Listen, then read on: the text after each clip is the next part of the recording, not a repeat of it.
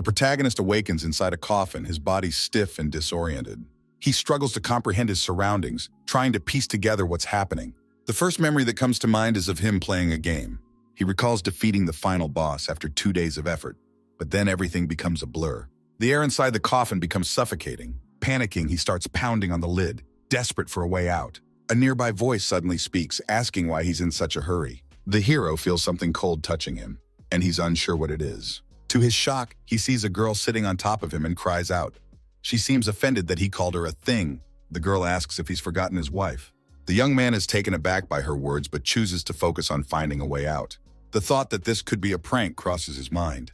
But if it is a prank, he finds it enjoyable, as he has never seen such a beautiful girl before.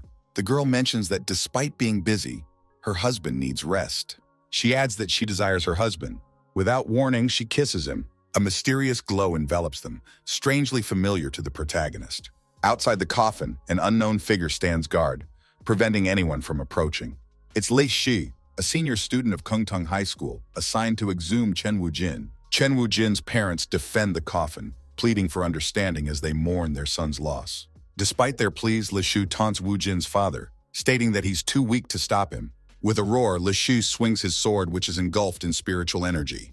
He threatens to chop Wujin's body to pieces, and then finish off his parents as well. As he swings, a sudden force flings him away from the coffin. A massive surge of energy bursts forth from the coffin. The protagonist emerges, bathed in radiant light. Onlookers are shocked, unsure how Chen Wujin, thought to be dead, has returned.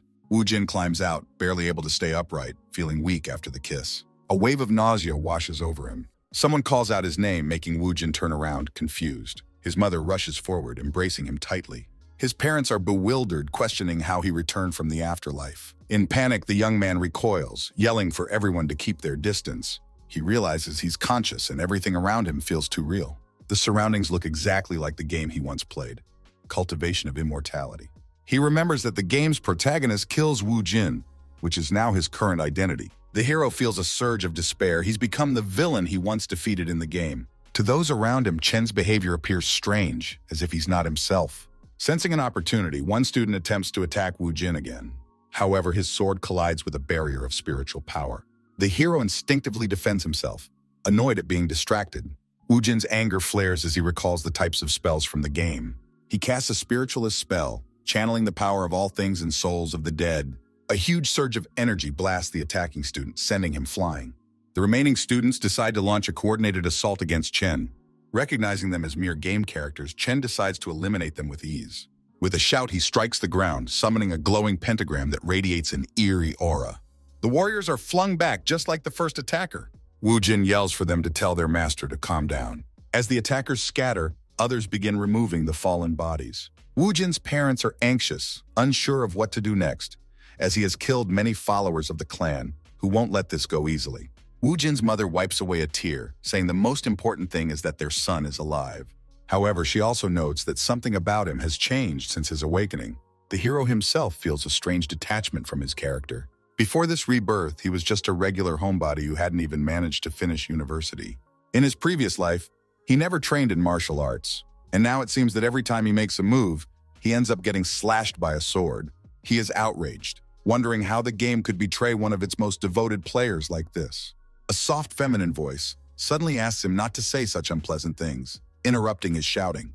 The same girl from before appears in front of him, causing him to jump in surprise. The girl, displeased by his reaction, reprimands him.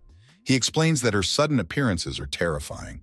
She introduces herself as the System, revealing that she is always by his side. He discovers that it was the system itself that transported him into the game. She explains that the game's storyline involves the villain challenging 13 clan members after being tormented by them. Eventually, he is meant to become the ruler of the city. Wu Jin, grabbing her by the face, demands to know why she brought him into this world. The system calmly responds that he doesn't need to know the reason yet, but he must cooperate to create a new storyline. He boldly asks what will happen if he refuses and why the system specifically chose him. Her expression turns serious as she asks if he's forgotten how he got here. With growing horror, he remembers. He had died, which is why he ended up in the game. The system warns him that if he refuses to cooperate, he will be useless and his death will come sooner. Overwhelmed and desperate, Wu Jin agrees to cooperate. He tries to sweet-talk the system with compliments, hoping to buy some favor. But a new thought crosses his mind. Once he learns the game's rules, he plans to outsmart the system. The system announces that it's time to depart, leaving Wu Jin bewildered. Their first destination is the city of Haiju, where Wu Jin is to participate in a competition. Two girls argue nearby about whether Wu Jin truly resurrected and killed 13 clan members. One suggests that he must have used a forbidden technique. The other angrily asks what he plans to pull off this time. With determination, she orders the other girl to prepare. They too will join the competition. Bai Xiaoqing declares she wants to see what kind of monster Wu Jin has become. Wu Jin informs his parents that he's going to the competition and urges them to leave town to ensure their safety. His father, regretful of his harsh treatment in the past, wishes him good luck. For the parents, the only thing that matters is that their son is alive. Wu Jin realizes how lucky this character is to have such caring parents. His mother tearfully confesses her deep love for him. In return, Wu Jin expresses fierce determination to protect them. He asserts that their lineage, which began a century ago, cannot afford to be tarnished. He vows to win the competition and restore the clan to its former glory. Wu Jin swears not to repeat past mistakes, though his father watches with a hint of worry. He and the system arrive in the city of Lingyu. At the transportation controls, Wu Jin feels queasy, and the system pats him on the shoulder sympathetically. It turns out that he still suffers from motion sickness, just like in his past life. He had built a flying car illusion just to show off to his parents, which now backfires on him. A lean man strokes his beard, admiring Wu Jin's abilities from afar. Recognizing Wu Jin with anger, he mutters under his breath. Wu Jin notes the man's distinctive double-pupil eyes, realizing he is far from ordinary. Despite his excitement, Wu Jin maintains a casual demeanor. With a smirk, he asks if the man intends to seek revenge. The man laughs, denying any such intentions. He won't fight a child. Politely, the man directs Wu Jin to register for the competition. With a slight bow, Wu Jin thanks him, secretly pleased that the man has revealed himself. Watching Wu Jin and his companion leave, the man comments that he will be a worthy opponent someday. From behind a nearby canopy, the hero hears someone ask whether Ye Lingchen has checked in. Ye Lingchen is the main protagonist of the game, and he was the one who killed Wu Jin. The young man peeks into the room with curiosity, hoping to find out who is asking about Lingchen. The unknown girl learns that Ye is staying at Fulu's inn. With a smile, she calls her friend over to help search for their comrade. Unexpectedly, Wu Jin recognizes the girl. It's Bai Xiaoqing, Chen's childhood love. When they were kids, Wu Jin gave her his mother's bracelet and promised to marry her. The girl had joyfully accepted, considering herself his bride. Recalling this, Wu Jin blushes. Xiaoqing truly is a beauty. Overwhelmed by emotion, he hides behind the canopy. Xiaoqing notices him. Embarrassed, the hero clears his throat awkwardly. However, the girl's expression quickly shifts to one of disgust. Xiaoqing prepares to attack while Wu Jin tries to calm her down. Behind her back, she tightens her grip on her weapon and channels her ki. As Wu Jin gazes at her with admiration, she's actually thinking about how to kill him. She tries to focus, suppressing her fear. Meanwhile, Chen misinterprets her reaction, assuming she's just being empathetic.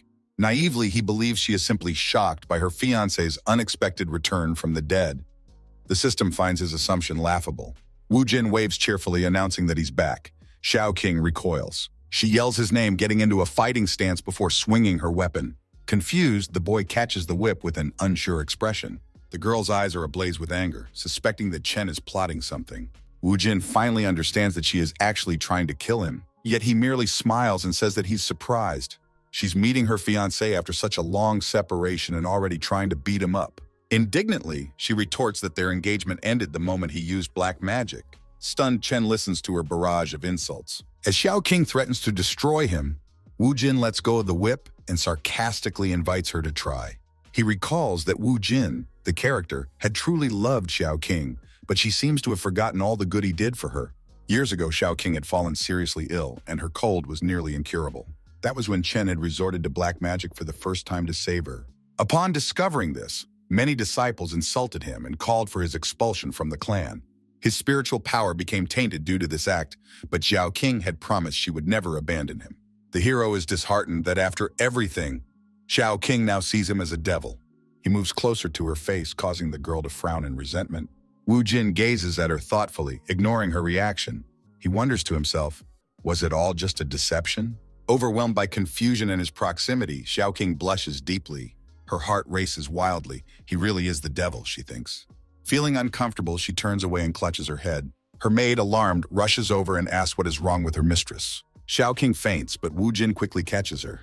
Examining her condition, he realizes that her pulse is irregular and some acupuncture points have been deliberately blocked. Her breathing becomes labored, her complexion pales, and she breaks out in a cold sweat. Woo Jin concludes that her memories have been intentionally tampered with. The maid angrily demands that Woo Jin release her mistress. Ignoring her protest, Chen tosses money on the counter and asks the innkeeper for a room. The maid continues to protest, but the innkeeper directs the hero to the second floor. Annoyed, Woo Jin shouts to the maid saying that the sooner she stops interfering, the sooner Xiao King will receive help. In a reproachful tone, he accuses the maid of making noise instead of genuinely caring for her mistress. The maid is left speechless, unable to respond.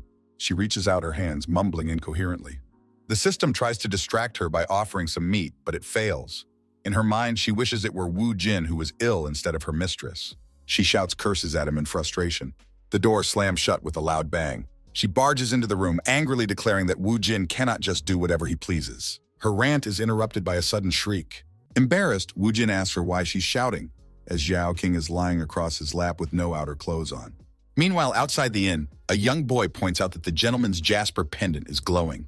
It's Bai Muyang, the head of the Bai family, and the glowing pendant indicates that his daughter is nearby. One of his sons spots the inn and suggests they check it out. Bai Muyang agrees, deciding to investigate. Back inside, the maid continues scolding Woo Jin, while the system devours its meal with enthusiasm. Voices can be heard approaching the room as someone directs visitors toward them. The brothers burst into the room, freezing in shock at what they see. Xiao King, breathing heavily from Woo Jin's healing efforts, asks him to be gentle. The brothers, furious, demand that Woo Jin release their sister at once. Focused on his task, Woo Jin ignores them, maintaining his concentration. Annoyed, he glances at the brothers, just as a sword flies in his direction. With a shout of "Stop!" the sword is deflected by a surge of spiritual energy. The master stops the blade mid-air, prompting Woo Jin to ask in confusion why he did so. The elder rebukes him, saying Woo Jin almost disrupted his sister's treatment. Despite the tense situation, Woo Jin remains focused, a green light emanating from his fingers as he heals Xiao King. Bai Muyang is baffled, wondering how Woo Jin managed to return from the dead. Moreover, the resurrection seems to have granted Woo Jin extraordinary power. Xiao King, still weak, tries to speak but struggles. On her back, a glowing green seal burns brightly. The warmth from the seal feels soothing, as if a gentle hand is stroking her. Suddenly, a bloody vision flashes in Xiao King's mind, accompanied by someone screaming for mercy. Recognizing Woo Jin in the vision, a pang of sympathy pierces her heart, conflicting with her desire to hate him. Lost for words, she gazes at the green light radiating from Woo Jin. She looks back at him, bound in chains, wounded by blades, yet emitting a healing glow. Overwhelmed, tears well up in Xiao King's eyes as she finally recalls everything. Woo Jin was her childhood friend, the one who always protected her. He was the boy who had given her the bracelet and called her his bride. Tears spill from her eyes uncontrollably. Another vision appears, a bloodied Woo Jin on the ground begging her not to leave him. Despair overtakes Xiao King as she clutches her head in anguish. Tears stream down her cheeks like a scorching river, accompanied by her continuous apologies. With a trembling hand, she reaches toward the vision, feeling the need to apologize for forgetting him. Unaware of reality, she clings to Woo Jin's clothes desperately. Alarmed, her grandfather tries to console her, urging her to snap out of it. The maid, equally distressed, gently pats Xiao King's back in an attempt to soothe her. Covering her face, Xiao King keeps shouting incoherent apologies. Her eyes open slowly, drenched in tears. Her grandfather and the maid breathe a sigh of relief, glad that she has regained consciousness. Xiao King looks up at her grandfather, her eyes filled with helplessness and sorrow. She tells him that she had a dream about Woo Jin. She confesses her confusion, explaining that she had always thought of him as a monster, even though he wasn't. Embarrassed, the master looks away, struggling to explain himself. Suddenly, Woo Jin interrupts the conversation, jokingly commenting on her banishment of him. Xiao King calls out his name with mixed emotions, to which Woo Jin responds in kind. In tears, Xiao King throws herself into Woo Jin's arms. He reassures her, saying it wasn't her fault. She was bewitched, after all. In this moment of closeness, Chen notices that Xiao King's scent is quite pleasant. He feels a twinge of pity for Woo Jin as a character, thinking that since Woo Jin can't enjoy this, he'll appreciate it in his place. Stroking her head gently, he reassures Xiao King while her grandfather watches in silence. With a resigned shake of his head, the master laments the cruel twists of fate. The old man addresses Chen by name, catching both Xiao King's and Woo Jin's attention as they turn to him curiously. The elder motions for Chen to step outside. Grabbing his hand anxiously, Xiao King worries that her grandfather might harm Woo Jin.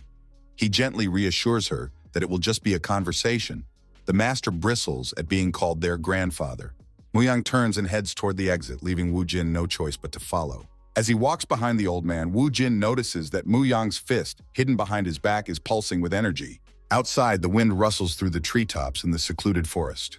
Bai Muyang and Wu Jin face each other in an open clearing. Feigning nonchalance, Wu Jin casually asks why the old man brought him to the forest. He assumes that Muyang is posturing, for without his status, the elder is just another person.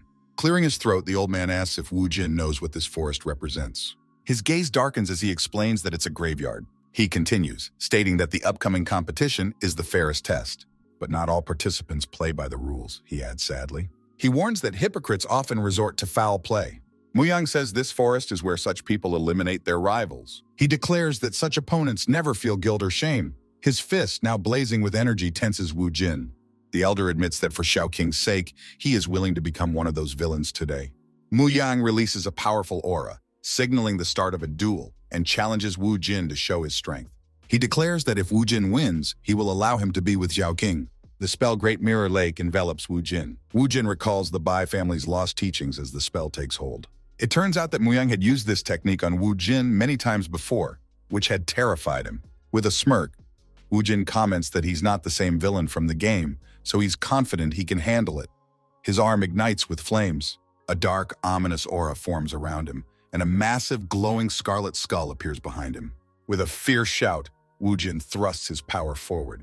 The old man frowns, scarlet light reflecting in his eyes. The two energies clash violently, triggering a massive explosion.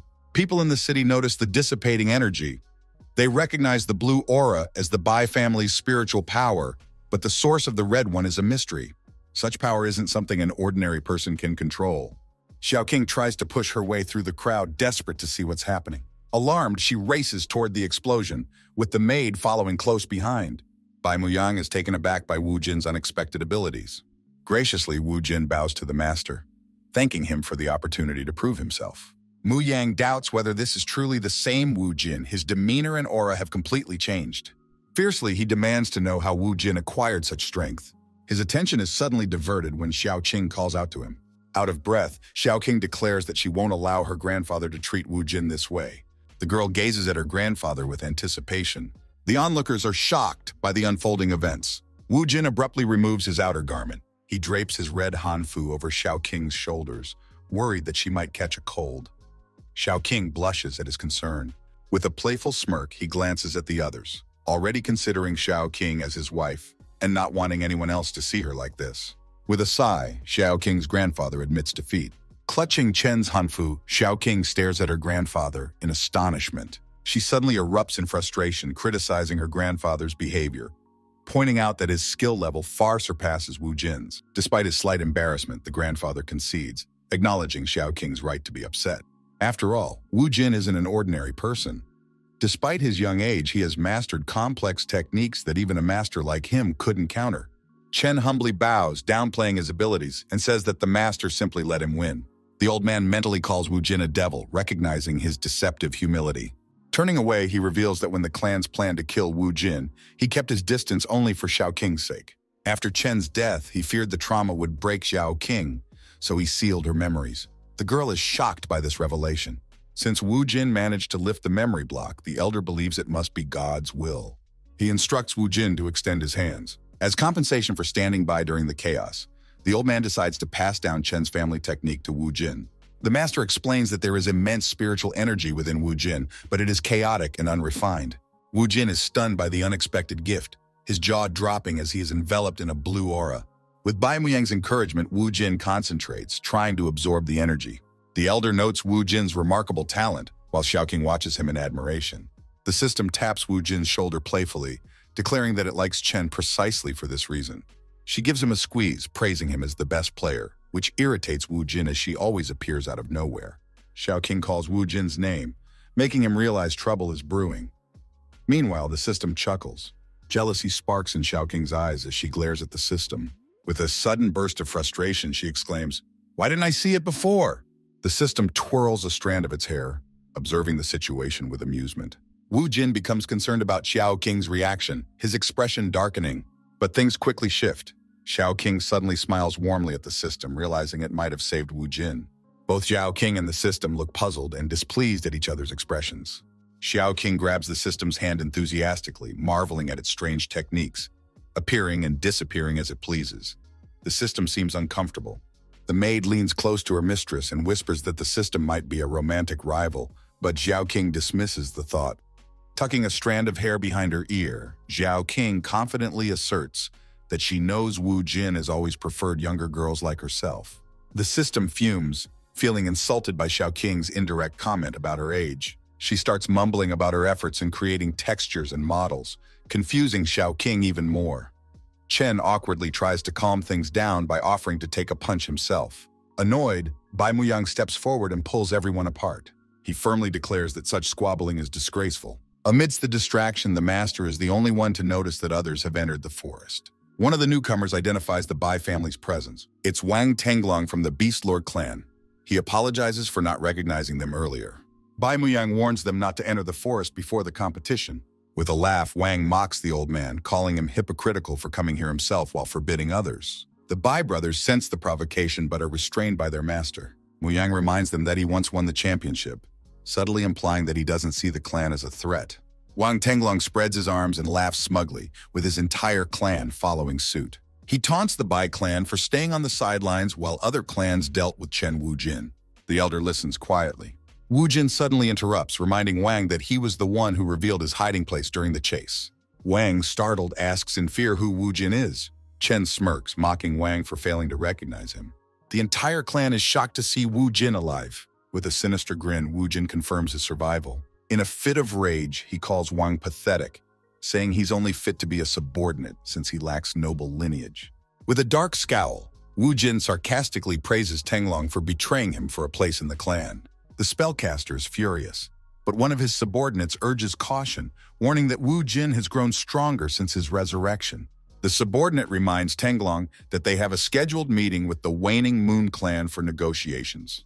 Tenglong calms down, clicking his tongue in annoyance. He declares that he's had enough and still has plans, but before leaving, he warns Wu Jin to watch out for him at the competition. Following him, he says it's not a good thing to meet a dead man in the morning. Something erases the smug expression on Chen's face. He asks Wang to stop. He warily asks what the hero is up to.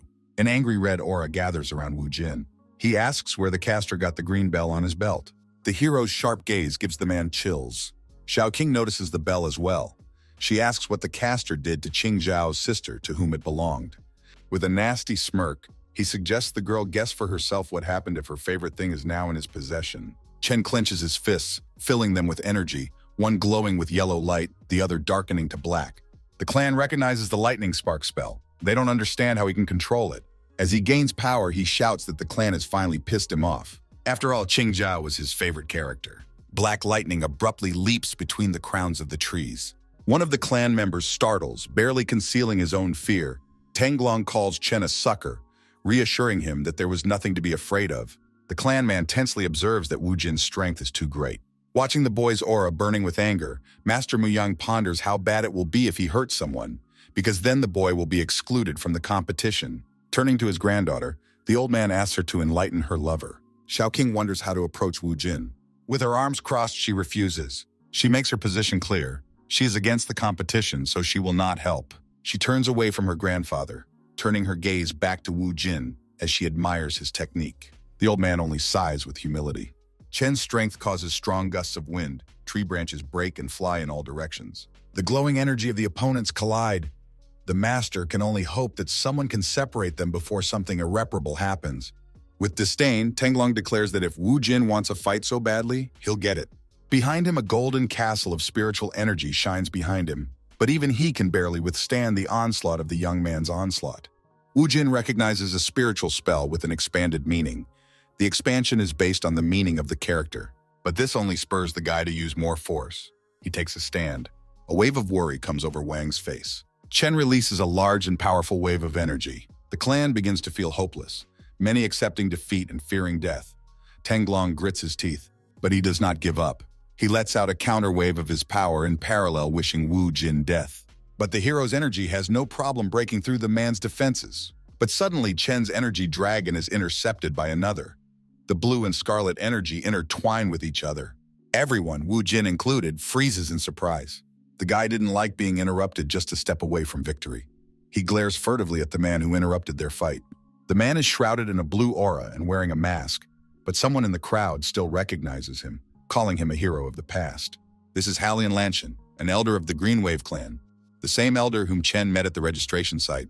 The guy is very surprised by his appearance. Peacefully stroking his beard, the man replies, "Here we meet." Bai Muyang calls out to Hallian. Their heavy gazes cross. With a serious face, the master claps the elder on the shoulder. Suddenly, they burst into laughter. Everyone around them is confused by the situation. The two old friends reunite with each other, remembering that they haven't seen each other for a long time. Master Muyang declares that it is difficult to get his friend to drink. In response, the clan elder says that he stays at home and never goes out, to which Master Muyang retorts that the past few years have been difficult and he can't quit. Crossing her arms over her chest, Wu Jin asks if Grandpa Xiaoqing knows this old man, to which she replies that her grandfather has a lot of acquaintances. Ignoring the others, the two old men carelessly agree that they need to go to a bar for a drink. Master Muyang observes that Hyolian's soul has remained the same. He revealed his friend's motives. He was purposefully seeking out warriors to teach them a lesson and train them. Wu Jin and his former rival glanced anxiously at the old men. To such a statement, Liangshan laughingly states that his friend exalts him too much. They were rivals for half a lifetime, and now he's too tired of fighting and killing, and he's no longer interested in such things. This time, Lanshan is one of the leaders of the Lantau competition, and someone has informed him that there is a fight going on in the forest, so he came to watch. After hearing part of the conversation, the hero is surprised that someone had denounced their fight. It seems strange to Chun Yu that people coming into conflict before the competition, no matter who the instigator was, were either expelled or they died, thus withdrawing from the competition. Listening to his words, the elder tensed. The hero continued thoughtfully. The more people eliminated, the more chance others would have to advance in the competition. Quite a few people are getting killed. He entered the fray, but they were reported before anyone was even hurt. The incident was even hushed up. He turned to the elder, calling him Grandpa Haoliang, and asked who was so magnanimous as to decide to help them. Suddenly, a voice comes from the side informing him that the guy had overpraised him. The man with a faint smile states that none of this was all any trouble to him. The man with bandaged eyes laments that he hasn't seen young Master Chen in a long time. And contrary to expectations, the latter has outdone himself. Chen, frowning his eyebrows, considers him. But then his face contorts unrecognizably and, stroking his chin, he asks, in fact, what kind of person he is. The young caster chuckles and throws in a quip about the hero's memory being corrupted as his rank increases. With a wave of his fan, he introduces himself. He is a chronicler from the Waning Moon clan, and his name is Mutan Tanju. To which old man Muyang is surprised, interjecting, "A man of the Waning Moon clan?" Chen's mind flashes. What irony. In the past, when all the clans went against Chen Wu Jin, it was the Waning Moon clan that was ahead of everyone. The hero is annoyed. However, to Wu Jin, it is only a stranger. Trying to break the awkward atmosphere, Lanshan coughs. He summarizes that since everything is settled, then everything is fine. He also reminds that there will be a competition in 2 days, so all the participants need to gather their strength and prepare for the competition. With a sly smile, Tongju throws in an excuse. He was worried about the hero's safety, but since everything is fine, he's leaving. Master Bai reacts to his words with displeasure. He believes that the fair behavior of the Waning Moon clan representative is just a mere appearance. The young man only makes a sly face and smirks. The expression on Tongju's face did not please either Chen or the system. It flashes through his mind that he has seen that face somewhere before. He asks the system what connects Chen Yu as a character and Mutan Tanju since he doesn't remember it. The system doesn't listen to him and repeats that she hates him as a character because Mutan was modeled better than her. With frustration, she turns away from the character and tells him that he will figure it out for himself. That's a reaction he doesn't like. Tenlin bows to the elder and thanks them for their help. He orders his men to pack up and leave, but Chen yells at him to stop. He is once again billowing an angry red aura. His rival asks what he's up to again. With a bow, the protagonist informs Elder Halian that he has come into conflict with the Beast Lord clan because Qing Zhao went missing many days ago. But just today, he noticed her green bell on Wang Tenglong's belt. Frowning, he asks the elder to do justice. Otherwise, he won't be able to concentrate on the competition. And the guy is serious. He wants the elder to go with him to the place where the Beast Lord clan is becoming, because he wants to find out where Qing Zhao is. The whole company reaches the inn of the Beast Lord clan. The guards are surprised that Tenglong brought people with him. Elder Lanshan reprimands the man, He must realize that a conflict with his disciples will not make him look good. But the man only refuses, saying that Qing Zhao simply can't be here. Therefore, he considers his accusation meaningless. He deliberately shakes the bell in front of Chen to annoy him and says that he found him on the way. Lanchen shakes his head and replies that everything must be judged fairly, so he still wants to go to the inn and look around. Tenglong makes a grudging face but lets them go anyway, assuring them that they won't find anything. In that case, he wants Chen Wujin to kneel down and call him master. This statement infuriates and angers Wujin, and he kisses that it will never happen. The old men are the first to go inside. Chen and Xiao King split up. He directs her to the east wing, himself going to the west wing. Tenglong is watching them. He is pleased because this farmstead is not his property. In his mind, he is boasting, for no one can imagine where he has hidden the girl. Qing Zhao sits alone on the cold cellar floor, armed only with a knife.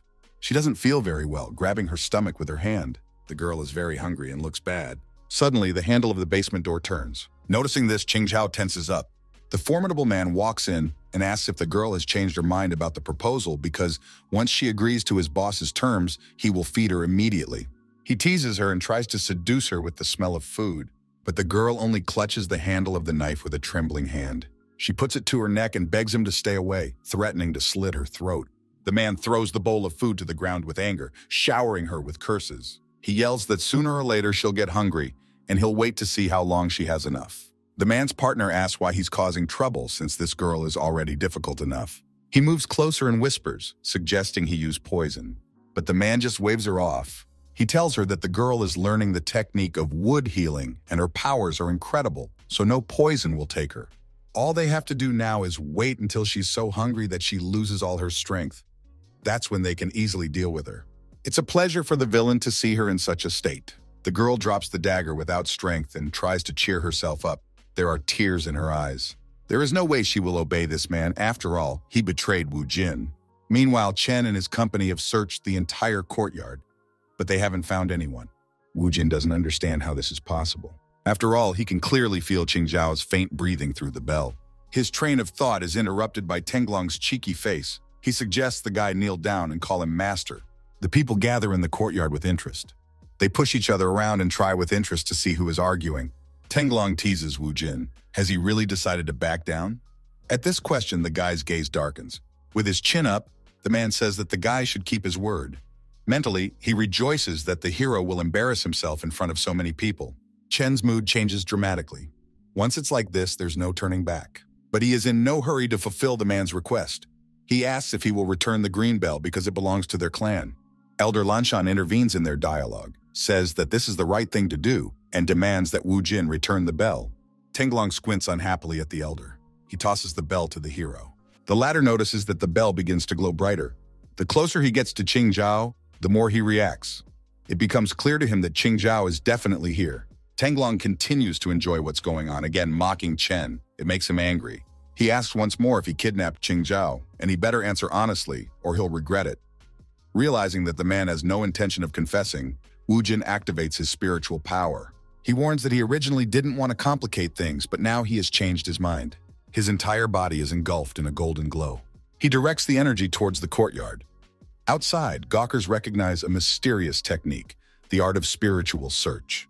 The system marvels at the hero's abilities. It is pleased that it has chosen a truly top player. Spiritual force shows the events that happened. Qing Zhao was going somewhere in a cart, but then she is suddenly stopped by Wang Tenglong, offering her a drink of water. He jokes that he will take her as his wife. The young girl, frightened by the appearance of the unknown man, points a knife in front of her and asks him to stay away. This enrages the man and he threatens her. Without fear of profanity and cackling disgustedly, he douses her with water. With a sharp shriek, Wang cuts off the flood of memories. He asks Chen not to continue any further. The guy is very enraged. Being shocked by the behavior of the Beast Clan representative, the people disperse in disgust. Wu Jin calls out to Tenglong and tells him that he won't fulfill the arrangement anymore. With eyes burning with anger, the hero asks to let Qing Zhao go. Nervous, Wang Tenglong asks the clerk to open the secret door. Wu Jin bursts into the room with fury. He observes a disgusting scene. One of the guards is harassing a girl while she is passed out.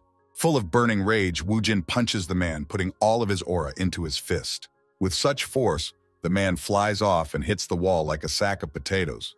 He's bleeding as he lies unconscious. His partner is shaking with fear. Even though the men are no longer a threat, Chen burns him with his gaze. But then he switches to the girl, and his expression changes to one of concern. She's still unconscious, so he scoops her up in his arms. With relief, the girl realizes that the hero has finally saved her. He also calms her down. As everyone else bursts into the basement, Tenglong is outraged by Wu Jin's behavior. He killed his subordinate. He calls the guy dishonorable. Such words make the hero angry. In response, he kisses that the man has no right to even open his mouth now. He killed the guard because he insulted the clan of spirit lords. Even his death is not enough. As he carries the girl away from the basement, he threatens that he won't kill the man now, as he is restricted by the rules of the competition. But once the competition begins, he'll be in trouble. Wang Tenglong clenches his teeth. In the next moment, he swipes the dishes from the table with his bandaged hand. It shatters. It turns out he came to visit someone. He asks his subordinate where his master is, why he hasn't come out yet. But then a clear and calm voice comes out saying that Mr. Wang is very angry. The man's gaze shifts. A refined man appears in the doorway, fanning himself. It's Mutan Tangju. Tenglong jumps up from the couch and shouts that what is happening has nothing to do with the Waning Moon clan at all. First, they threatened him. Then they forced him to give away Chen Wujin's location, promising to get rid of him quickly. He's angry that it turns out the hero is resurrected in the end. To which Moten replies that he has no explanation for this. After all, he was dealt with by the great Yelingchen. If anyone is to be blamed, it's him. He moves away from Tenglong and sits down directly on the table. Pouring tea for his guest, he assures him that since the Beastmaster clan is already related to the Waning Moon clan, they won't just leave them alone. After all, didn't the Waning Moon clan just settle the conflict in the abandoned forest? Moten reassures the man. He only has to think about the competition. Everything else is their concern. With a half smile, he assures that they will not leave Chen Wujin alone. Someone's gentle hands gently wring out the cloth. Xiao King puts a compress on the sick girl. This should bring down the fever. Wu Jin is very worried about Qing Zhao, but his lover tries to reassure him. Stroking the girl's head, he assures her that he is not worried because she is there for him. Screams are heard. Someone is trying to break into the room. This person begins to move to threats, exalting his abilities. Wu Jin's head snaps up. He recognizes that voice. It's Chen's nemesis. One of the Zhao King brothers bursts into the room. He asks how the hero knows that strange girl in the hallway. According to him, there are stories about her. They say that she controls the forces of 1,000 spirits, and on top of that, her blood is mixed blood of gods and demons. He thinks it's nonsense. Chen heads out of the room and asks him not to talk nonsense, because she's only the house manager of the Spirit Lord clan. In the main hall, he observes this picture. A blonde woman in red robes furiously demands the poor maid to tell her where Chen is. Calling her sister Qingxi, the hero calls out to her. She happily turns around at his call. It's Chu Qingxi. She heads toward him on the stairs, saying that she knew he wasn't dead. As she hugs him, she praises him and gives him a friendly pat on the shoulder. Wu Jin notes her strength. Not missing out on the moment, the hero begins to praise himself as well. He asks if Qingxi knows that he's going to compete. She informs him that his parents told her. She complains that she couldn't have imagined that 6 months after she left the clan to perfect her strength, such a disaster would overtake him. Wu Jin assures her that it's all long over. But the girl smugly declares that it's time to prepare to strike back. She knows that Yelingchen will also take part in the competition. Meanwhile, Qing Zhao has started to wake up. In a semi-conscious state, she calls out to Chen Wujin. Opening her eyes, she doesn't realize where she is. With shaking hands, she clutches the blanket. The poor girl sinks into her memories. There she is again in the basement, barely able to stand on her feet. She feels like she can't take it anymore. She collapses to the floor from exhaustion. But despite her condition, she tries to stay conscious. With a cloudy look, she sees the silhouette of a cheerful guard. He begins to realize that the girl is giving up. Despite the girl's pleas to stop, the man heads towards her. The starved consciousness distorts the picture, making it even more grotesque. After that, the stream of memories is cut off. The girl bursts into tears. She fears she's been raped. In pain at the thought, she clutches at her hair with her hands and screams. Hearing her screams, Wu Jin bursts into the room. In concern, he asks the girl what happened. Hysterical, the girl only repeats his name, unable to squeeze anything out of herself. In tears, she throws herself into the hero's arms. The guy tries with all his might to calm the girl down. All the other girls, including the system, have gathered in the room and are watching. Xiao King is glad that Qing Zhao has finally woken up. Elder Lanshan stops outside the room. He asks what the girls are doing here. As he enters, he teases the guy, saying he has a lot of girlfriends, but immediately switches gears and says he's here on business. He informs him that there are 3 people from each clan participating in the Lantau competition and asks who will represent the Spirit clan. All 3 of Wu Jin's girlfriends simultaneously withdraw that they want to go. Qi said that she was obligated to go as the house manager of the Spirit Lord clan. Xiao King, on the other hand, simply expressed her desire to participate with her lover. Qing Zhao, on the other hand, wanted to repay the hero for her rescue. She feels guilty for asking Tenglong for help. Wu Jin says that it's not her fault because Wang Tenglong was originally in the clan of Spirit Lords, and no one could think that he would betray them. The old man remarks that Chen's friends are very loyal and honest. He leaves the scroll on the table and tells Wu Jin to think hard first and provide him with a list of the contestants tomorrow. He wonders what the guy will decide. Chuckling, he walks away. The hero exhales and tries to concentrate. Lantao will most likely have to deal with poisons during the competition, so the guy decides that Qing Zhao's abilities will come in handy. Xiao King begs his grandfather for the opportunity to participate in the competition. He stops her and says that the Bai family will not participate in the competition. But the hero himself decides that her powers are incredible, so he needs her too. Chu looms over the guy, hinting that he should choose her. In his mind, he analyzes. In Chu's game, Qingxi didn't appear often, but she has good potential. The girl keeps begging the guy. She seems naive to him. Coming from afar, the guy starts to praise her because she has made some progress. But since he hasn't seen it, he asks her to demonstrate her skills. The girl threatens him with her finger and tells him that she might scare him. Wu Jin books the back of the hotel. He's not happy with the price. It seems too much for him. The girl and her friend disperse to their seats. Chen warns her not to hold back. He will withstand any attack. Getting into a fighting stance, the girl says he can't handle it. She asks everyone to stand back, activates her powers. A blood-red aura gathers around her. Chen is now ready to fight. The girls watch the fight with worry. Exhaling, Wu Jin adjusts her strength. But Chu Qingxi's attack passes him by. The girls are surprised by the miss. Chu yells that the guy is underestimating her. She builds up her strength again and says that the next strike will be deadly. She goes on the attack with her sword. The sword she threw has consciousness. It can turn emptiness into reality.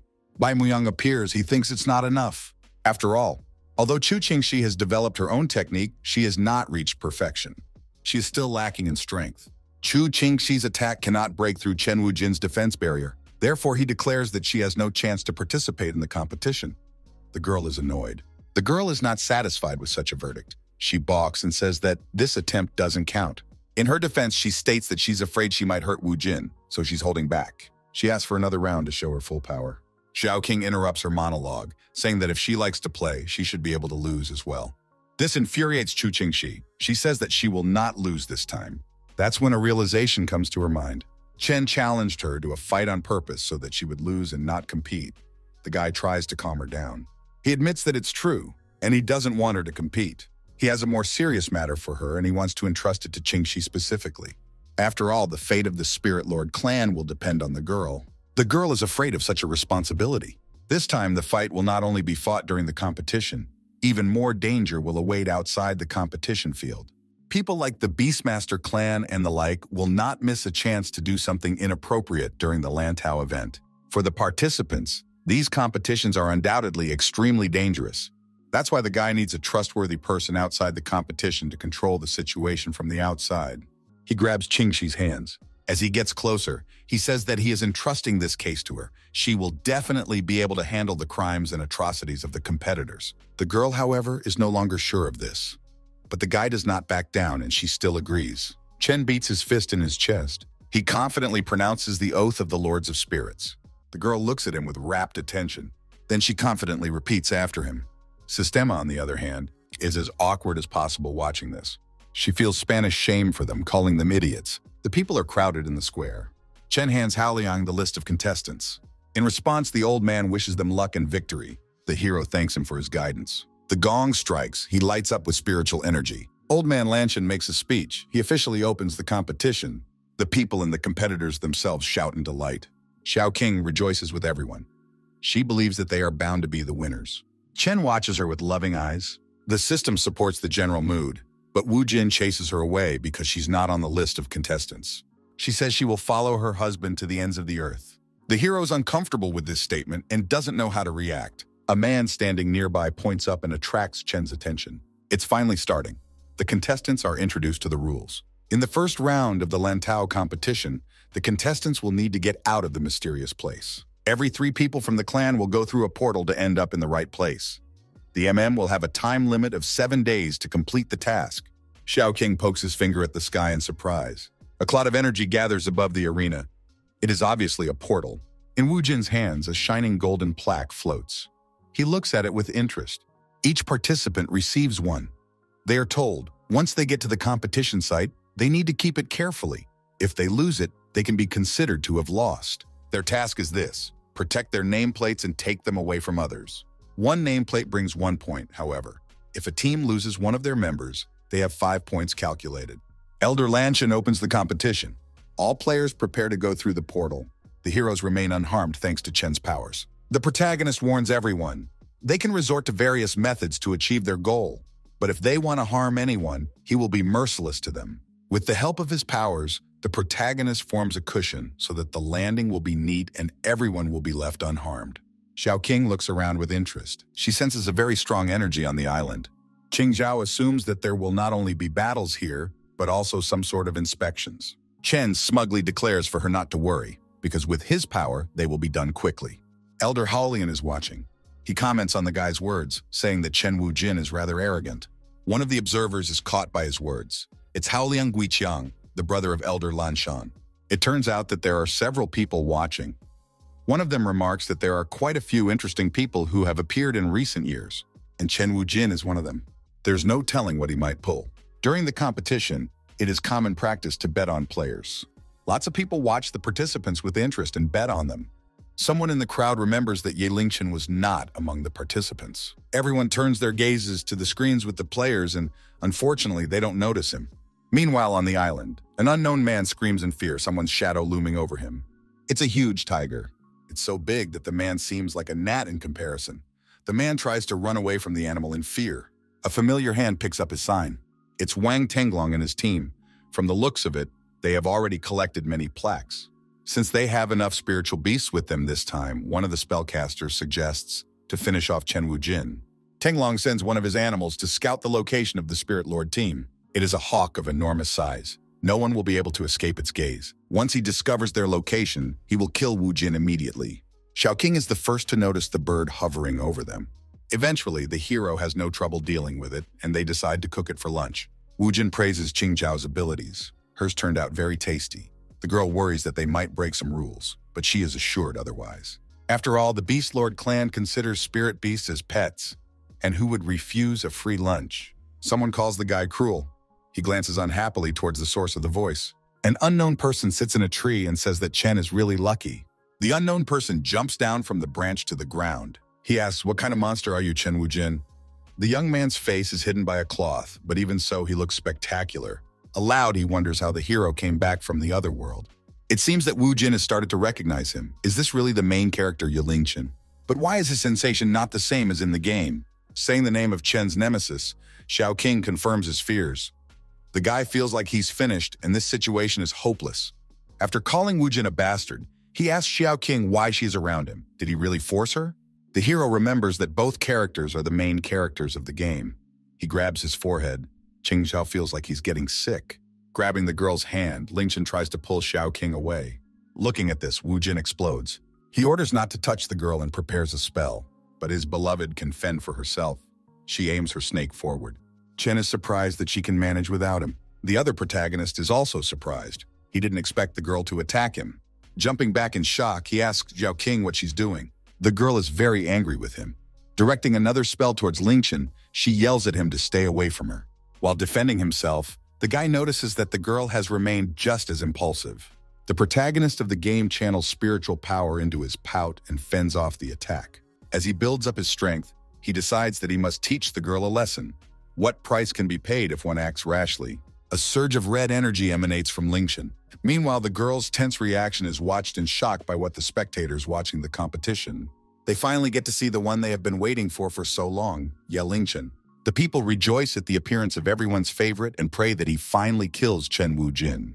Bai Muyang is also watching the competition. He is very worried about his granddaughter. His old friend cuts him off and tells him that outsiders can't interfere with the course of events. Muyang, in a fit of anger, yells that it's his granddaughter, and he can't be indifferent. Haolian tries to reason with him. If he interferes, she will be disqualified. The master, however, replies that it doesn't matter. Meanwhile, a massive explosion of energy is seen on the screen. Bai Muyang almost loses his mind at the sight. In anger, he shouts that if anything happens to his granddaughter, Haliang Lanshan will pay for it. The master tries to see what's happening on the screen, but he can hardly see anything. It's damaged. Someone in the crowd shouts that it's all over, and Bai Xiaoqing has been burned to the ground.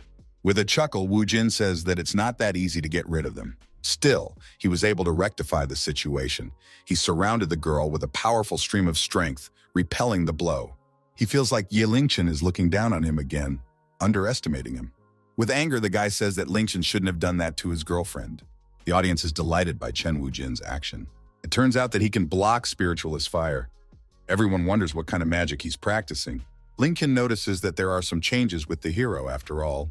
Before his death, he was an ordinary man. How on earth was he able to master such a talent now? He directly asks Chen Wujin what kind of person he is. The hero and the system look at him in bewilderment. Chen parries back by saying that Lingchen has strange questions. Isn't he the same Chen Wujin who was killed by him and whom he almost gave horns to? In a whisper, Xiaoqing corrects him.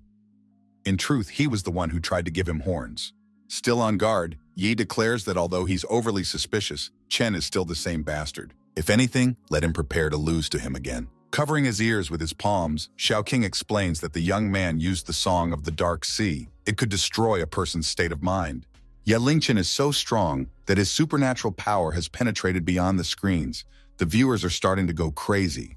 One of the caretakers proudly declares that if Ye Lingchen acts, victory is already in his hands. The elder of the Greenwater clan wonders how Chen Wujin will act. He reassures his friend, saying he doesn't need to worry. It's better to give them a chance. The girls are desperately trying to resist the spell. Chen advises Qing Zhao to use the green bell to create a protective barrier. The girl adjusts her spiritual power, and she succeeds. She confirms that everything is ready. The hero, on the other hand, realizes that he can now act in peace. Ye Lingchen is surrounded by green flashes of his nightmare spell. It flashes through Chen's mind that Ye is indeed a typical protagonist. Taking a step forward, he bounces off the ground and is about to attack. Ye Lingchen used his power in such a way that no one was hurt, which means he can't compare to a negative character like Chen Wujin in brutality. The guy is in striking proximity to his opponent. Now the hero with pleasure wants to teach a lesson to the arrogant protagonist. But the latter is not so simple. He was ready for this. With delight, he confirms that Chen fell for his bait. Flashes of energy envelop him, locking his limbs together. The trap has long since slammed shut. As Chen moves, the guy's music restrains him. There's a crackling sound. The spellcaster is surprised to be outsmarted. Streams of water float through the air everywhere. Soon the caster himself is caught in their trap. But that's impossible, his mind raced. Is this a metamorphosis? The audience is also surprised that Chen Wujin was able to get out of the trap. Now the guy was also able to control the water dragon. Bai Muyang recognizes his own technique, the mirror lake. The girls praise the protagonist, and he unashamedly enjoys swimming in it. While he seeks even more praise, he belittles his own abilities.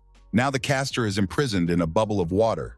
To everyone's surprise, it turns out that Ye Lingchen is panic-stricken of water. The guy's eyes are wide open. He can't breathe. A tangent-like creature appears out of nowhere. It's a clan of animal lords. Seize the moment, they have decided to attack.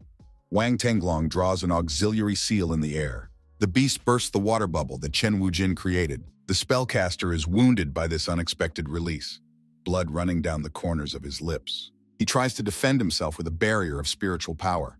It burns very brightly at first, and then an explosion erupts. Ye Lingchen falls down, his clothes are torn and smoldering afterward from the explosion. He falls to the ground with a thud, pieces of earth and rubble flying in all directions. Wang Tenglong is pleased with himself. His team is proud of him. Fortunately, the bird has sent them information about Chen Wujin's location. The man asks the servant to feed it. The man looks around for the bird. Chen calls out to Tenglong and shows him his lunch. Mocking him and waving the roasted bird at him, he asks if that's what the caster is looking for. The whole clan is shocked at the cruelty of the protagonist. Wang Tenglong is beyond pissed off. He is already building up spiritual power. The summoned tiger is heading for an attack. Chen Wujin asks for help from his lover. He advises her to use the white snake dance technique.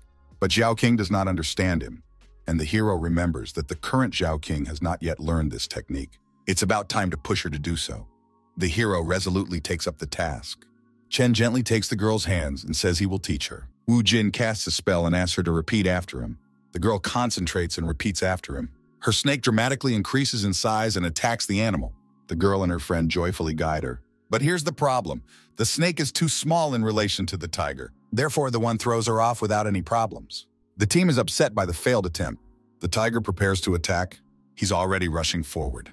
But abruptly, hundreds of bindings encompass it, locking the animal in place. While the Beast Lord clan is outraged, Chen's team rejoices in the girl's abilities. The tiger is tightly enveloped by the ropes and can't move a millimeter. The snake Xiaoqing has been given a humanoid face. With a hiss, she finally deals with her opponent. Turning back into a snake, the creature begins to glow. The girl caresses and praises her pet. The guy also praises the girl but says she still has room to strive. Meanwhile, Wang Tenglong grinds his teeth in anger. He yells that he will never forgive Chen Wu-jin. He once again prepares to unleash another beast.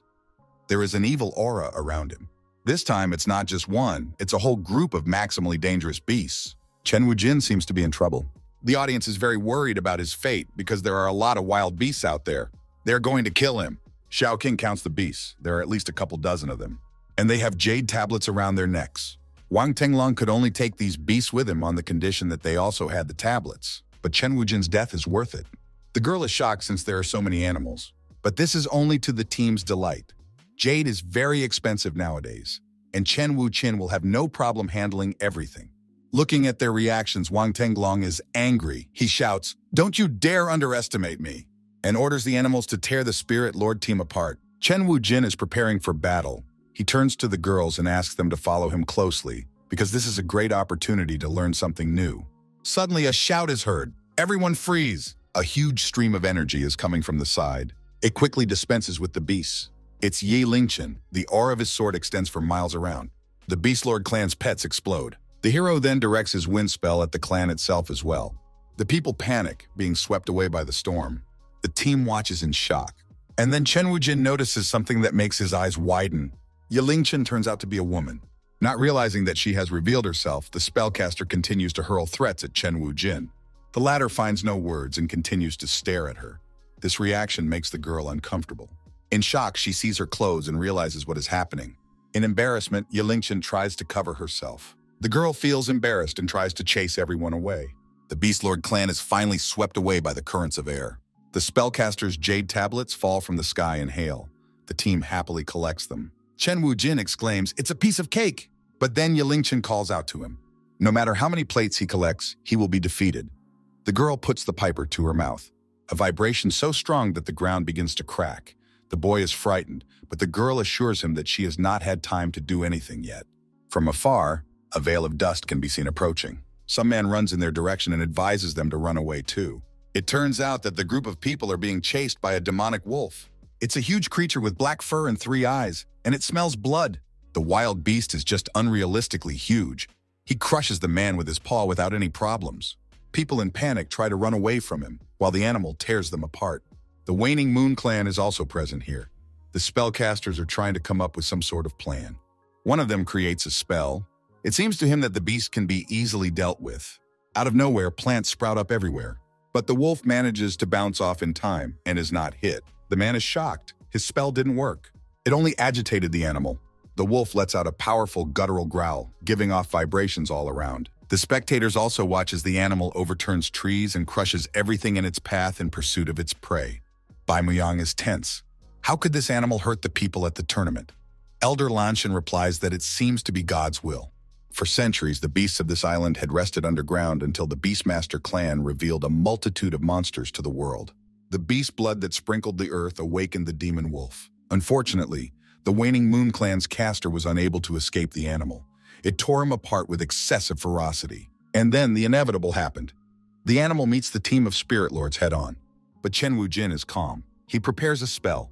The guy covers his entire team with a protective dome, which leads the animal to bewilderment and rage. But also the hero realizes, this demon wolf has been accumulating energy for centuries, so the shield will not last long.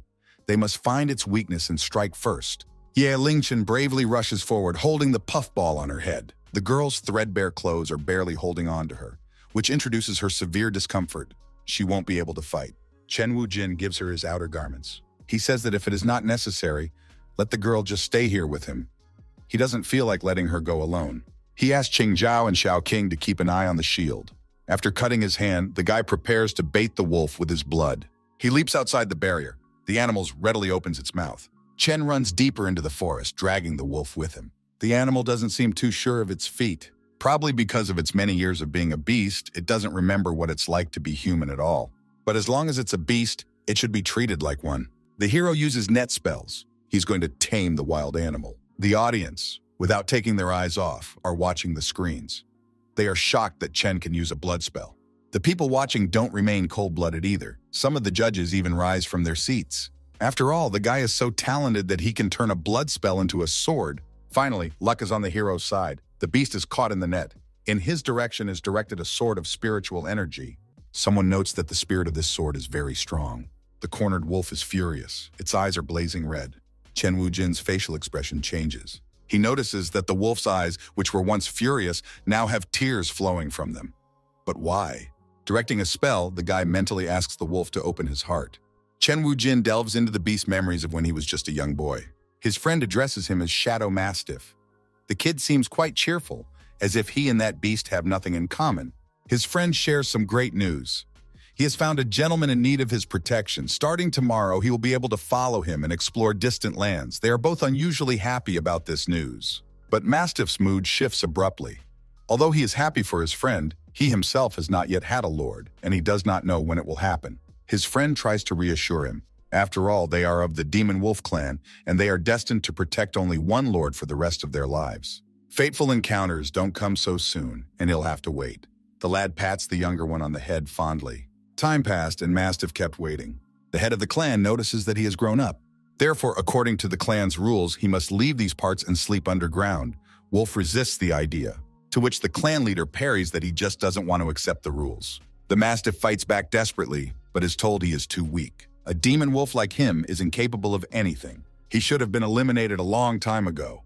The Mastiff loses the battle and is thrown underground. The word eliminate cuts the boy to the heart. Humility overwhelms him and tears flow from his eyes. All of this has gone on for far too long. Memories from his life flash before his eyes. How he grew up, learned, made his first mistakes, but it was time to end. Having finally realized the whole story and what was behind it, Chen Wujin felt that if the Mastiff really wanted it to end, he wouldn't have awakened today from the spilled beast blood. Now he knows what to do. The young man builds up a huge force of spiritual energy, and it spreads out in golden waves throughout the neighborhood. Outside spellcasters are afraid of such a surge of energy. Chen Wujin waved them away, saying that there was nothing wrong with it. And the wolf itself is not big enough for him. Such braggadocio enrages the spellcasters. Chen parries, saying that you only say that because you have not met me before. Turning to the wolf demon, he prepares a spell. Guy asks why the one allows people to underestimate his own spirit beast. Surrounded by flashes of golden flame, the young man focuses on controlling his powers. The girls recognize the spell. It's a two-layered spirit word. You can tell from their reactions that it is something very complex. The completed spell is directed towards the wolf. It is noticeable that Wu Jin wants to tame such an extraordinary creature very badly. But while the wolf is not so trusting, it growls and tries to defend itself. Chen gets into the subconscious of the demon wolf. He asks what the other one's name is. The boy introduces himself as Ao Ying. The boy wonders who he is talking to. Ignoring his question, Chen Wujin notices that deep down, Ao Ying is so small. This angers the boy, and in response, he rocks back and starts spewing threats. Wu Jin asks him, he was so lonely, does he really want to bite his master? The guy wants him to become more mature if he is so old. The lad's ears perk up. With a hesitation, he calls Chen Wujin his master. Tears glisten in his eyes. Has he finally waited for his master? Stroking the boy's head, Wu Jin asks him not to waste the saying he wrote especially for him. This finally reassures Ao Ying. The hero has finally recognized his belonging. One of the spellcasters is surprised to notice that the demonic wolf is getting smaller. While Chen Wujin calms the animal down, the spellcasters decide that this is a great chance to attack. The Waning Moon clan goes on the attack. They are going to take away all the hero's jade tablets. Xiao King is outraged by such a setup. Taking advantage of the moment while Chen Wujin is busy casting a spell, the men point sharp swords at his defenseless back. Xiao King tries to warn the guy. She screams. Thanks to a defense spell of unknown origin, the swords shatter into shards. It doesn't spare the sneaky spellcasters either. Turns out it's Ao Ying. He doesn't like that a bunch of scum wants to hurt his master. Now he's bravely ready to defend Chen Wujin. Qing Jiao and Xiao King rush into the guy's arms. They are glad that he is all right. While everyone is distracted by the hug, Ye Lingchen's sharp eye notices some movement. With a cry of, "What are you doing?" she successfully repels the attack. With an evil grin, the Waning Mooncaster says that it's already too late. After all, soon all the contestants participating in the competition will be here. He threatens, "An attack of nearly 10,000 people is enough to tear you apart." The man is furious. While slinging mud at Chen Wujin, he sarcastically asks if the guy is really so confident that he can win the Lantau competition. Surrounding the company, thousands of spellcasters demand revenge for that bloody massacre.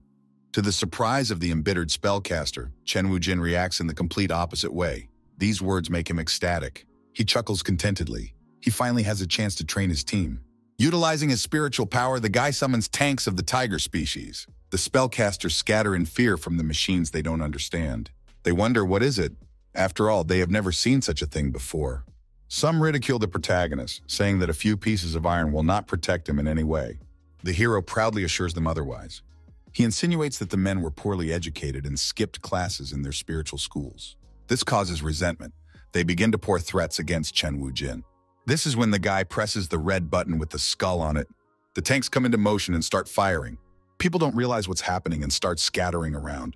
Some desperately form shields, but even those hardly help. The caster calls Chen Wujin a creature. Under this pressure, they decide to retreat as there is no other way out. Wujin laughs evilly, obviously enjoying the moment. The girls excitedly discuss what happened. Chen Wujin suggests Ye Lingchen to join them, but she immediately rejects the offer. She prepares a high-pitched speech, but a rumbling in her stomach interrupts her. The team tactfully decides to have lunch. Qingzhao fries her own vegetables and rice. A pleasant aroma floats through the air. She gives the first portion to Xiaoqing. The spellcaster eats her lunch with relish and praises Qingzhao's abilities. She also offers a portion to Ye Lingchen as well, but she doesn't respond. Wujin chuckles at her with a chuckle. The girl snatches the bowl from his hands with irritation, hoping that he didn't slip her poison. She enjoyed the food very much. The heroine herself did not notice how she ate everything.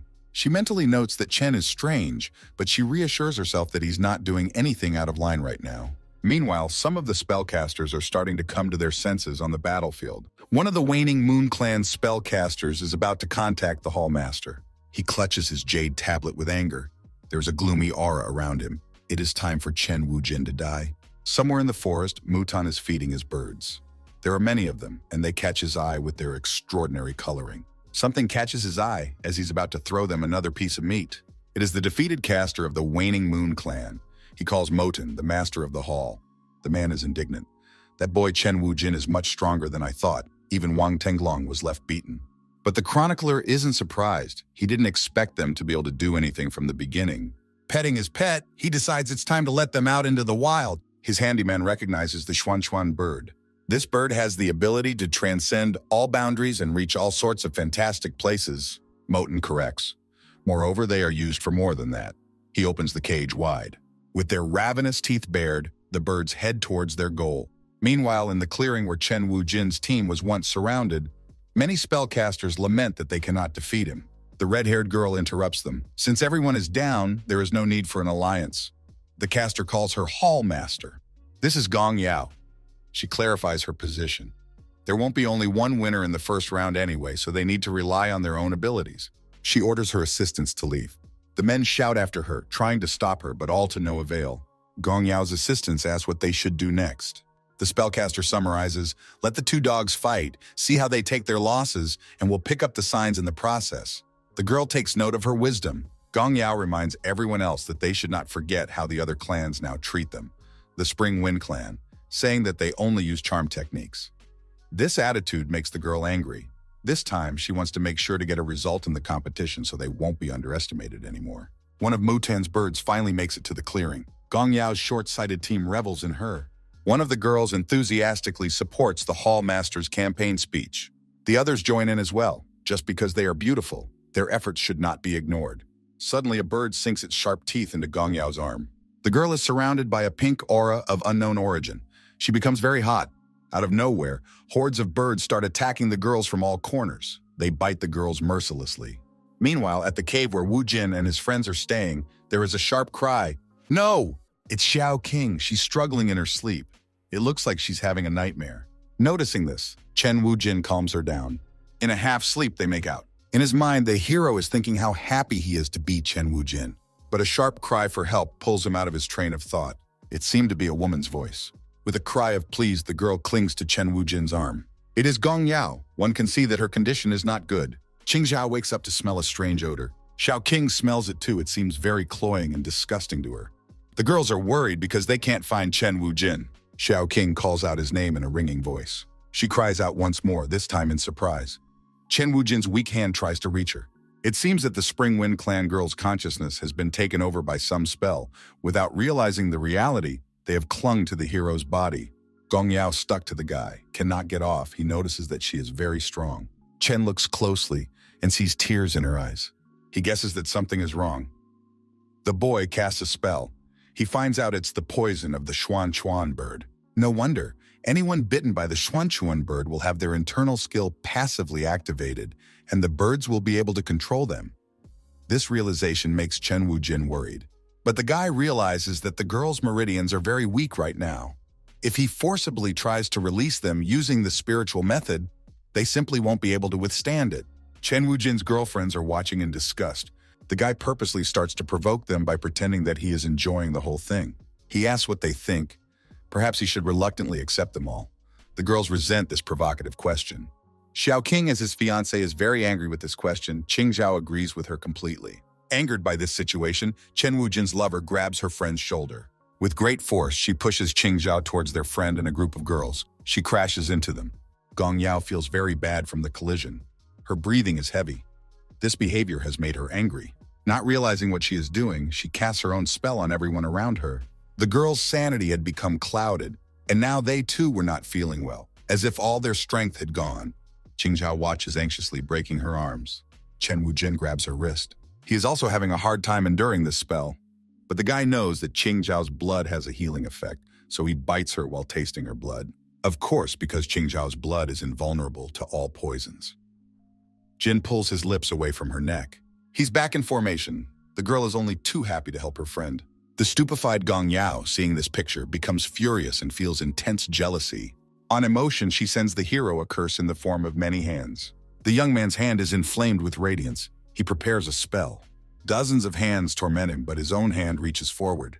He touches Gong Yao's forehead, channeling all the energy with exertion. The girl is immersed in the memories of her childhood, her mother singing a simple children's song to her. The girl is thoroughly enjoying the attention and cuddles with her mother. But an angry man disrupts the idyll. He bursts into the room, demanding that the child be given to him. Calling the man a teacher, Gong Yao's mother asks him to wait a little longer because the girl is still so young. But the uncontrollable man has no intention of making concessions. He condemns the woman for giving birth to a girl, even though he thinks she should have given birth to a boy. He imperiously orders his disciples to take the child away. The poor woman is separated from her child. She screams in unspeakable agony as the girl sobs and calls for her mother. In reality, Gong Yao finally seems to be slowly coming to her senses at last. But one traumatic memory is replaced by another. While pouring mud on the girl and insulting her, a man slaps her. He says all sorts of nasty things to her, and Gong Yao has no choice but to remain silent. It turns out the man is not alone. There are 3 of them. They are getting close to the girl with disgusting and frightening intentions. The subhumans stretch their vile hands. The girl feels fear and humiliation. Tears well up in her eyes. Was she born only to suffer such a fate? Was she born to be just a toy for men? In such a stressful situation, she gradually begins to lose her mind. Her gaze becomes blank. She pretends to give in to them by hugging the man back. But taking advantage of a convenient moment, she fights back and brutalizes men. Not long ago, the girl was a victim and asked for help. But the arrow turned 180 degrees. Now the victims are her tyrants. Memories one after another resurface in her head, bringing the girl out of her stable state. She was hard to watch. Chen Wu-jin coldly observes this. He realizes that the girl's incredible abilities have been awakened due to the harassment from the men. In those seconds, the girl got even worse. She finally started to lose her mind. She now threatens Chen Wu-jin with death. He grabs her hand and starts singing the very same children's song that the spellcaster was sung to by her mother. The girl freezes in shock, tears glistening in her eyes. The next line, she is already continuing with her boyfriend. In tears, she throws herself into the boyfriend's arms. Wu-jin shouts, turning to Qing Zhao, "Zhao now!" Putting her fingers together, the girl begins to recite an incantation. Her hand emits a green glow. The young girl's spell spreads in the form of glowing butterflies all around.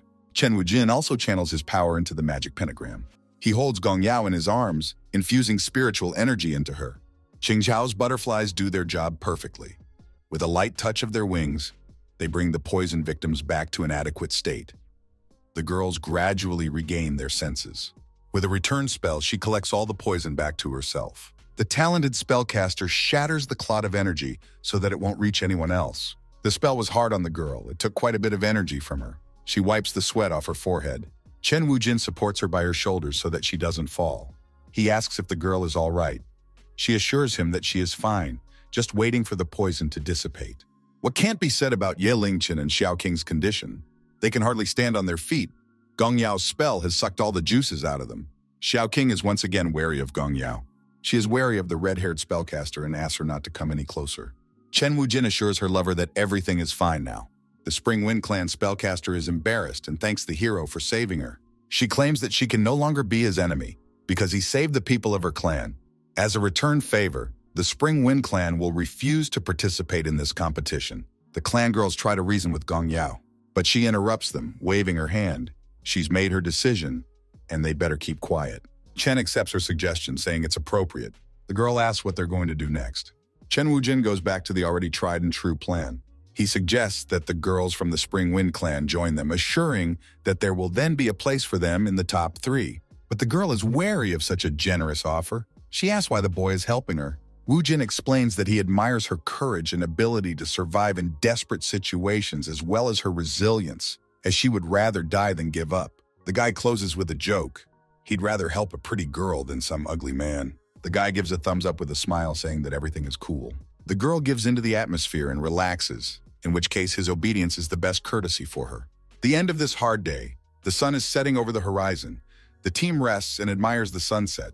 Chen Wujin asks Xiao Qing if she understands why he is helping the Spring Wind Clan, to which Xiao Qing replies that the guy must have his own plans. Some sudden noise distracts the guy. He jumps up. Unknown to him, a man is angrily shouting his name. This guy is much taller than a normal person, almost a giant and very muscular. Chen Wujin unhappily criticizes such a physique. In anger, the man shouts that their passage-opening clan is the strongest clan in body training, and it's not for him to criticize them. He's never seen real strength. Gong Yao notices that they are also poisoned by bird poison. She suggests using her charm skill. Chen Wujin parries. Don't be silly. He will be sad to see her cry and go back to her old way of life. With his magic, the young man summons tanks. Iron bombards the giants. In the veil of dust, you can see their eyes glowing pink. It's definitely the Swanchuan bird's poison. Obviously, the shelling did not cause any damage. Therefore, the formidable cliff of muscles fiercely tears into an attack towards the hero. But Chen Wujin is not frightened, he calls out to Ao Ying. The dog furiously scratches his opponent. The man weakens slightly, settling down on the ground. Ao Ying is glad that his claws easily claw the flesh. He expected it to be too dense and he would fail. The man didn't realize why this was the case. With their cultivation, even for long-barreled weapons, it's impossible to wound them. With a chuckle, Wujin asks why the man is so cocky. A couple shots in the air and you're already so frantic? Chen Wujin asks. In front of him, his powerful aura blushes. Loading another cannon, the guy says, I'm afraid you won't be able to withstand my true strength. The giants head out to attack. Chen Wujin also directs his forces forward. Facing a power they have never seen before, the men scream. While the giants are cut off, Xiao Qing admires her lover. Smoke emanates from the defeated men.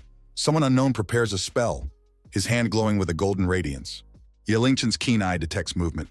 Her blowpipe is already at the ready. She tries to repel the attack, but unfortunately all to no avail. Chen and his friends are trapped. Above them is a dome of golden glow. The man in yellow robes is not distracted by anything. He is clearly focused on his spell. Nothing can break his concentration. Chen Wujin does not recognize the caster. Lowering his palm, the man directs another powerful stream of golden light. This stream of energy ruins all of the hero's plans with a crash. It takes away all of Wujin's tanks. Meanwhile, the audience is also watching what is happening. They are excited by the unusual golden light. Someone recognizes the Jade Greatness Clan's soul net. Many people are shocked by it, as it is at least 2 feet long, and this one is almost as big as a pond. Bai Muyang also sensed something amiss. A stream of strangeness peeked through the net of souls. Elder Lanshan activates his double vision. He scrutinizes the Swanchuan bird. This bird is a demonic creature. It would never appear in a secret area used for competitions. Someone must have cheated and brought this evil. It looks like this competition is now pointless. It's better to stop it immediately. One of the judges of the competition doesn't agree. He's against stopping it. After all, today is the last day of the competition. If they don't get a result, all is lost. They only have to wait until they determine the winner before punishing the cheaters. Bai Muyang is very indignant at this statement. Nonsense. This soul net has become a very high-level monster. How will these youths be able to deal with it? A wave of worry passes among the audience. Some of them notice something on the screen. The yellow-clothed warrior, who was so calm and cold-blooded, smelled something wrong, his face twisted. Stars of unknown origin appeared on his net. A hail of red spurts of energy began to attack the net. It brutally and bloodily wounded the yellow-clothed warrior himself. This spell was the dispersal of spiritual energy. Chen Wu-jin had successfully dispersed the net that was diligently restraining them. Finally, the soul net has been broken. The guy is still focused, but says that it's just nothing. His tanks are back in action. They cause a series of terribly loud explosions. One of these blasts throws the yellow-clad warrior himself. His face is covered in blood and contorted with a grimace. He can't believe that his spell has been destroyed. Chen Wu-jin concludes his case with this saying, "A net can catch a fish, but it cannot catch a boy with a fine needle. It is painful to crave for power beyond your control." Chen Wu-jin can turn his aura into such a thin and stiff needle. It is truly unfathomable. A bright lilac-colored bird flies out of the net, but someone abruptly intercepts it on the fly. The hero assesses it with a glance. Though a monster, it's quite cute. He then forms a spell that can give him the answer, who the initiator really is. A greenish light of spiritual energy encompasses the entire area and spreads throughout the neighborhood. The streams lead directly to the unknown man, who cries out in fear, hiding behind a tree trunk. The streams of energy bind the man's arms and legs. They drag the man to Chen Wu-jin and throw him to the ground at his feet. Chen smelled the xuan bird long ago. It's that man's bad smell. He means Mutan Tangzhu. The girls are shocked by his words. Wu-jin grabs the caster by the neck in midair. The poor man can hardly breathe. The guy is really angry now. He asks the gasping man not to cover the caster. There is blood running down the man's lips. The overseers of the competition suddenly show up. They ask Chen Wu-jin to take his time.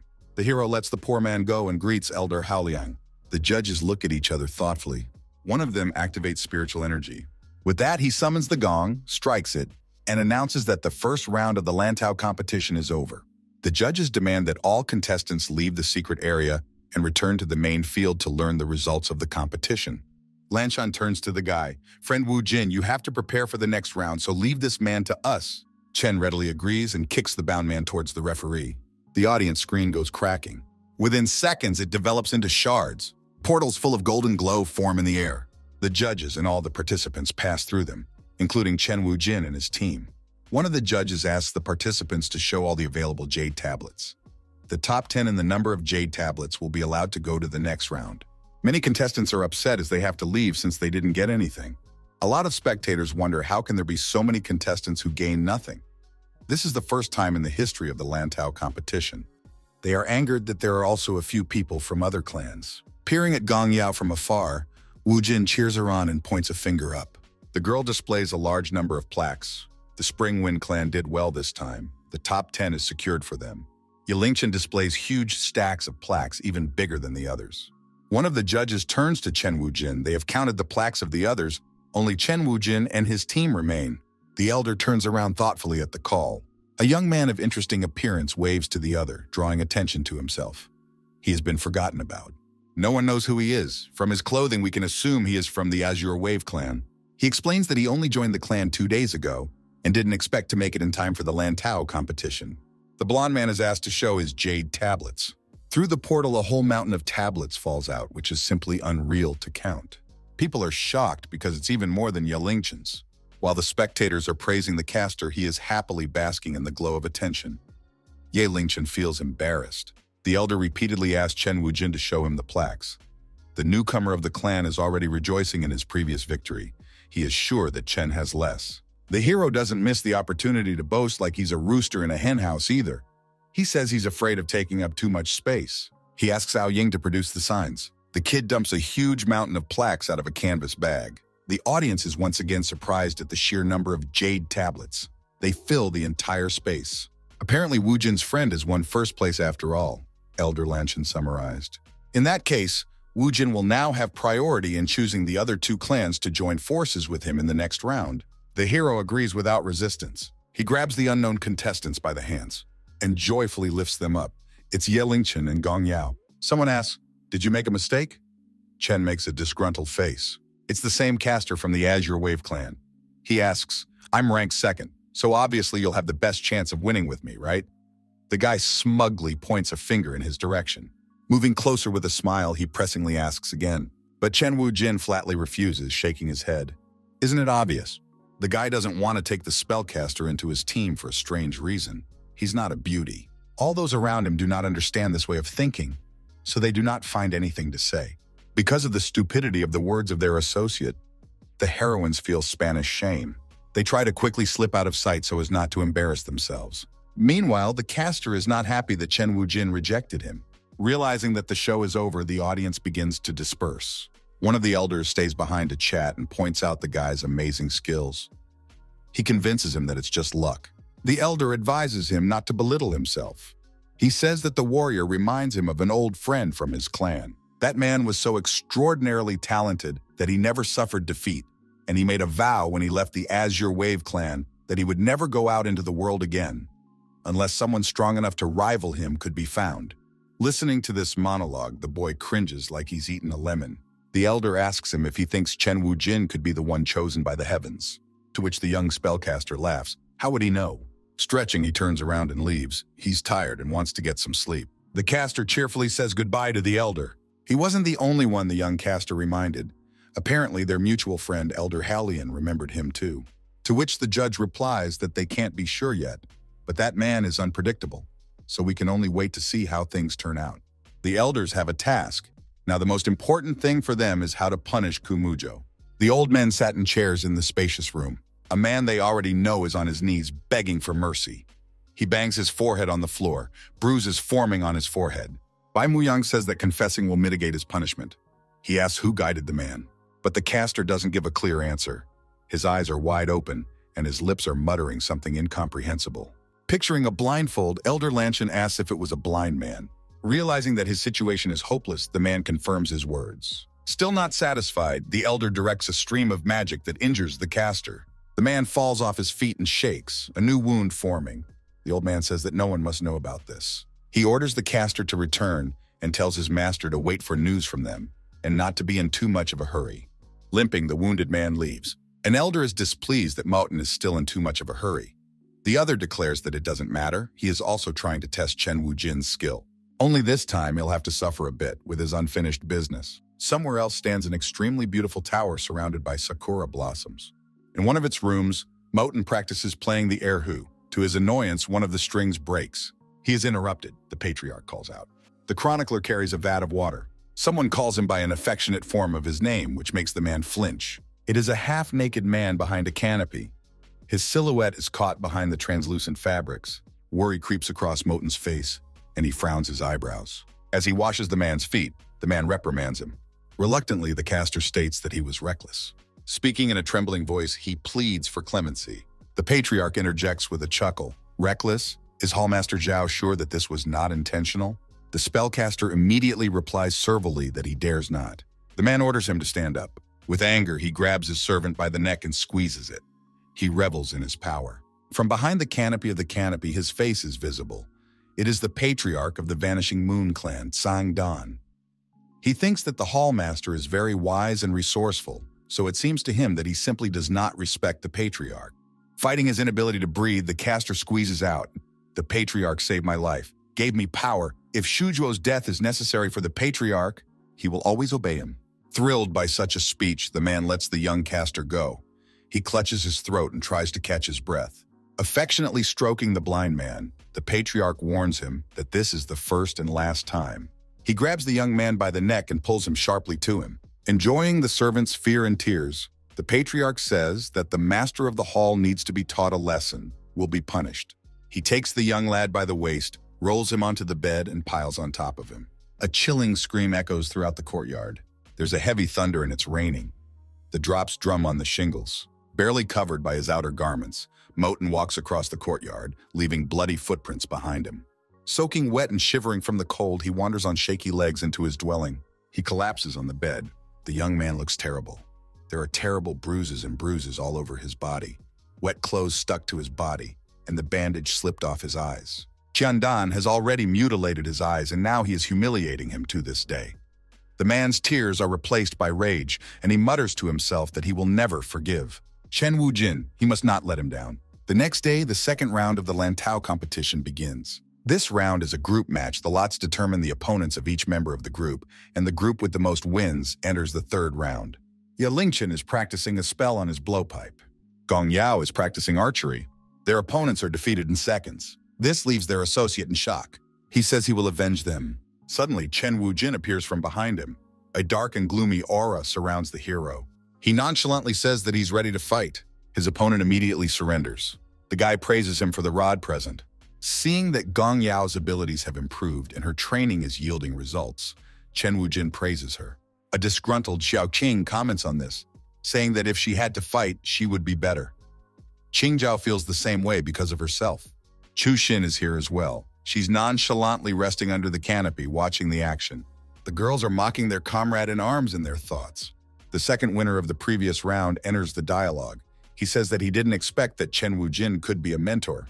With a grim smile, he warns the entire team that unfortunately, he is the next opponent, so let them be wary. Chen is conversely turned on. He wants to see who this guy really is. The spellcaster shows the wand he pulled out. Unfortunately for Chen Wujin, it has Gong Yao's name written on it. The guy is not happy, but Gong Yao herself is a bit tense. After recognizing this, the spectators are already starting to feel sorry for the girl ahead of time. They think that she doesn't even have a chance to win. These words make the girl angry. She starts yelling at the audience. Someone even starts throwing food at her. The girl turns around and looks at Chen Wujin resentfully.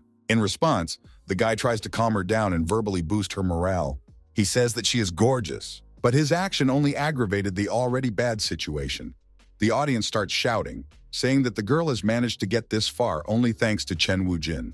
The girl finally gets upset and asks Chen Wujin to stop. The guy freezes. The girl explains that he's already helped her a lot, but there's something she needs to prove to herself as well. With a smile, she thanks her friend. Activating her spiritual powers, the girl heads to the place of the duel. She prepares a spell and puts it into her arrows. The girl releases the bowstring. Her 3 arrows turn into 3 powerful dragons made of spiritual energy. Gradually, the spectators begin to realize they're wrong. After all, the girl has such powerful spiritual power. Her opponent watches with interest, but does not lose his confidence. The dragons, illuminating everything around with purple light, rushed towards Gong Yao's opponent. They surrounded the young spellcaster, the latter trying to defend himself with techniques. With a smirk, the caster praises the girl. This kind of thing is not bad anymore. He throws a punch. The team is surprised. He was actually able to catch the spirit body? But the rival wave caster's opponent doesn't give up. She builds up her spiritual power again. The dragons come into motion. They go on the attack again. It seems that their attack was successful. From such power, there is an explosion. Rocks fly in all directions. The girl squints, trying to protect her eyes from the dust. But in the end, these flashy things are useless anyway, comes an annoying voice from behind the veil. The guy isn't hurt at all. He's trying to mock the girl. He has the shards of her arrows in his hand. Finally, and he activates his spiritual power. Flashes of golden flames fill everything around him. The girl tries desperately to dodge. She bounces to the side. Shards of her once own arrows are aimed at her. Chen protects the girl, covering her with himself. The shards of arrows fly off and crash into the ground. This injustice makes the girl's rival's eyebrows furrow. Chen Wujin speaks up for Gong Yao, saying that she surrenders. The girl, on the other hand, is against it. She resents him speaking for her. She yells that she still has a few moves and she can do it all. The young man berates the spellcaster. If his attack had hit her directly, she would have had her veins and tendons cut. Is she really going to give up the life of a cultivator for the sake of a moment's spontaneity? The girl froze as if struck by thunder. She doesn't know what to say. Xiao Qing cuts in on their conversation. She starts to lecture Gong Yao and advises her to listen to Chen Wujin. The girl frowns. Perhaps she is really overestimating her strength. A friend supports the girl. She repeats Wujin's words that Gong Yao is already great. Pointing at the audience, she says that the girl is much better than these worthless people. The girl's heart melts at her friend's sweet words. Feminine solidarity awakens in all the girls of the team. They actively support their teammate. This brings the spellcaster to her senses. Xiao Qing takes Gong Yao's hand and says encouraging words to her. The caster is embarrassed and touched by her action. The second round of the Lantao competition is over. The top 3 leaders have been determined. They are the unknown blonde guy, Chen Wujin, and Lingchen. The guy is happily waving to everyone from the podium. Next, they move on to the final round of verification. Chen Wujin tries to maintain team spirit with Lingchen, but his attention understandably only pisses her off. The judges call for the scroll. The elders are already preparing to reveal it. Elder Lanshan unfolds it. The scroll is huge. It is dazzling. It is a diagram of the demon goddess. This diagram is a secret left behind by the ancient gods and humans. Many years ago, the demon goddess Feng Ling entered it out of curiosity, but never found her way out. The contestants are required to find the demon goddess, and whoever brings her out first will be the ultimate winner. Worry shows on the faces of the contestants. The goddess is a 1,000-year-old cultivator. Even she can't get out on her own from there. What dare they expect them to do? What if they can't find a way out? Chuckling, the old man explains that the entrance to this diagram is not hard to find. Yes, and in the diagram, this demon goddess looks peaceful. However, the smooth stone walls hold many dangers. If the participants are careless, they will fall into the abyss of destruction, separating their body from their soul and scattering their bones on the ground. The spectators are very worried about their favorites. Is it really that serious this time? The girls are worried whether Chen Wu-jin will be able to cope. Yelingchen is confident in her abilities, steadily moving forward. The boy's mind flashes. Yelingchen is really a good and reliable woman, very valiant. The girl becomes the head of the team and guides her. But suddenly they are asked to wait. The participants look around bewildered. They are warned, the ancient sacred scroll has a taboo on external weapons, and the slightest infraction will lead to the scroll's destruction. None of them are allowed to carry weapons in this competition. The contestants are discouraged. The master calls for a pouch of unusual coloring and says that their weapons will be placed in it, and he will return it after the contest. 2 of the 3 winners issue their weapons. Yelingchen surrenders his sword and puffer. Chen hides Ao Ying in the pouch, while the blonde man is initially unarmed. In return, the elder prepares something for them. These things are his souls, based on the characteristics of the people he uses to rebel. The elder has formed a cat familiar, a spiked collar, and a sword. A very light and handy sword was taken by Yelingchen. The cat familiar improved the mood of the Wave Clan caster. She sat down on the boy's shoulders. Clutching the collar in her hand, Chen Wu-jin stared at it with great wariness. What was the point of it? Just then, the collar itself attracted to his neck and buckled. The hero is startled. Finally, the 3rd round begins. The heroes get into the diagram. Chen looks around in surprise. He finds himself in a decidedly scenic spot, a river, rocks, and cherry blossoms nearby. Stepping forward, the boy twists his ankle. He falls to the ground, hitting his chin painfully. His jaw drops open. For some reason in this world, he's wearing the most ridiculous clothes possible, and there's a weight on his leg. The guy tries to conjure up a normal appearance. Belts come off and fall off him, and then they snap right back on. The guy's furious. He doesn't know what old Hylian was trying to say. The boy's back feels objects approaching him. He abruptly dodges the sakura petals flying towards him. Several of them scratch his cheek. The petals have become so sharp. The pink stream of petals abruptly turned 180 degrees and headed towards the hero again. These strange shackles only confine him. The guy tries with all his might to swing away from the flickering petals. The stream of petals gives him a peck on the cheek again. The young man gasps. He catches one of the petals with his teeth. It turns out to be a fairy. There is a whole group of them here, and they are very enraged by Chen Wu-jin's behavior. The small creatures tried to attack him again. And successfully, they tied him up, completely immobilizing him. Chen breaks free from the shackles with great effort. Meanwhile, Yelingchen is desperately fighting some kind of plant monster. The creature is almost twice as big as herself and very strong. Still, the girl has no problem defeating it, the monster disintegrating into tubers and roots. The spellcaster wonders where this Chen Wu-jin is.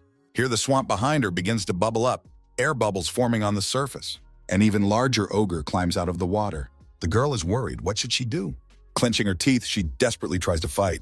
In her thoughts flashes through her mind. This is not good. It's too late to defend herself with a spiritual letter. And the bloody old sword grows heavier with each blow, growing in size. A familiar appears out of nowhere and chews the monster's arm off. The creature roars. A stream of familiar golden energy destroys the monster completely. While dealing with the monster, the spellcaster manages to taunt the girl about how she can't handle herself anymore. Yelingchen snaps back and tells the guy to shut up. If the sword could be thrown away, she would have done it a long time ago. She wonders if his cat is still normal. The guy says who knows, they haven't seen Chen Wu-jin yet. Maybe his props are normal too. Before the team can even mention him, the guy is right there in person. But the fairies carried him past, so the competitors didn't have time to see him. The spellcaster said that he only had time to notice the silhouette of a man. This makes Yelingchen puzzled. She frowns her eyebrows and tries to concentrate. Meanwhile, Chen Wu-jin is being carried away again, restrained on his arms and legs. The boy and girl turn around at the sound and are still shocked to recognize him. They rush over and try to help him. Unfortunately for Yelingchen, her sword with its weight really hinders her and slows her down. Chen sees this and taunts her, saying she's very slow. This is not the time for this at all. The girl starts to get annoyed. She prepares a spell. The fairies crash with all their might into the protective barrier formed by the girl's spell. Taking advantage of the moment, the spellcaster decides to attack. Wu Jin cries out her name warningly, and a look of worry spreads across the girl's face. Chen Wu Jin himself is also worried, his brows furrowed and his eyes wide open. He asks the spellcaster to be careful. She becomes embarrassed and says that he should be more worried about himself than her. Her partner turns around. He doesn't understand her reaction. Chen asks her not to harm the small creatures. Yelingchen begins to form the notion that her partner has finally lost his mind. She realizes that she confused her boyfriend's concern for her with his concern for those pink creatures. This has left an unpleasant residue on the girl's soul. With passive aggression, the girl declares that she will save Chen Wujin right away.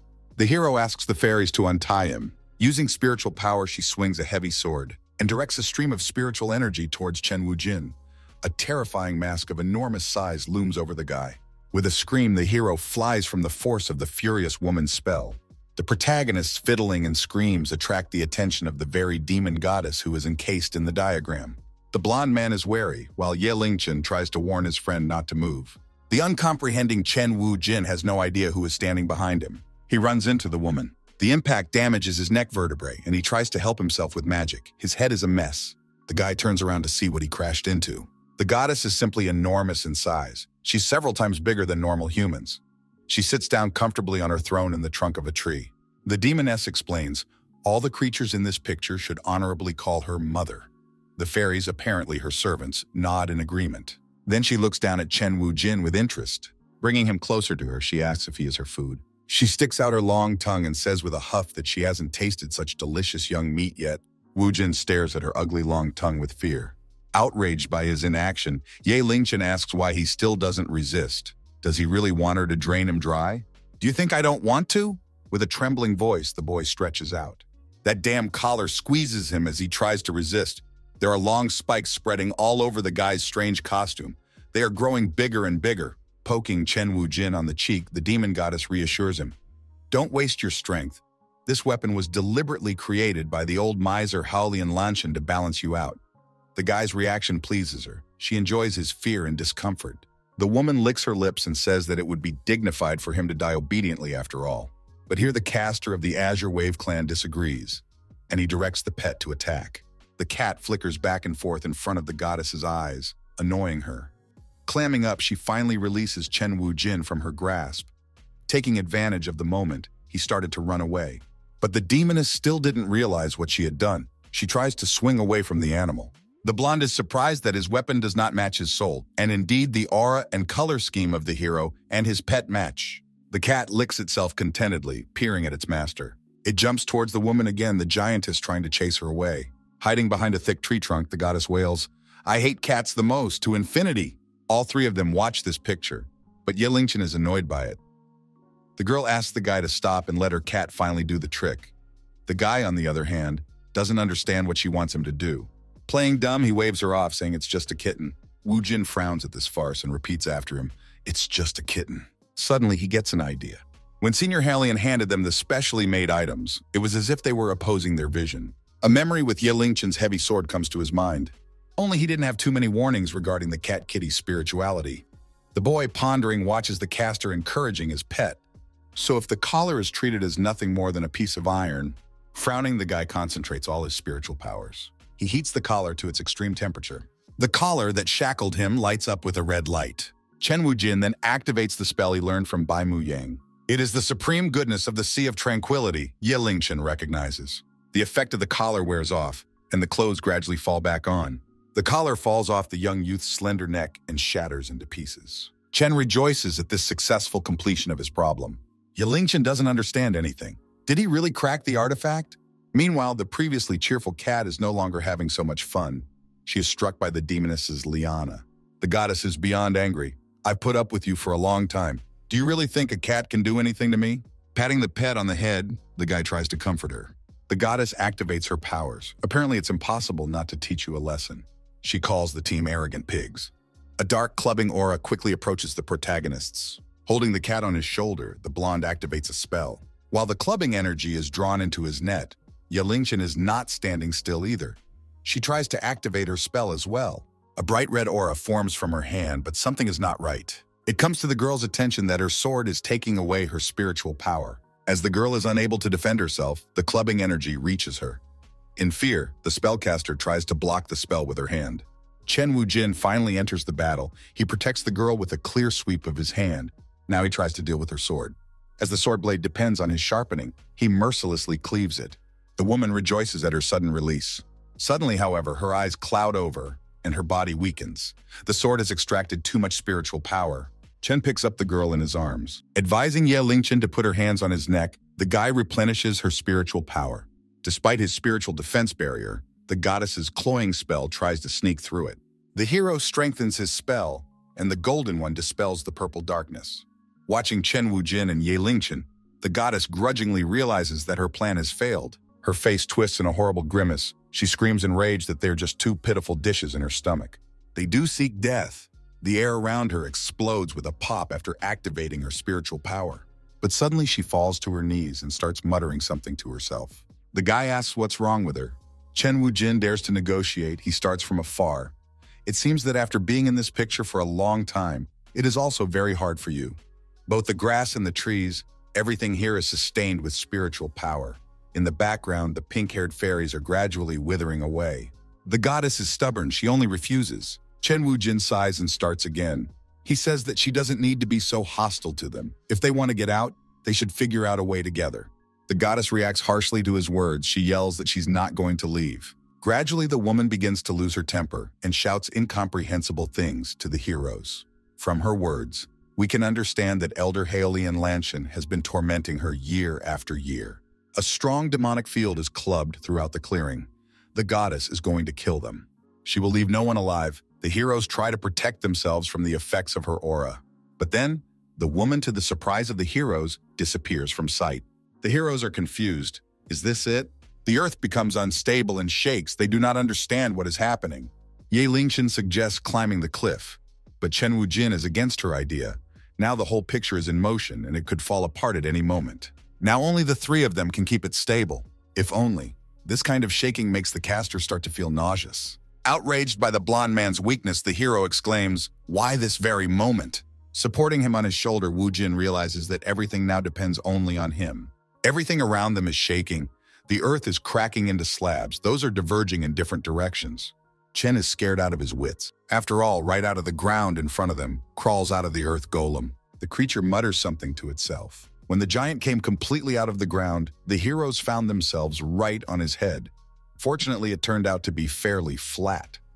Compared to its size, they only seemed like pathetic bugs. Yelingchen's legs went up and she felt sick, for the girl suffers from gigantophobia. Wujin tries to hold her down with his hand. He's upset that another one of his team is out of commission. Meanwhile, Golem looks around with his burning eyes, searching for the misfits who are to die at his hands. Ye Lingchen muses, the hero tactfully covering her mouth. Something incomprehensible happens under their feet. The guy looks down in shock. The giant's voice murmurs throughout the valley. Unfortunately, there is more than one eye on my body. The ground beneath the hero's feet begins to glow. Around them, dozens of similar golems begin to rise weightily. All of them are heading towards the main golem. A rivulet of sweat runs down Chen Wujin's back. This is already a serious cause for concern. As he tries to hold his teammates back, he deliberately kicks his foot into the creature's eye, much to the creature's discomfort. Shards of stone fly out in all directions. Chen Wujin puts on a villain mask in an attempt to cover his fear. Golem tries to hit him with his fist, but the young man jumps off his head in time. Golem orders everyone else to chase after Chen Wujin. The boy notices that the two golems chasing them are not easy. Chen Wujin asks Ye Lingchen to hold onto his neck tighter so that it doesn't slip. With all his might, he tries to disintegrate his teammate, but to no avail. The guy starts punching the other guy in the face, but he's still having a hard time realizing reality. While they are talking, one of the golems swings its arm at them. The spellcasters try to dodge. Each on their own alone, they split up. Forgetting the state he was in not long ago, the blonde man smugly hurls insults in the golem's direction. He directs a spell towards the golem in a series of blows. The golem's arm splits under their effects. Chen notices that the guy can use a single character's technique, plus such a powerful one. In the Azure Wave clan, only a few people have mastered this skill. Observing the guy, Chen Wujin comments, "So strong, yet so brainless." The guy incomprehensibly interjects what the guy means. Chen Wujin clarifies that he has nothing to praise him for. The Spirit Lord clan's clan caster is preparing a spell called Thunderclap. It's a heavenly cultivation of a heavenly purple golden hammer. The guy launches the spell upwards into the sky. The thunder strikes the stone golems. Before the hero's eyes, the creatures gradually begin to collapse. Huge chunks of stones fall in all directions. The boy notices that the stone crevice is the weak point of these creatures. He realizes his mistake and laughingly calls himself a fool. But it's no time to relax. Chen warns of an attack from the right. The familiar vines smash the stone to smithereens. The demon goddess has returned full of strength. The spellcaster of the Azure Wave clan launches his spell. It destroys the woman's vines. The woman is not happy with the guy's behavior. She calls him a petty ant. While the woman was distracted by Chen Wujin's spell, he managed to get very close to her. Whispering, he calls the goddess a tired demon god. The view of the painting will always fade. The guy takes control of the woman. Or is it not Chen Wujin after all? What's the point of keeping this false shell? At the sound of a familiar voice, the woman's expression softens. A white-haired man with a skull on his shoulder addresses the woman. Tinghua, the dream of earthly life is nothing more than a moon in the water. What is the point of keeping this false shell? It was all a lie from the beginning? The man really liked the peony-grown elves. He thought they were very beautiful.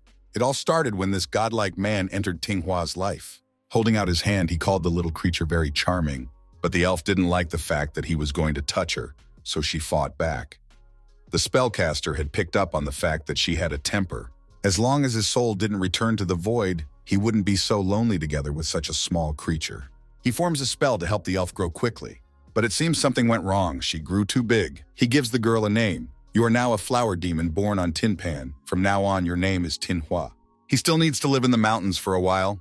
Cultivating with a great god like him would be more convenient for her. At first, the girl just wanted to get some of this man's life force. But later on, when he started to care for her, when he was so strong that he could protect her without any obstacles. The girl is upset that he saved her at the risk of losing her cultivation. The Supreme pokes her forehead with his finger. He calls her a fool. To him, she's a little fairy he's mentoring with his own hands. If he won't protect her, who else should he protect?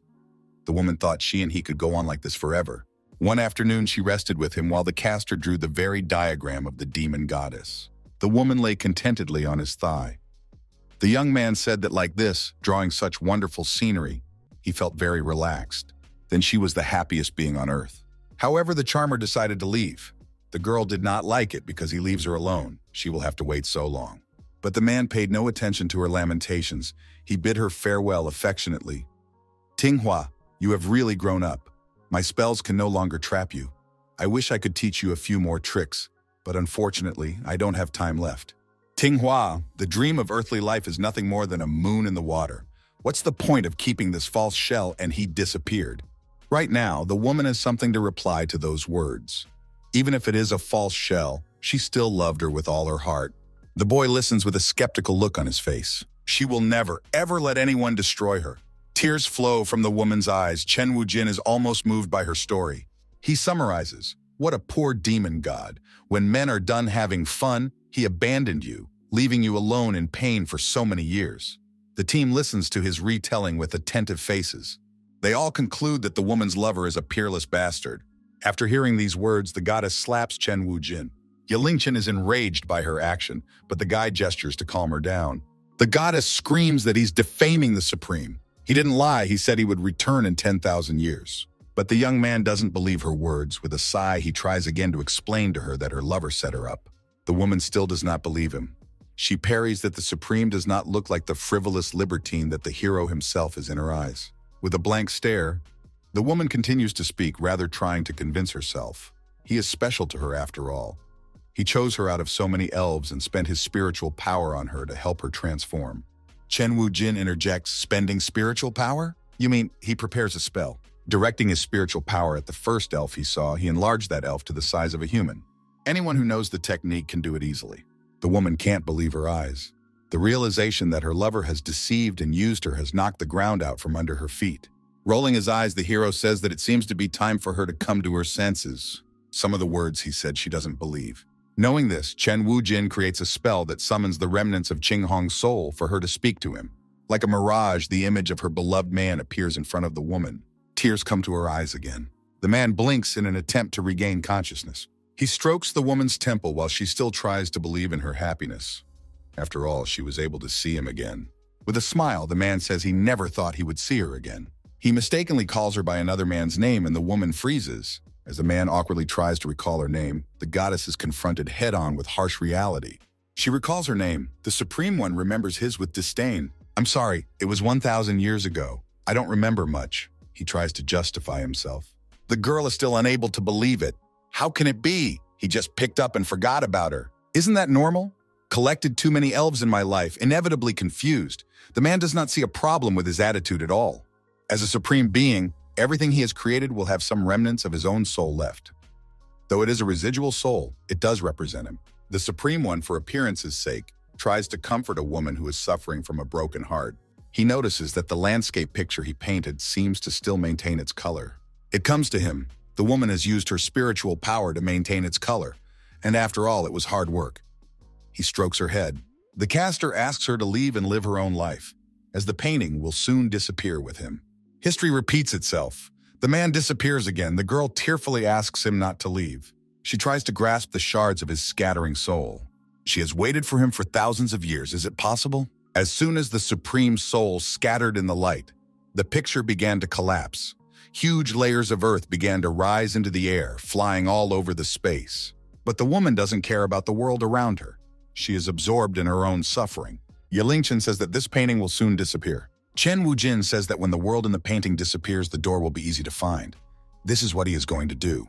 A shining passageway appears in space, through which the real world can be seen. The caster glumly tells his team to go first, and he himself will be there shortly. The goddess slowly begins to be sucked into a dark crack in the ground.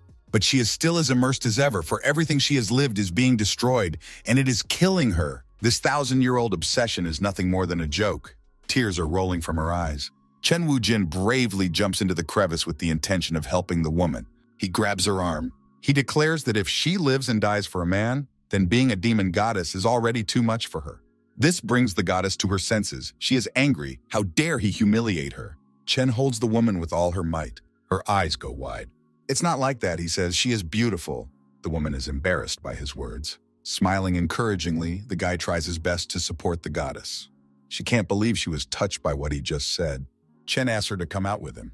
They were already on their way up when suddenly his leg was grabbed by something. The guy tenses up. He realizes that the abyss of destruction below has opened up and begins to rise.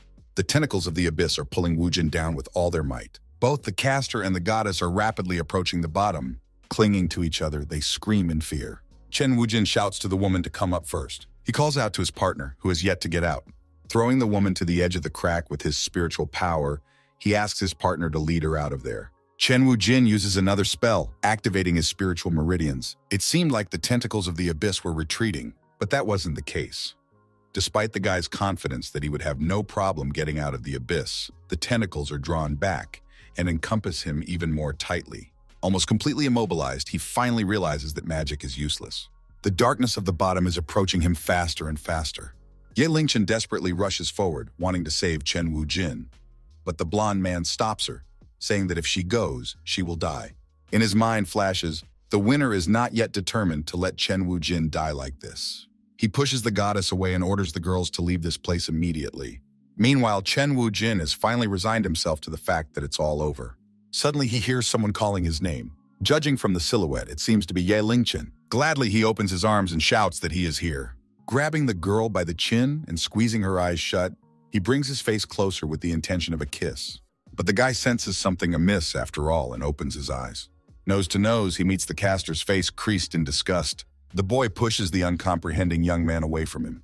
A scuffle breaks out between them in midair. The blonde still doesn't understand what's going on. Is it his fault for kindly saving him? Does he really want to die? In a rage, he shouts that Chen Wujin has gotten to him. With a cry of rest, the guy bangs his forehead on Chen Wujin's head. But the guy still didn't pass out. Not only that, their foreheads seemed to be stuck to each other. The blow only angered the caster more, and curses began to fall from his mouth. The boys begin to struggle against each other again. To their surprise, their bodies seem to start sticking to each other, and it is very difficult to separate. It's also very painful. And the abyss is getting closer and closer. Chen wakes up at the bottom of the abyss with pain in his head. Next to him lies the body of the caster. Judging by the color of his hair, it is someone unknown to him. Sighing heavily, the guy rubs his forehead. He discovers something in his hand. It is a piece of swarthy skin. Chen Wujin jumps up from shock, for he had skinned his partner. The spellcaster beside him suddenly howls, his long hair hiding his face. The low sound scares the guy. The unknown man crawls on the ground and howls that Chen Wujin has hurt him. When he gets to his feet, the guy fearfully starts making excuses. Now he's even glad that his hair is hiding that scary face. With a scream, the guy clams up in fear. But then the nightmarish atmosphere is shattered by laughter. The caster removes the hair from his face with a smile and calls Chen Wujin a coward. The guy confuses the man with the girl, so much so his mind is foggy from the fall. Meanwhile, the caster flirtatiously parries, "Changed your skin, and you fell in love with the beauty of a young master?" The stone-faced caster listens to this. He has already realized his mistake.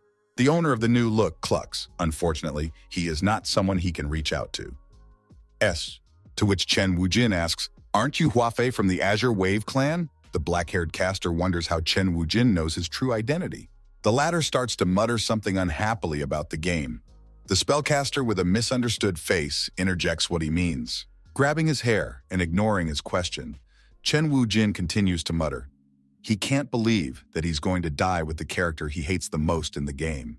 With despair, he curses the system to hell. The woman is right there. Her voice comes from the back.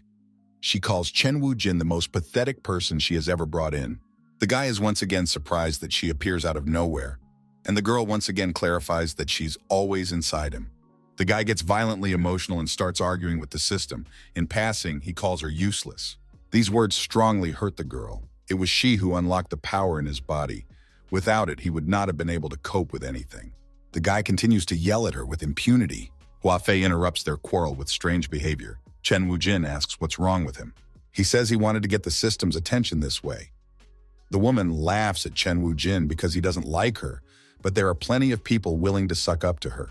Feeling the preponderance of sympathy in his direction, the caster jumped up, parrying that the young man is incompetent. The system gives him a flick. Opening his mouth, the boy rolls his eyes amusedly. To Wujin's surprise, he's immediately turned off by such an innocent flick. The guy starts to get unnecessarily indignant again. He shoutingly asks what the system did. Ta replies that Huafei is simply not worthy. She also asks Chen Wujin not to get cocky, because although she had previously only chosen him, it doesn't necessarily have to be that way now.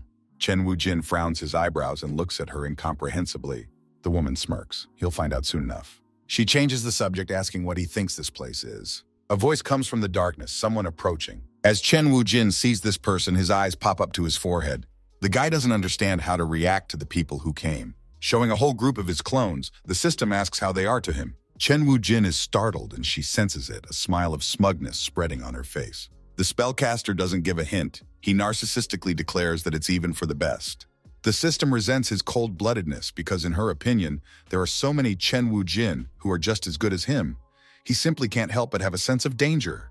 Meanwhile, the identical Chen Wujinese are also the same in personality. They narcissistically discuss their own looks. The system is offended that the guy looks down on her. The one declares that this would not have happened if she had done things right from the beginning. The woman runs out of patience and warns him that dying in this abyss is the scariest place in the whole game. But Chen Wujin is dumb as a cork, he continues to taunt the woman. The system brings him up to speed. Since no player has ever entered here, there are very dark forces here, such as infinite cleavage and reproduction. And that's very scary. But the guy isn't led on. He thinks it's just a mistake she was too lazy to fix. Reluctantly, the system admits he's right. This angers the guy again.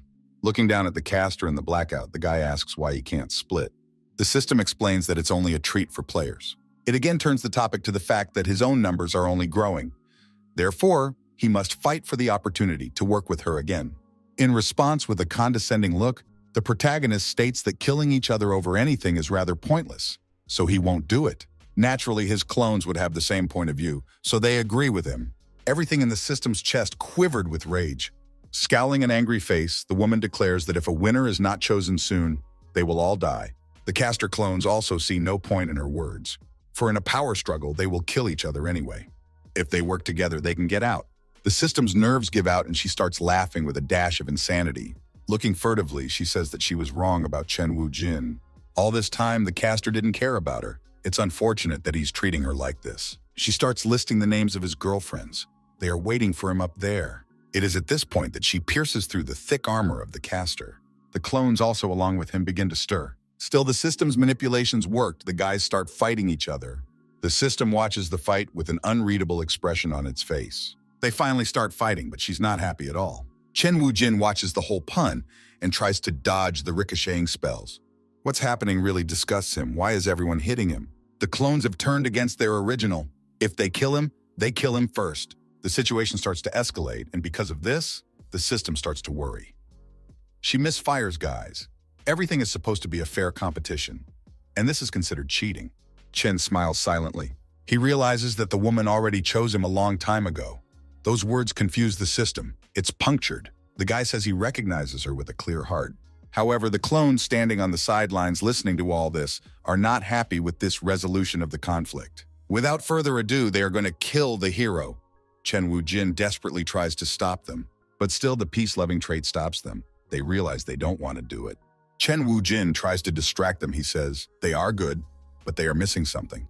While the clones stare at him blankly, trying to figure out what he's talking about and what they're missing, the guy pulls out a bunch of fledglings from behind his back. It turns out that Wu Jin had kept a xuanshuan bird with him all the time. After all, the bird he had accidentally gotten was still useful. The guy lets it out of his hands. But it also needs amplification. A golden glow comes off the guy's hand. He turns the creature into a human. The demon flies up to him, and Chen Wujin asks to bite him. The bite on his neck muddies his mind for a second, and colored spots pop up in front of his eyes. Filled with power, he jumps the air. The system guesses that Chen Wujin wants to destroy all his clones in one move. The clones are upset because now their strength is not on equal footing. Before the decisive action, Chen Wujin apologizes to his clones. After all, he would have preferred a better death for his own selves. Hovering over everyone, he forms a spell enhanced with bird magic. He directs it at the clones. They come down like dominoes. Although the xuanshuan bird is very strong, it is not that powerful. Chen Wujin's own abilities are already so strong that he can straighten himself out. The guy can't absorb all the remaining energy, so he decides to give some to the system to fix the error in the game. The system is spooked by the huge flow of energy. It's all over for her. She'll have to recreate her flesh, but she's fine. Meanwhile, a dark and very dark energy is emanating from the scroll itself.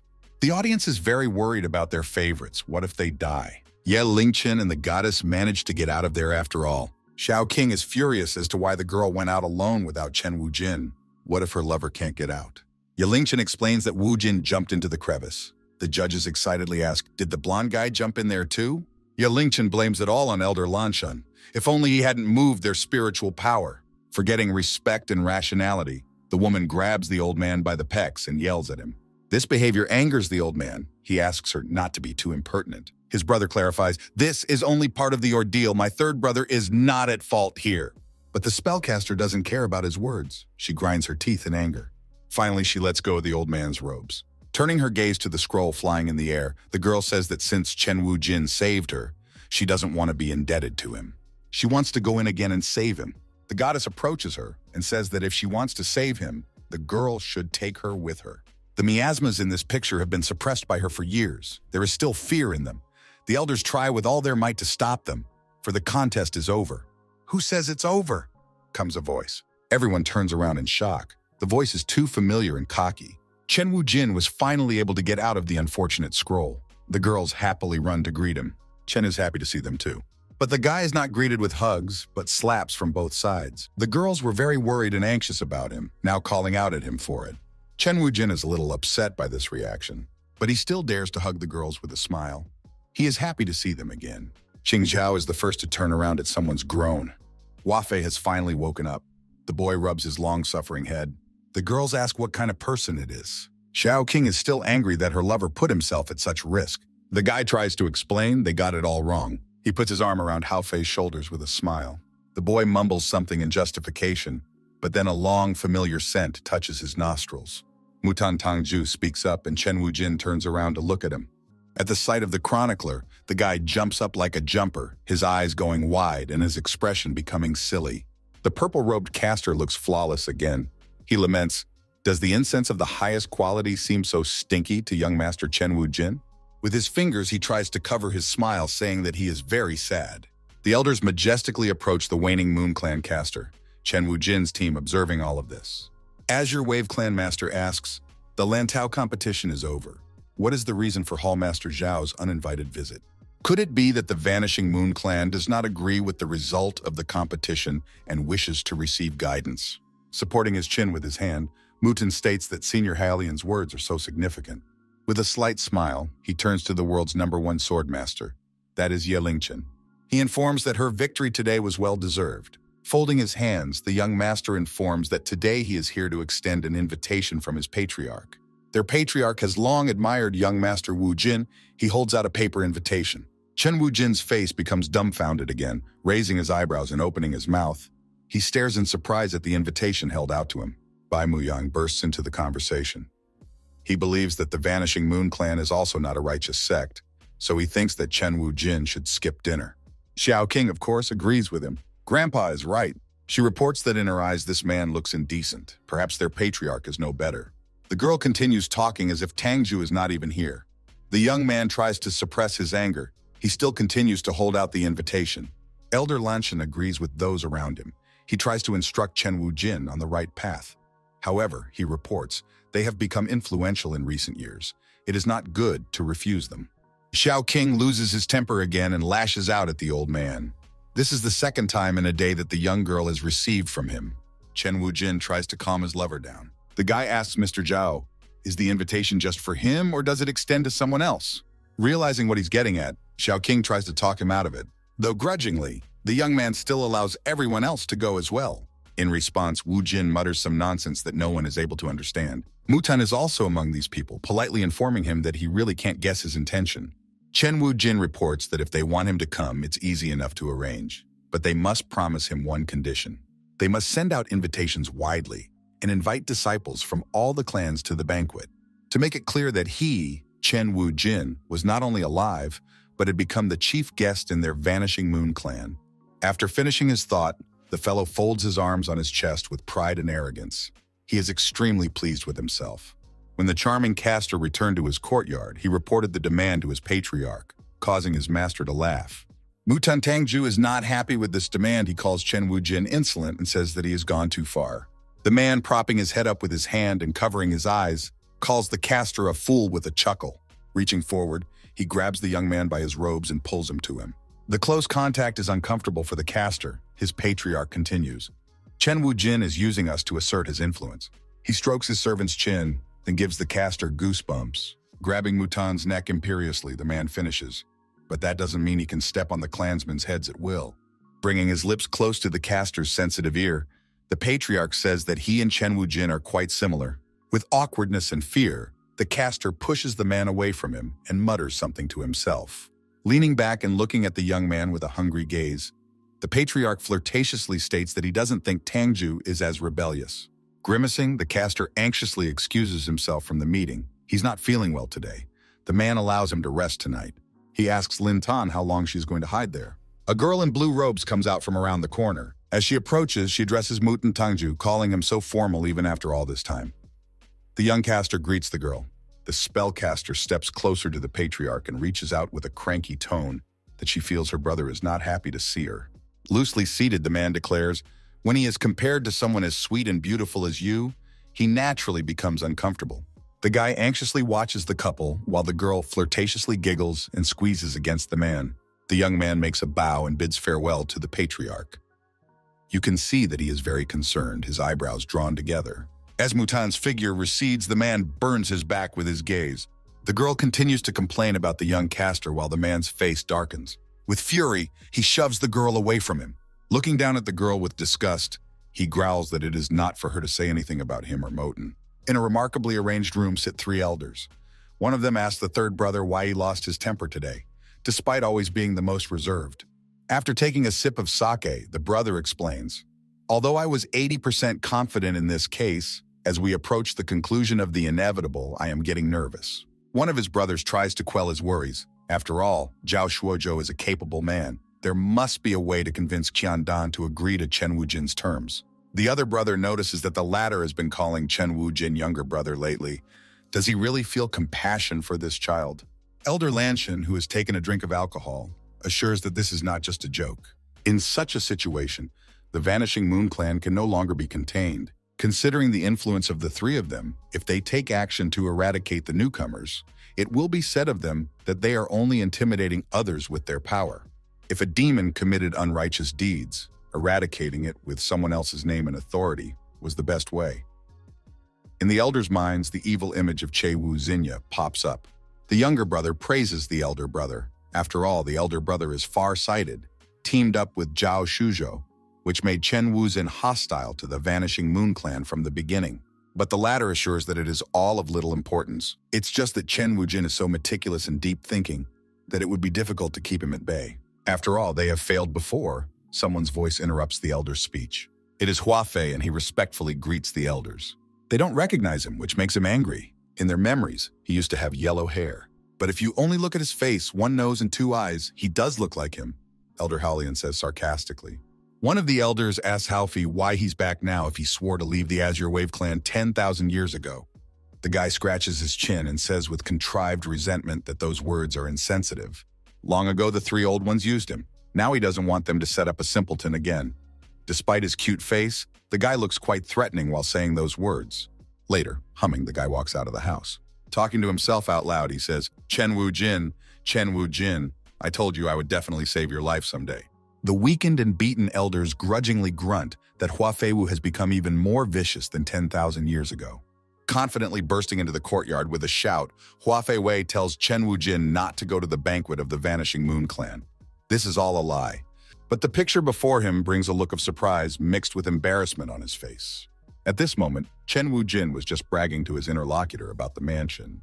Patriarch Sandan happily agreed with him. The men spread out in the courtyard, relaxing in the sunshine and sipping refreshments. They clink glasses. Hua Fei anxiously runs to Chen Wu Jin. At a loss, he asks the reclining fellow how he could have arranged such a thing in his mansion. The unsuspecting young man asks the caster what happened. The caster, however, is outraged that his backyard has been turned into a mess, leaving it to be torn apart by pets. The guests awkwardly watch his nervous young man break down.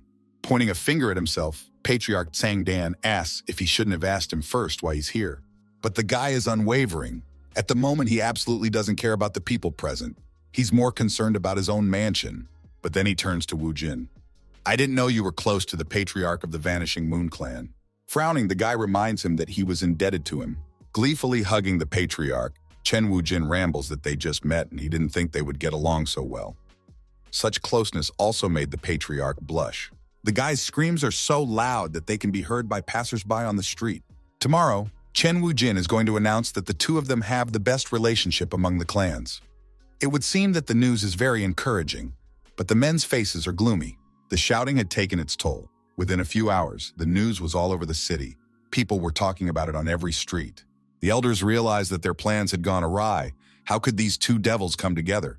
Alas, the three of them had planned so diligently every day. In the end, only Chen Wu Jin benefited. Chen Wu Jin was just being too straightforward, and they didn't even notice that he was a traitor from the beginning. They also ignored the possibility of him joining forces with Qian Dan. If these two joined forces in the future, it was possible that there would be no more peace for the clans. Meanwhile, the men had finally gone on a binge. They had already reached the stage of unrestrained drunkenness. Qian Dan enthusiastically praises Chen Wu Jin's wine. In a drunken embrace, he invites the caster to his mansion to open the carefully kept 10-year cellar, and then they get drunk. Someone suddenly and sharply grabs Chen Wu Jin by the arm and calls him to him. The Patriarch watches with interest. Mu Tangju is left alone with his master. He warns him that Hua Feiwo must be trying to dissuade Wu Jin from going to tomorrow's meeting. Wiping his mouth, the man confidently states that the man will not break the agreement. Although Wu Jin's skills are not excellent, he is a loner. Hua Feiwo might be with him. He does not possess much strength. The man spreads his hands. He believes that the old men of the Azure Wave clan do not know who broke his relationship with Chen Wu Jin and with whose help. The man puts on his outer clothes. Apparently, he is about to leave. He continues, however. Since Chen Wu Jin took the initiative to ask for peace, he is also a wise man. It is not good for the Patriarch to deny him this position of chief guest. With a wave of his hand, he tells Mutan Tangju that they are leaving. In the courtyard, he suddenly rolls towards his servant. The alcohol he has drunk has made itself felt after all. Meanwhile, in the room, Hua Fei is yelling at Chen Wu Jin. He asks why he wanted to charm Qian Dan. In response to the yelling, Chen Wu Jin himself also starts yelling. His friend is as disappointed in him as possible. I was wrong about you. I thought you had a bad temper, but at least you were honest. I didn't expect you to associate with such a despicable clan like the Vanishing Moon clan. The drunken Chen Wujin absolutely doesn't care about his words. He tries to justify himself, saying that he was just being polite to him. Mentally, he reveals his real intentions. Qiandan's house has all sorts of rare and exotic beasts used to increase experience. By all means, he can't miss the opportunity to visit his house for nothing. Hua Fei turns away from the guy, unable to accept the cruelty of his words. Was he really wishful thinking? Ostentatious tears come to his eyes. He dramatizes, "I have no weight in your heart." But his mood shifts abruptly. He begins to tremble with anger. Punching himself in the chest, he recalls how Chen Wujin did not hesitate to use his primordial spirit to save him. In response, the caster looks at him with incomprehensible eyes. Dozens of golden vultures were devouring him. In agony, struggling hard, he tried his best to keep his eyes open. The only thing he saw was a violet glow everywhere, illuminating his raging sea of suffering. It was like a bountiful rain penetrating his body. Folding his arms, the guy gazed at his savior with rapt attention. The system realized that Hua Fei was referring to the Xuanchuan bird. Patting the guy on the shoulder, the caster praises him. "From now on, your primordial spirit is the most perfect in my eyes." With delight, he calls him a big purple eagle. Wu Jin is terribly enraged by his words. Abruptly and forcefully, he slaps his friend. Rubbing his cheek, adoringly, he declares that even so, he still won't get angry. His words leave Chen Wu Jin puzzled. Hua Fei takes his friend's hand. Squeezing it, with tears in his eyes, the guy gratefully explains, "Because you saved my life. All my life, I've had a high opinion of myself, and although I've had many battles, no one has ever fought for me." With slight irritation, the caster pulls out his hand and says he won't do it again. But Hua Fei pays no heed to his words. In a burst of tenderness, he throws himself into his friend's arms, knocking the spirit out of him. On emotion, he says that Chen is his only brother who is willing to live and die with him. Chen Wujin fiercely tries to break free from his embrace. The next day, Wujin pays a visit to the Vanishing Moon clan after all. He's greeted with a polite smile by Mutan Tangju. He asks Mr. Wujin to follow him as the banquet is about to begin. The protagonist smells an unusually pleasant odor. Someone from afar greets him, coming closer. The guy greets Lin Tan with joy and delight. The girl is surprised how he knows her name. The guy flatteringly declares that she is the most famous girl in the celestial empire. Who could possibly not know her name? "Brother Wu Jin praises the undeserved," a familiar male voice booms out. "She is just a singer in the mansion. How can she compete with those surrounding Brother Wu Jin?" Sangdan appears, dressed in idle clothes. The girl is offended by the kind of primitive words the patriarch used to describe her. She tries to flirt with the man, but he cuts her off. She doesn't observe the rules of decorum even though the guests are still here. He tells Wu Jin that the girl lacks knowledge and experience, so he shouldn't pay attention to her. Resentful in his heart, since Lin Tan is one of his favorite characters, the guy feigns contrived politeness and says that the girl is cute. He then gently changes the subject, suggesting that they move to the table. The patriarch agrees. He calls Chen Wujin the hero of the day. All the clans want to greet him properly. In his thoughts, the guy laughs at the patriarch. After all, he's only here today to eat his miracle pills and steal his girlfriend. The system abruptly appears, commenting on his angry monologue. Chen Wujin is once again startled. One of the clan elders comes over to greet him. This is Zhang Peng, the patriarch of the Morning Light clan. The young youth is surprised. He has never heard of such a clan. The system calls for this man to be cannon fodder. There are no cards of him in the game. Naturally, Wu Jin doesn't know him. Are all these people really like this? A thought flashes through his mind as he casts a glance at everyone present. A whole crowd of elders and patriarchs have gathered around the young man. They are extremely happy to meet him and want to drink to him. Wang Tenglong is also here. He is infuriated by such undue attention to the hero. One of his aides whispers to him that the patriarch has ordered them to make peace with Chen Wujin. At these words, a shadow comes over Wang Tenglong's face. The other aide deters the man, saying that their chief can decide for himself. They begin to argue. An exasperated Wang Tenglong shouts, orders them to shut up. Clenching his teeth, he tells them not to be intimidated by the patriarch. It is not a fact that he will listen to him. The man sets his drink down on the table with a clatter. Can he just be a little afraid? Wang Tenglong is so dispersed in his shouting that even Chen Wujin heard him from afar. He doesn't recognize the man at first, but his silhouette seems familiar to him. With an overly luscious smile, Wang Tenglong greets the guy. He pelts the guy with all sorts of flattery, while his assistants awkwardly watch on. Chen Wujin is shocked at this behavior. He doesn't even know how to react. The caster assures him not to worry. After all, he is not here to provoke him today. After all, they too are considered friends of the Vanishing Moon clan. Listening to all this monologue, Chen Wujin tactlessly states that he had hoped that the man had died long ago at the hands of Ye Lingchen. Xiao Qing intervenes in their dialogue. Wang Tenglong, you don't impose yourself as a friend. We all remember when I insulted Qing Zhao's sister in the beginning. The girl herself is also here, she asks to ignore the man. Wang Tenglong tries to avoid the conversation as politely as possible while a shadow comes over Wu Jin's face. But the guy puts on a peaceful mask and spreads his hands. In fact, it's easy to talk about other things. But his girlfriend's condition bothers him a lot. The guy's facial expression becomes angry. Sensing something amiss, Sangdan bursts into the dialogue between the two men. He casually asks for a favor. Making the situation worse, Hua Fei joins the conversation. He begins to be rude to the patriarch. Chen Wujin's entire company gathers around them and continue to be rude to the man. Gong Yao tries to smooth the situation, but no one listens to her. In this cacophony, something off to the side catches Chen Wujin's attention. Ling Tan stands in the doorway, shrinking back. Observing the whole disappointing scene, she turns around and is about to leave. Her reaction is incomprehensible to Chen Wujin. The guy frowns as he watches her departing silhouette. With a quick and wide stride, the girl crosses the entire courtyard while the surrounding people are distracted. Wu Jin quietly and stealthily follows the girl. To himself, he ponders about her. He remembers that her character was described in the game as loving, determined, and valiant. From around the corner, he watches as the girl asks the cooks to leave the kitchen, for the hallmaster has asked her to prepare some appetizers for him personally. The girl warily makes sure that all the cooks are out of the kitchen. When she is satisfied that she is alone, she confidently turns around to the food being prepared. The girl opens the lid, revealing the rich soup. Lin Tan collects saliva in her mouth and spits into the pot. From her sleeve, she pulls out some kind of bottle. The girl drops a few drops into the porcelain teapot. A poison of this level won't be able to poison Sangdan.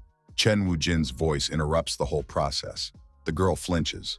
Leaning against the jam, the young man confidently states that his cultivation level has long been at half poison, and this stuff will only make him temporarily sick.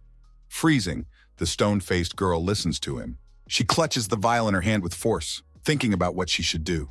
Putting on the mask of a silly girl, she asks, "What is young Master Chen Wujin talking about? Why can't Ling Tan understand?" Shaking the jar, she explains that she just added some spices to taste. But of course, the guy doesn't believe her. He pours wine from the very same vessel. Bringing the cup dangerously close to the girl's mouth, Chen Wujin wonders if Miss Ling Tang would like to taste the wine herself. The girl tries her best to pull away. Here's her hand already preparing to swing. But Chen Wujin dodges just in time and her hand flies by at high speed. The girl still continues to fight him, shouting at him to mind his own business. The guy successfully secures another of her punches. He asks why the girl wants to kill King Dan, but the girl only repeats that it's none of his business. The girl wonders what he's going to do. A disturbing thought flashes through her mind that she must not reveal herself, because it is very important. "It's very important," she repeats, squeezing her eyes shut. Folding her arms, Wu Jin demands that Ling Tan tell him about her feud with Qian Dan. In embarrassment, the discouraged girl interjects. "And I told you that Wu Jin's brother secretly slipped away," a cold voice interrupts them. Folding his hands behind his back, with a grim face, Qian Dan asks if he really liked his concubine that much. Both the guy and the girl froze. Lin Tan's eyes went wide. She panics, trying to find an excuse. Perfectly portraying nonchalance, Chen Wujin jokes, "Who doesn't like beautiful women?" The young man asks the patriarch to relent, which casts a gloom over the man's face. The girl is embarrassed by the words of the caster. She cries out for him not to talk nonsense. Ling Tan explains that she is here to prepare Qian Dan's appetizers, and she ran into Chen Wujin completely by accident. Finally putting on a fool's mask, the guy confirms the words, saying that he came to see what precious wine varieties are available, since the previous ones were completely tasteless. Thoughtfully, he calls Lin Tan too petty as she won't even let him take a sip. With a half smile, the patriarch confirms his concubine's wrong. He picks up the ill-fated teapot and offers to drink from it. With amusement, the man tells the young man not to be shy. From this turn of events, the girl becomes anxious again. Meanwhile, Chen Wujin takes the utensil and starts drinking straight from his throat. Wiping his mouth, he says that this is a great wine. It's been a long time since he drank such a thing. The guy strongly praises Qian Dan. In his mind, it flashes through his mind that the poison tastes disgusting. With a chuckle, the man says that he is glad that Wu Jin liked it. Hugging the man, the caster asks to see the patriarch's other treasures as well. The man was just waiting for these words. The two of them, in each other's arms, go off to inspect the chambers of Sandan, completely forgetting about the girl. The system asks the guy if he'll be all right, given that the poison is now in his system. He assures her that she shouldn't worry because he didn't even drink the wine. Thanks to the magic props he made himself in his spare time, it seems that it's impossible to defeat the magic, but it can fool the cultivator. In the background, the patriarch is listening to Chen Wu-jin's monologue with concern. He asks why Chen Wu-jin has such a mean smile on his face. The young man justifies that he is happy to see such precious things of his brother. For seconds, they stare at each other in silence. Blushing, the patriarch offers to hurry up, Chen Wu-jin finding his reaction ambiguous. But then the whole atmosphere is cut short by someone's shout. It is Xiao King. In tears, she cries out that Yunling is missing.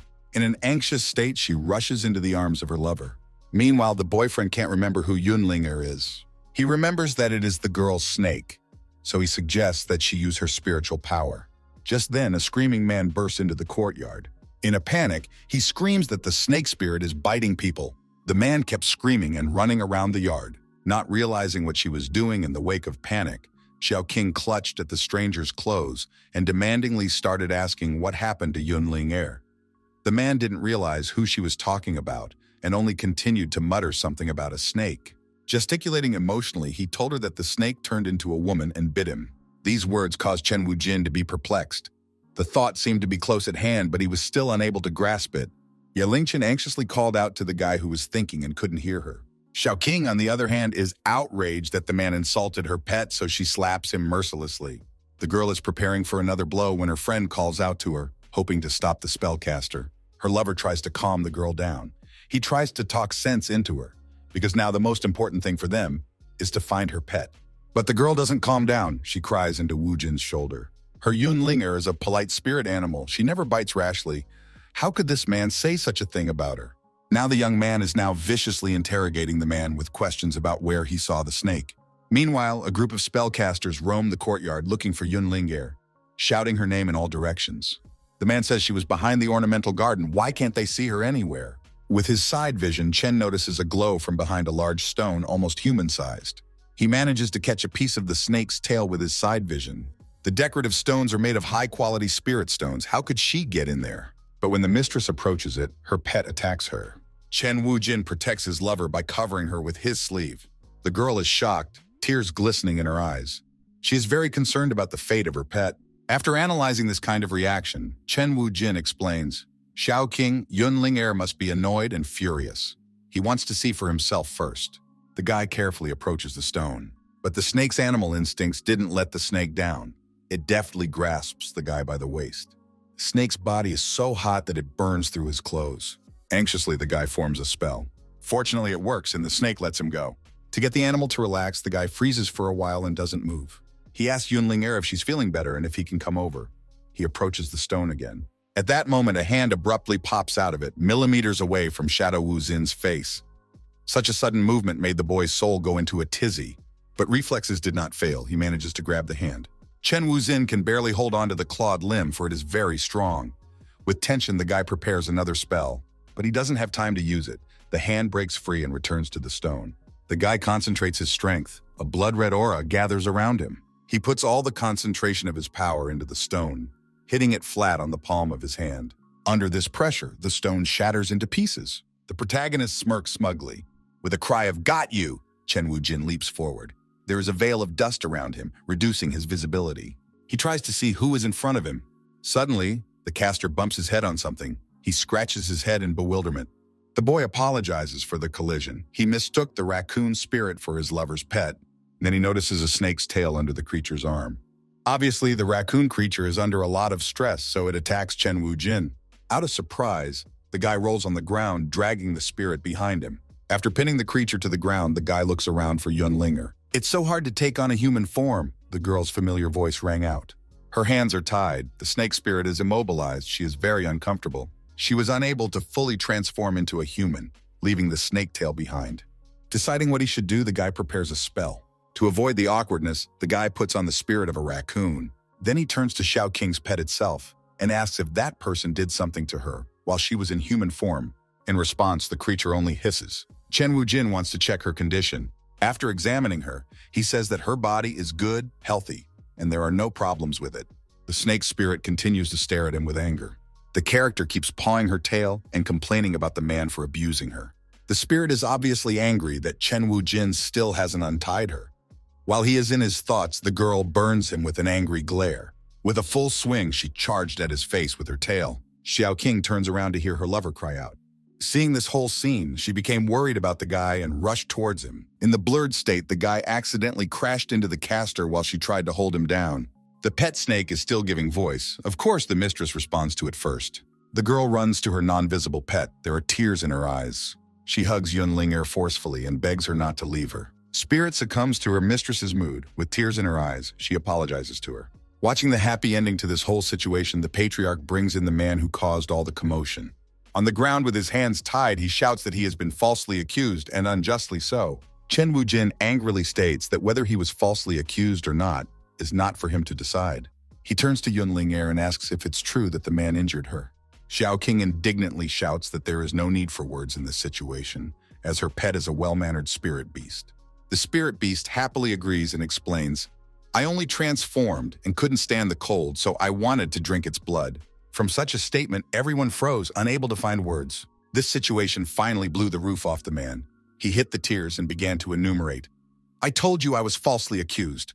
She sucked all my blood, and you beat me up too." Realizing their position and guilt, Chen Wu-jin and Xiao King bowed and apologized to the man while Qing Zhao started to untie him. Just then, Chen Wu-jin awkwardly pointed at the man's clothes. It appeared to have been torn by the creature's claws. Angrily, he points to the side. It was that woman who scratched it. There is the scraping of claws on metal. The raccoon spirit had no problem getting out of the handcuffs that restrained it. After looking her over from head to toe, Chen makes a mean joke towards the creature and she calls him a brute. The girl is beyond pissed off. She calls humans the most annoying animals. Wu Jin asks Qiandan if this animal spirit belongs to the patriarch. But the man can hardly remember. His house is too big. It's not unusual to have several animals. The girl interrupts his monologue by saying that she doesn't think so. Hordes of eyes burning red light gather behind her. There are more than a few of them. Here a clear, sunlit day is replaced by clouds and darkness of a blood-red aura. This is a very strong demonic aura. Yelingchen tries to shield her face from its flow. It doesn't look at all like it could come from creatures living in an ordinary backyard. Yelingchen walks over to Chen Wu-jin and grabs his shoulder, wordlessly offering him his help. The spellcaster says he has no problem straightening up on his own, as he has experience in this matter. The man tenses all his meridians and forms a spell. He releases a golden glow from his hands, and with all his might, he thrusts it forward. A creature with a nightmarish face and sharp teeth comes forward, causing the guy a wave of fear. He jumps up and goosebumps run down his back. The creatures frightening the young lad kept coming closer and closer, extending their clawed hands forward. Xiao King doesn't understand where these women came from. Qing Zhao explains. The werewolves seem to be under the influence of some poisonous substance. This poison has caused an explosion of animal energy in their bodies, and they can't control it. That's why they couldn't fully transform into human form. Using the power of her bell, the girl prepares a defense spell. Chen Wu-jin asks the girl what to do. The girl replies, before she finds out what kind of poison it was, as long as there is more powerful demonic energy, it should be suppressed, directed in the right direction. Flexing his fists, the boy prepares for battle. The hordes of creatures are all advancing while the heroes are surrounded by Qing Zhao's protective barrier glowing green. The beasts are already swinging their clawed paws, preparing to tear the humans to shreds. With a defense spell, the goddess scares them away. The spirits retreat back a little. The woman directs another spell towards the animal-like spirits. Some of them are wounded. The raccoon spirit curses the woman angrily, hiding her face in the palm of her hand. Tears of despair and pain well up in her eyes. Suddenly, one of the spirits tries to calm her down, advising her to retreat. Taking a step forward, she declares that Chen Wu-jin should be ashamed to compete with those weaker than him. Simply put, they are those who are not as skillful as others, especially since this demon goddess has already sucked out their uncontrollable demonic power. The woman gets on her knees and asks the caster to just let them go. The guy takes his eyes aside and ponders her words. "Young master, please help us." The woman's voice did not change in the slightest, remaining as pitiful, but her face, hidden by her hair, was distorted by a sneer. Suddenly, the young man noticed some movement downstairs. With a cry of begging for mercy, the woman abruptly extends her hand towards Chen Wu-jin's face with the intention of scratching him. Her face contorts into a vicious grimace, but Chen manages to dodge and intercept the woman's hand. But she is not disappointed in the least. With a smile, she states that she knew he would do this. Her other hand begins to glow red. Unfortunately for the caster, He notices it too late. It turns out to be some sort of unusual glowing stone. The woman points it towards the caster's stomach. All the girls are shocked by this turn of events. They try to warn their friend. With an evil smile, the spirit woman explains, "I didn't expect this coral crystal to turn out to be a sacred object designed to suck energy out of people. In a short time, its yang energy will become hers."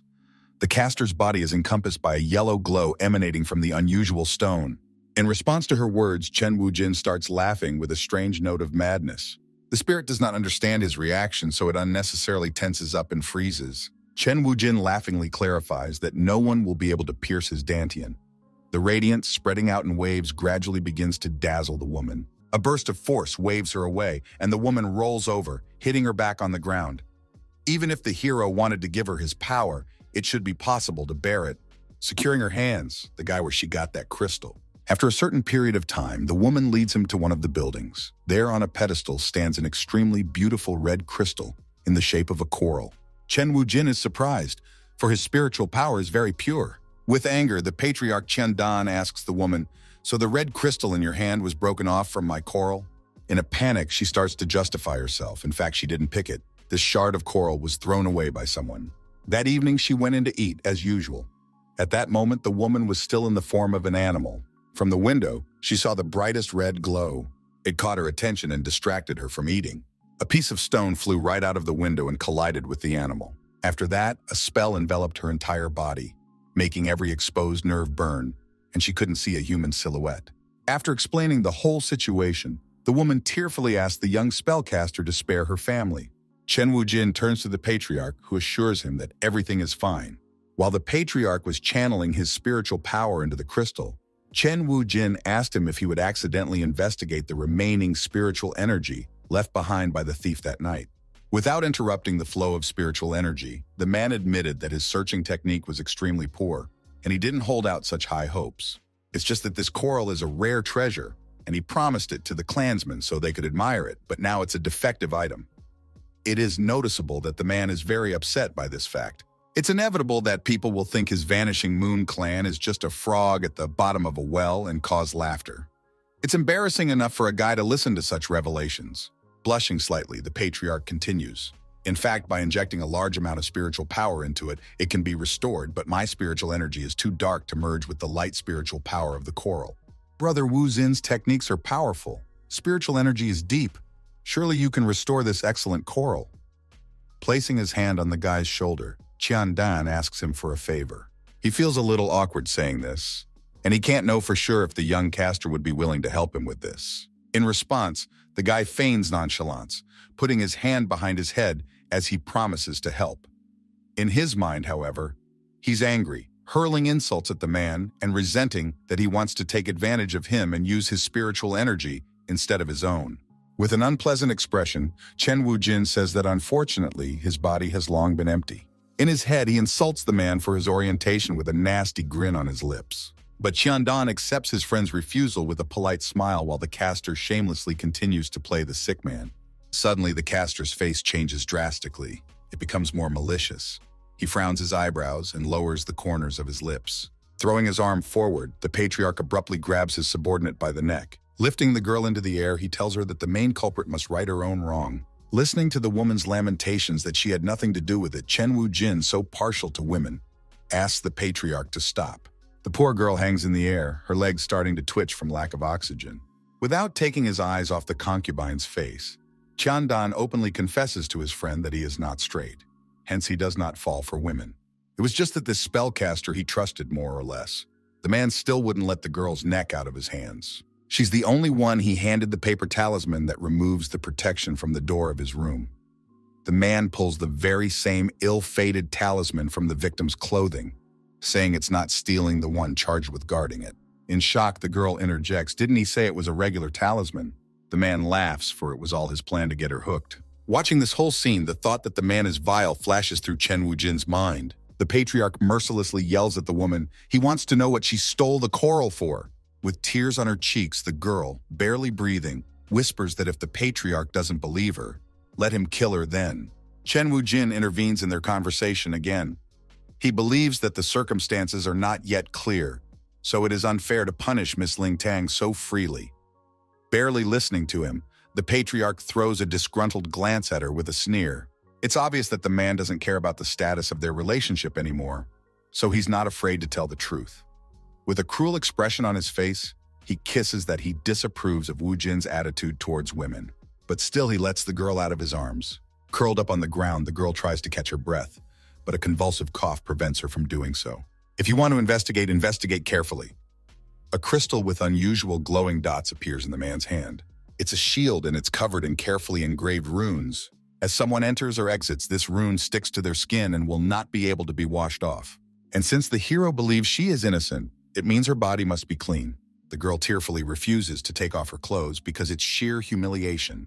Other girls also think that forcing her to undress in public is disgusting. They are totally against it. It seems she doesn't want to, Brother Wu Jin. You begged for her in vain, the patriarch says mockingly, not taking his eyes off the trembling girl on the floor. Waving his hands to the sides, he continues, "In fact, it would be easy for me to let her go if only this coral were as good as new." In tears, the girl cries out that she will take off her clothes after all. Chen Wu Jin hesitantly calls out the girl by name. The girl says that this is her mistake and she is not worth the young master's spiritual strength. The girl throws off her outer garment. Chandan continues to press her. He says she didn't take off all her clothes. From the feeling of humiliation, the girl is filled with anger. Tears of despair appear in her eyes. With the help of magic, the man tears off the rest of her clothes. With anger, he says that if she has already decided, let her go to the end. But no sooner do her clothes fly off her than the girl is covered by a cloth. Chen Wu Jin gives her his outer garments, graciously covering her nakedness. Unhappy with this turn of events, the patriarch clucked disappointedly. Ignoring his reaction, the guy prepares a spell. With his finger in the air, he diligently writes out the proverb. Finally, the spell is finished and it begins to take effect. The heroes begin to see the events of the very day the piece of coral broke off. A thief of unknown origin, uncovered by a completely black robe that hides even his face, is preparing a spell that will help him pass through the protective barrier. Xiao King asks, is this the one who came to steal the coral? The shield was unlocked without using a spell. Everyone watches the vision of the thief carefully. The man forms the same spell from the proverb, and a purple glow floods all around. It also surrounds the red crystal. In a familiar scenario, a crack spreads on one of the branches of the coral. Apparently unexpectedly, and for the thief himself, a piece breaks off and flies away. It breaks through the glass of the window and flies out into the street. Obviously, the thief did not expect such an outcome, so he runs away in a panic. It turns out that when the coral was attempted to be stolen, this action is what caused him to be repulsed. With a disgruntled face, the patriarch declares that Wu Jin is good at what he does. He wonders, since there is such a powerful tracking technique, why did he let Ling Tan take off his clothes? Brother Chundan only said that he wanted to find a thief, but how can a thief become a thief without going through a disguise? So the tracking technique is ineffective, Chen states nonchalantly. Without changing his cheerful intonation, he throws a stone at the clan patriarch, saying that he is so cruel that he forced the young lad to make an effort. Chen Wu Jin, with his knowledge on women, says that if you compare the figure of a girl with that of a thief, they are different. Hence, Ling Tan cannot be a thief. With a vile and villainous grin, he continues, "It is better for Brother King Dan to find out which new favorite is teasing him." At such words, the patriarch presses his lips together in displeasure. But then their conversation is interrupted by the appearance of the other elders. Zhang Dalao, the head of the Trading Moon clan, greets the patriarch with politeness and a smile. But upon seeing the whole unfolding scene, he cries out but can't find the words. The old man is outraged. How dare Chen Wu Jin embrace the concubine of Patriarch Chandan? Xiao King immediately rushes forward to defend her lover. She explains that Chen Wu Jin is only helping in the name of justice. But the old men are not convinced by this. Didn't he rely on his high level of cultivation, doing the girls some favor and making them feel grateful to himself? The old men keep grinding his bones. They all saw him when they were at the Lintao competition. Xiao King realizes that they are right. She can't even contradict them. Lowering her gaze, the patriarch tries to gloss over the topic. No need to put Brother Wu Jin in a difficult position. Although I don't understand it either. No animosity, no hatred. Chen Wu Jin squints a disgruntled face as he hears the patriarch wonder aloud why he wants to greenwash him. Obviously, the patriarch is implying treason. These words finally turn the people against the caster. They begin to resent his baseness. Dalao is deeply offended by the guy's rude and disrespectful behavior. He demands that the patriarch show him no more mercy. The man continues to play out the scene. He says it's just his family business. He changes the subject. informing everyone that the coral that is meant for all public viewing has been damaged. The patriarch is determined to make Chen Wujin a scapegoat, so he unleashes all the dogs on him. He vehemently demands that the divine power coral of this Sihai province be repaired personally by the caster himself. His system tells him not to let Chen Wujin do it, because this coral sucks out a person's spiritual power. He will only lose more and more. The guy calms the system down, after all. He knows all this himself. It's just that Qiandan wants to get his spiritual power for nothing. In his thoughts, he continues to insult the patriarch for his orientation. Turning away from the people around him, the young man asks the system about modeling the coral. A spellcaster from the Spirit Lord clan warns her associate. She believes these people are in cahoots, expecting the luxury of sharing his spiritual energy. But the intentions are so pure, on the contrary, simple. Since Patriarch Qiandan places so much importance on a grain of coral, what's the point of just fixing it? Stroking the stone, the caster asks. Even if he uses the spiritual power of a lifetime, there is still a limit to how much this grain of coral can help in cultivation. Since everyone came here for this coral, how can we not share a piece of the pie? The elders agree with the young lad's words. Chen Wujin confesses. Although he finds it hard to control his feelings, he still feels guilty in front of brother Qiandan. Therefore, he has decided that he himself will go to Sihai province to dig up the entire divine power coral to apologize to everyone. Everyone around him is surprised by such a strong and powerful statement. From such words, even the patriarch couldn't hold back his stone face. It distorted in great surprise. The old man, however, tries to stop the young caster. You are crazy. Do you know what is located in the Sihai province? Sihai province is a lonely island surrounded by the ocean on all sides. The most ferocious and ancient beasts have gathered there. Even if a guy has skills, snatching the divine power coral and saving the ancient beasts is just a dream. But Chen Wujin disagrees. He still has to try. That's when he offers the patriarch a disgusting proposal. He wants to buy Ling Tan if he can dig up the entire bush in Sihai province. But Sang Don doesn't trust him. What if the guy leaves now but doesn't go anywhere? The guy agrees, saying, "Good point." Coming closer and putting his hand on the patriarch's shoulder, he smilingly offers to go with him to Sihai province and watch him dig for coral. An elder of the Trading Moon clan remarks that this is very strange. But the others think this idea is very successful and good, so they actively support it. The patriarch, on the other hand, is embarrassed and mentally calls them a herd of idiots. He speaks out. Since Chen Wujin has such an attitude, he will have to do as he wishes. In his mind, he plans to finish the guy off when he fights the monsters in Sihai province. With an agreement, they shake hands. After a while in the carriage, Xiao Qing wrings out a cloth. She wipes her lover's face because he has once again become ill due to motion sickness. Chu warns him once again. This time he's going to Sihai province. Qiandan is definitely against him, so he should make arrangements in advance. Gong Yao. I asked him to tell her why he is looking for coral for the patriarch. The terrain of Sihai province is hellishly evil. The guy explains while scratching his head that the divine power coral is a good thing. Even without Qiandan's performance, he wanted a part too. Stepping out of his wagon, Chen Wujin looks at the neighboring wagon. Through the curtain, two silhouettes can be seen. They are Mu Tantanju and Lin Tan. The girl is placing a handkerchief on the guy's chest. She channels her spiritual power into it, making everything burn with a blue glow. Thanks to her abilities, a character appeared on the man's chest. Frowning his eyebrows, the guy expresses what had been on his mind for a long time. He thought that destroying the coral of divine power would be a blow to the Sandan. How arrogant of him. Ling Tan explains to him that the two of them are not good enough to fight the patriarch. This time, if it wasn't for Chen Wuqing, she would have poisoned him, and it would have been revealed. The girl prepares to leave the carriage before instructing her fellow man. Anyway, let's not do anything rash. I'll go to Qiandan first and you rest. But suddenly the whole atmosphere is interrupted by Chen Wujin, barging into their carriage without asking. He sees that she failed the concealment spell. The guy decides to help and finish it.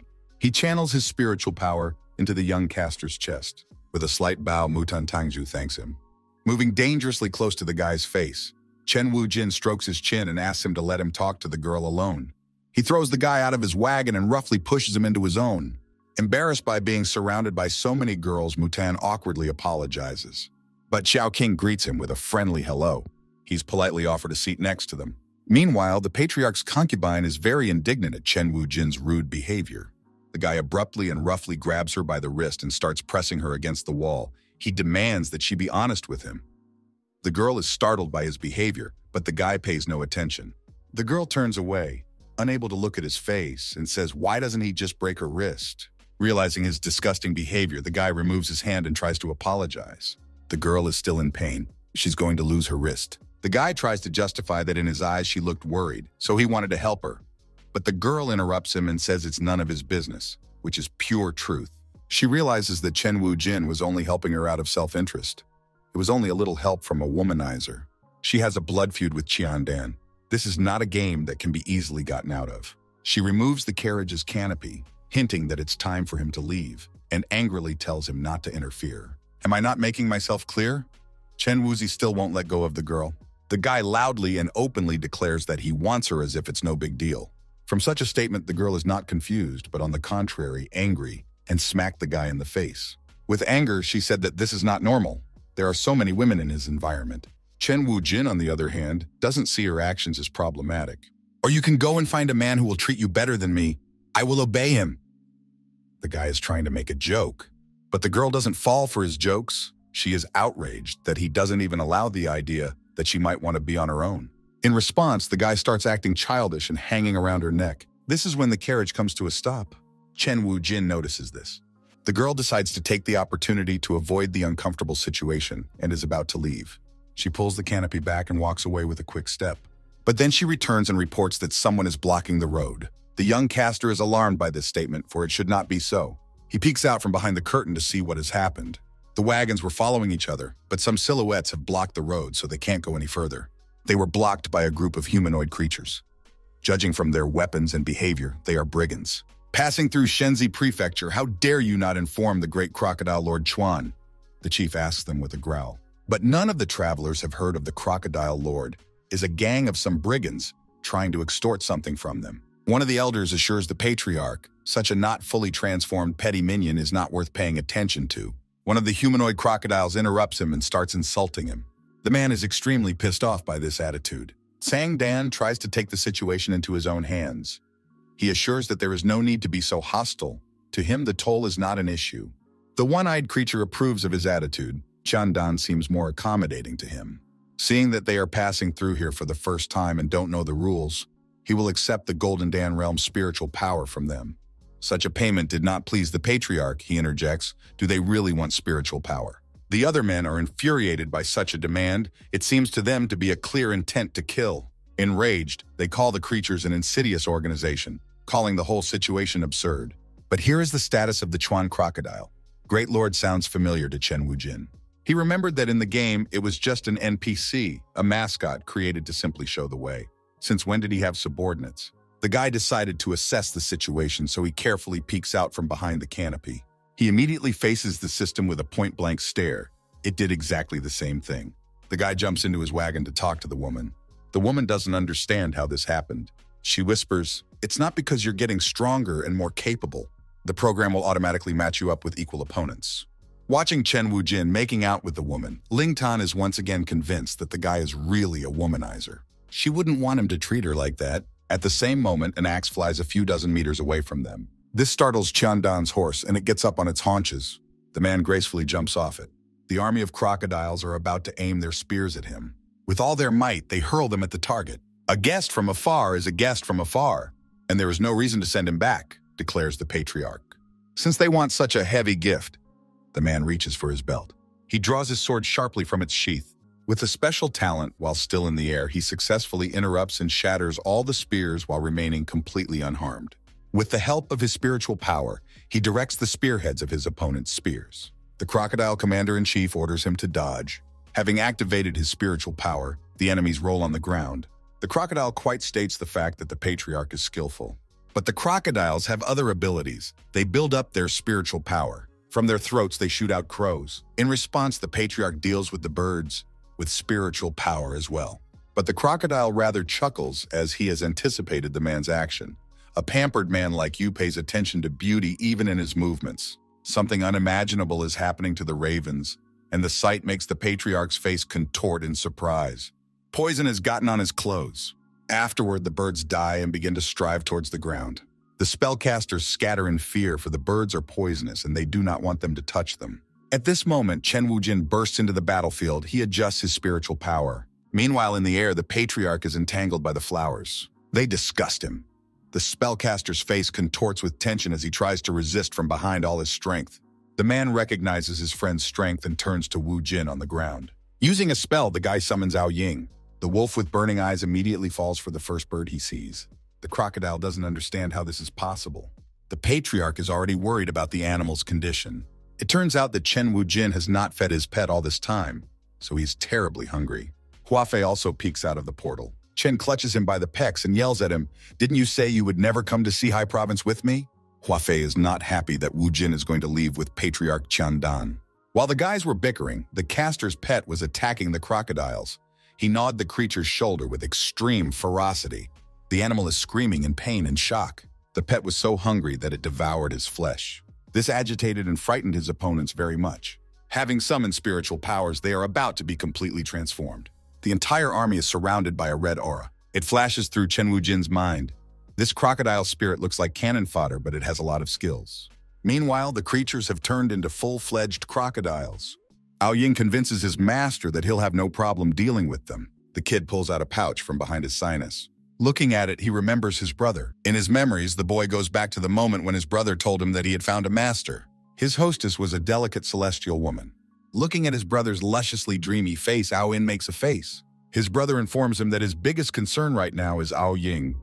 He rummages through his pockets, looking for something useful. When he finds the pouch, he tells him about it. This treasure has been passed down in their family for thousands of years. The reason why man has become the spiritual head of all things is that he can use tools. The boy reverently accepts from his brother. His brother gives him an admonition. This pouch will help you when you find yourself in trouble. Remembering all this, Ao Ying pulls out the contents of the pouch with his clawed paws. But it turns out to be just a ball of unusual coloring. Wu Jin's pet twists and examines it from all sides. He presses a button and the halves of the ball come apart and release what is inside it. It is a stone of unknown origin, inscribed with the words, "Reverse Divine Lightning of the Five Elements." He confidently lifts the spherical stone with the intent to strike. With a shout of, "You die here," the guy takes a swing and throws the ball forward with all his might. The object hits the crocodile on the nose, but there's no reaction. It bounces off and rolls on the ground. The animals laugh at the boy. The humans aren't left out either. Covering their mouths, they chuckle quietly. Chen Wu Jin, on the other hand, covered his face in shame. Aloud, he utters that it seems that his pet's breed is not so reliable. Tears come to the boy's eyes. Couldn't his brother have lied to him? With a sneer, the crocodile gently lifts the balloon with his claws. Up close, he examines it and says, "Such a thing without aura fluctuation can't even kill a rat." The other crocodile says he has a hypothesis about this thing. Could it explode? The crocodile laughingly replies that it is absolutely impossible. Meanwhile, elsewhere, there are also quite important events taking place. Amidst volcanoes, lava, and high temperatures sits a human pet. A woman demands that wine be poured for her. Ao Ying's brother gladly complies with the order. The guy's nose itches and he begins to sigh convulsively. Then he sneezes violently, knocking over all the wine. The woman is surprised that he has been following her for about 100 years, but he caught a cold just today. The guy explains that it's just an itchy nose and nothing like that. He pours the wine again. Say, this sneeze. Could it be Ao Ying scolding me behind my back? It can't be because of the reverse divine lightning of the five elements. The brute mutters to himself. The Sky Dweller interjects to ask what he means. Such an imposing name? The boy smiles and explains that once upon a time, he tricked his brother into playing a game. When he left home, he gave his brother a sack. In it, he would put some useless, rusty junk he had inherited from his ancestors. The woman listens to the story with interest. With this, he wanted to tell him that when you're the world, you can't rely on anyone but your own paws. The woman confirms that she remembers a little about his clan. She takes a sip of wine and is about to tell her story already. About 1,000 years ago, there lived the Thunder Emperor Zijin, the famous power of the 4 seas and 8 deserts. It was then that the ancestors of the wolves began to serve left and right, although Thunder Emperor Zijin was attacked and killed by his enemies a few years later. But the wolf ancestors still managed to survive. Back then, Thunder Emperor Zijin's most famous one-time magic treasure was called the 5 Elements Reverse Divine Lightning. The woman mysteriously glanced at her acolyte and asked with interest, "Do you think it's possible that what you gave to your brother was a true reverse divine lightning of the 5 elements?" The guy only gaped his mouth open in surprise. He didn't even know what to answer. Huafei was very angry at his friend's mockery. Rolling up his sleeves, he says that he can't just look at it. Moving closer to the guy, He affectionately strokes his back and tries to reassure him that they'll figure it out. At this time, the gift from Aoying's brother starts to glow in the beast's paws. Chen Wu-jin is the first to notice it. It seems like something maximally bad to him. He asks Qingzhao to use the green bell. Clasping the bell between her fingers, the girl begins to recite a spell. Meanwhile, the glow intensifies and spreads in waves from the ball-shaped stone. But the crocodile does not realize what is happening. Suddenly, all the animals in the vicinity are struck by purple lightning. Gradually, the creatures begin to be drawn to the ball, the others who can scatter to the sides. One of the crocodiles says, "Boss, it looks like it's really going to explode." If there's any chance it won't explode. Then the unimaginable begins to happen. A black hole forms in place of the balloon, which begins to suck in everything around it. Its power is so enormous that it attracts trees, pulling them out of the ground. It seems as if all hell has broken loose on the earth. Everything around it flickers and flies in the air, hiding in the dark hole. Gradually, it begins to attract people with wagons and horses. Surrounded by purple lightning, the patriarch screams, "What the hell is going on? Why is there such a powerful artifact in the lower world?" Hissing curses, he frantically rummages through his hands. The caster pulls out some kind of unimaginable spherical artifact. Rays of light emanate from it, which gradually begin to surround the people and their belongings. But still, they couldn't be saved. They were too close to the black hole. Following them, they shout to Chen Wu-jin that they will definitely come back. Here, the black hole, on the contrary, begins to shine with white blinding light. But the hero and his team manage to escape with the help of Qizhao's protective dome. The girl tries her best to hold him back. At the place of the unfolded hell left a huge funnel. From it emanates faint streams of smoke. The heroes were able to escape. Qingzhao was frightened by the terrifying power of the artifact. Not only did the heroes manage to escape, but Lin Tan and Mutan Tangju remained more or less unharmed. Shocked, the girl can't believe her eyes. Is Qiandan finally dead? Tearing off the blindfold, the young spellcaster rejoices in his freedom. But Chen Wu-jin spoils the atmosphere by informing him that they rejoice too soon. The reverse divine lightning of the 5 elements is indeed capable of destroying all things. However, Aoying's spiritual power wasn't enough. Only 1,000th of the power of the 5 elements reverse divine lightning was utilized. Yelingchen asked, "Do you mean that everyone was just sucked in?" Chen Wu-jin nods affirmatively. Well, and besides, in the moment before the explosion, Qiandan activated some precious magic weapon to protect everyone. Xiaoqing recalls that her lover's pet and Hua Feiwo was also sucked in. What will they do? Chen Wu-jin assures her that they can handle it. Mutan is like on pins and needles after Chen Wu-jin's words. He wants to know exactly what will happen to Qiandan. The guy confidently states not to worry as he has his own way. Just now after the explosion, he suddenly remembered one very important thing.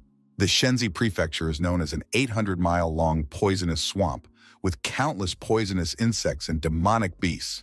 It is uninhabited and hides quite a few secrets. The mention of Crocodile Lord Chuan only now reminded him of the most important thing in the middle of the game, and the revival of the demon race. And a month later, the news spread that Yelingchen had obtained a supreme inheritance in Shihai province. The spellcaster had an epiphany in his head that all the clues are on the Chuan Crocodile Lord.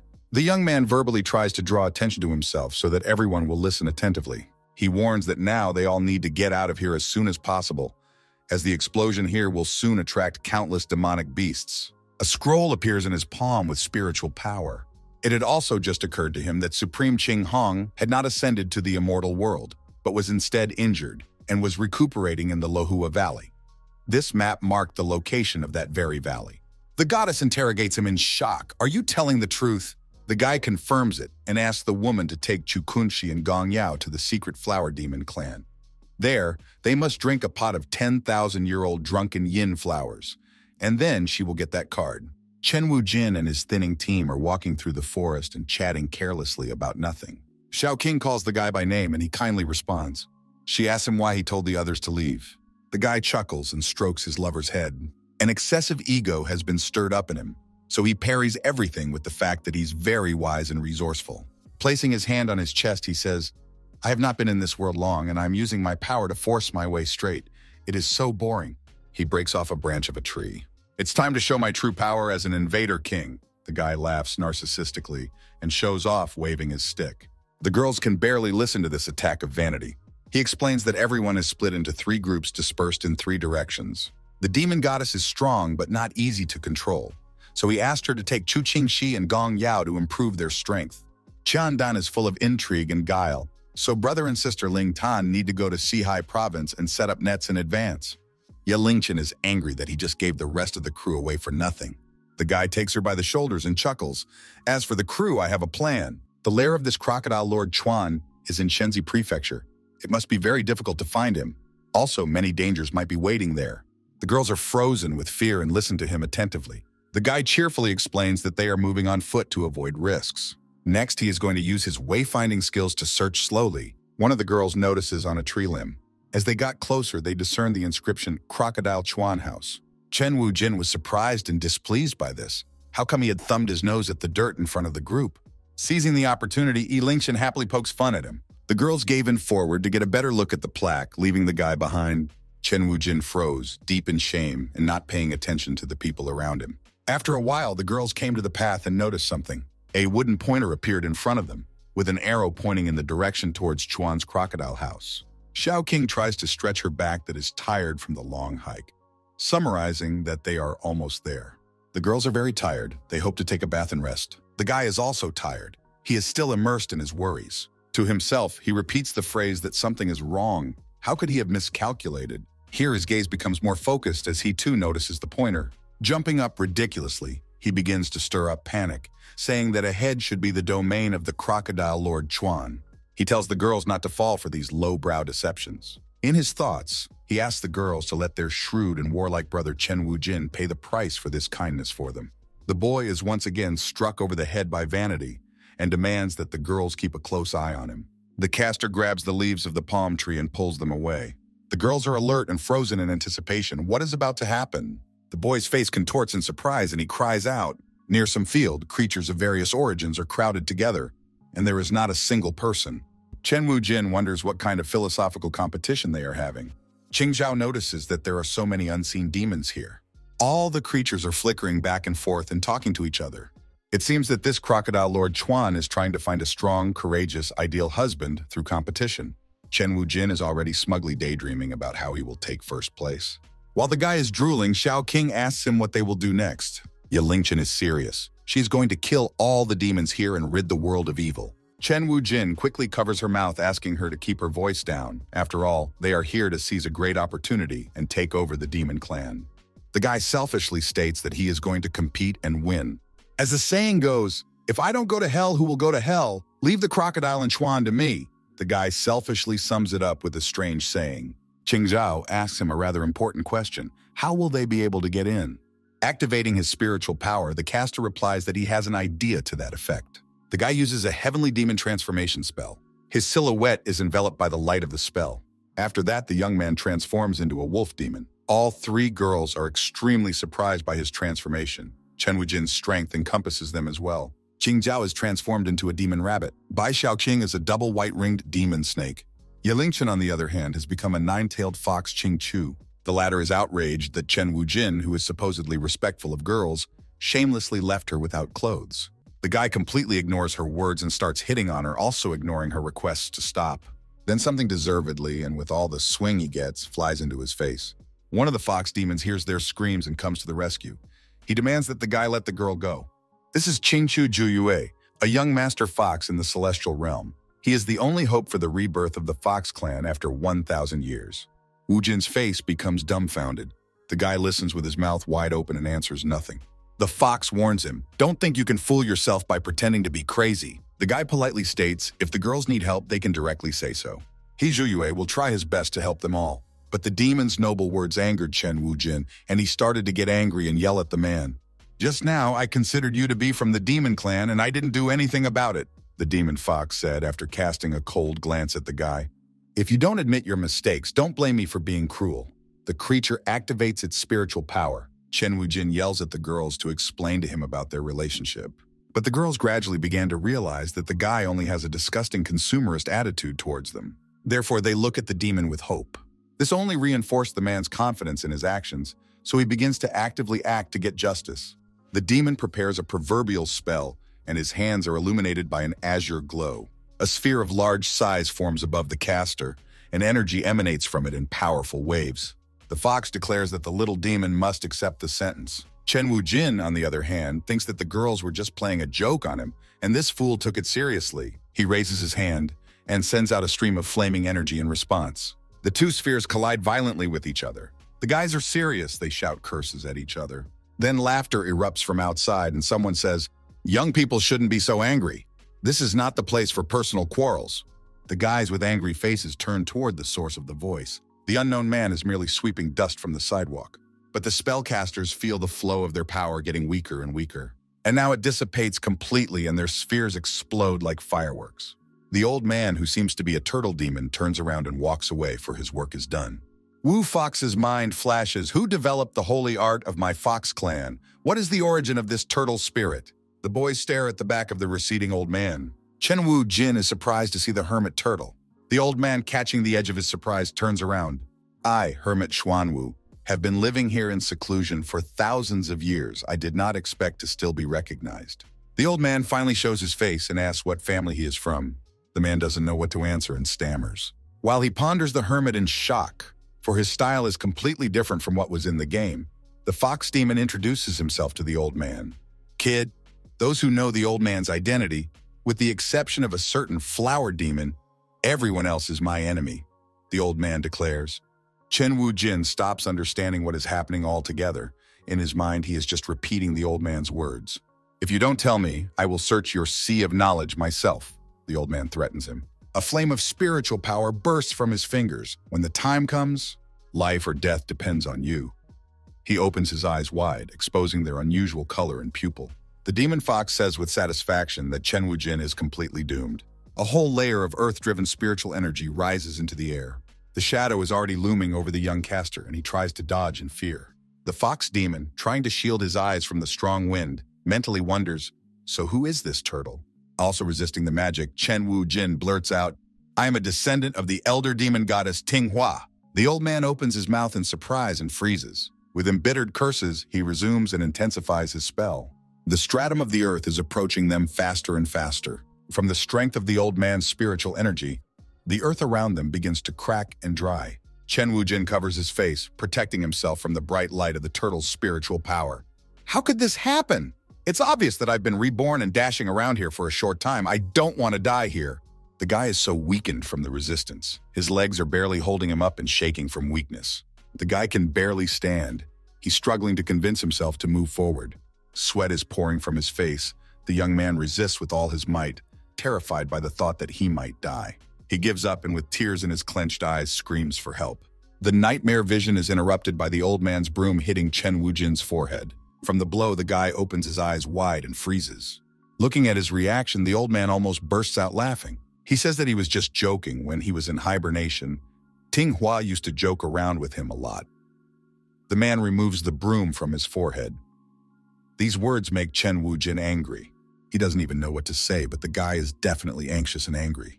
Remembering too late about propriety, the grandfather asks if he minds. The guy realizes that it's not his place to be indignant right now. So with awkwardness and a note of fear, he agrees with the old man. After his words, the old turtle man announces that he is leaving. The boys silently watch his receding silhouette in silence. The demon fox is not satisfied that Chen Wu Jin managed to get a good relationship with that turtle. He persistently convinces himself to forget about it after all. Thanks to him, he was able to save himself. Chen Wu Jin notices Fox burning him with his gaze from afar, so he asks him what he wants. In response, he throws in a threat. Don't let me see you in the competition. Otherwise, the guy characteristically swipes a fan along his neck. Listening to his threats, Chen Wu Jin only lets out a chuckle. He defiantly turns away from the guy and says that he will wait for that. The guy, for some reason, thinks that the girls are going to apologize to him and says that there is no need to do so. But then someone's hand comes toward the unsuspecting and befuddled Chen Wu Jin. Ye Lingchen slaps him with all her might, demanding that he finally give her clothes. Her shriek was so loud that it woke up the birds and they anxiously started to fly away. The guy is angry and yells at the girl, even though her demand was perfectly adequate. He's also angry about the fight with the demon turtle. He begins to analyze it and realizes that he still lacks skills. Listening to his monologue, the system notices that the hero has finally grown up. Noticing her appearance, the guy begins to take out his anger on the system. He starts blaming her for all his problems. The woman asks him to stop. The girls calmly observe how their partner is gradually going crazy. They remark that there is really no need to worry about such a scumbag. Chen Wu Jin shoves the system back into her body to think about her behavior. Just then, he is distracted from his occupation by Xiao Qing. She picks up Chen Wu Jin's paddle and asks when the demon goddess gave it to him. Picking it up, the girl smells its good scent. With embarrassment, the guy remembers saying goodbye to the goddess. The woman held out her petal to him. She explains with great seriousness, it is a petal from her own flower. A flower is like seeing a person. She holds out the petal to him, asking him to keep it for her, since it is very important. Xiao King realizes that this is the sign of the demon goddess. In that case, she should take good care of it. The guy pensively tries to remember what he wanted to say. One of the demon birds voices throughout the forest that registration for the contest ends in a quarter of an hour. Flying up to the heroes, the bird repeats this once more. The judges ask the contestants to register as soon as possible.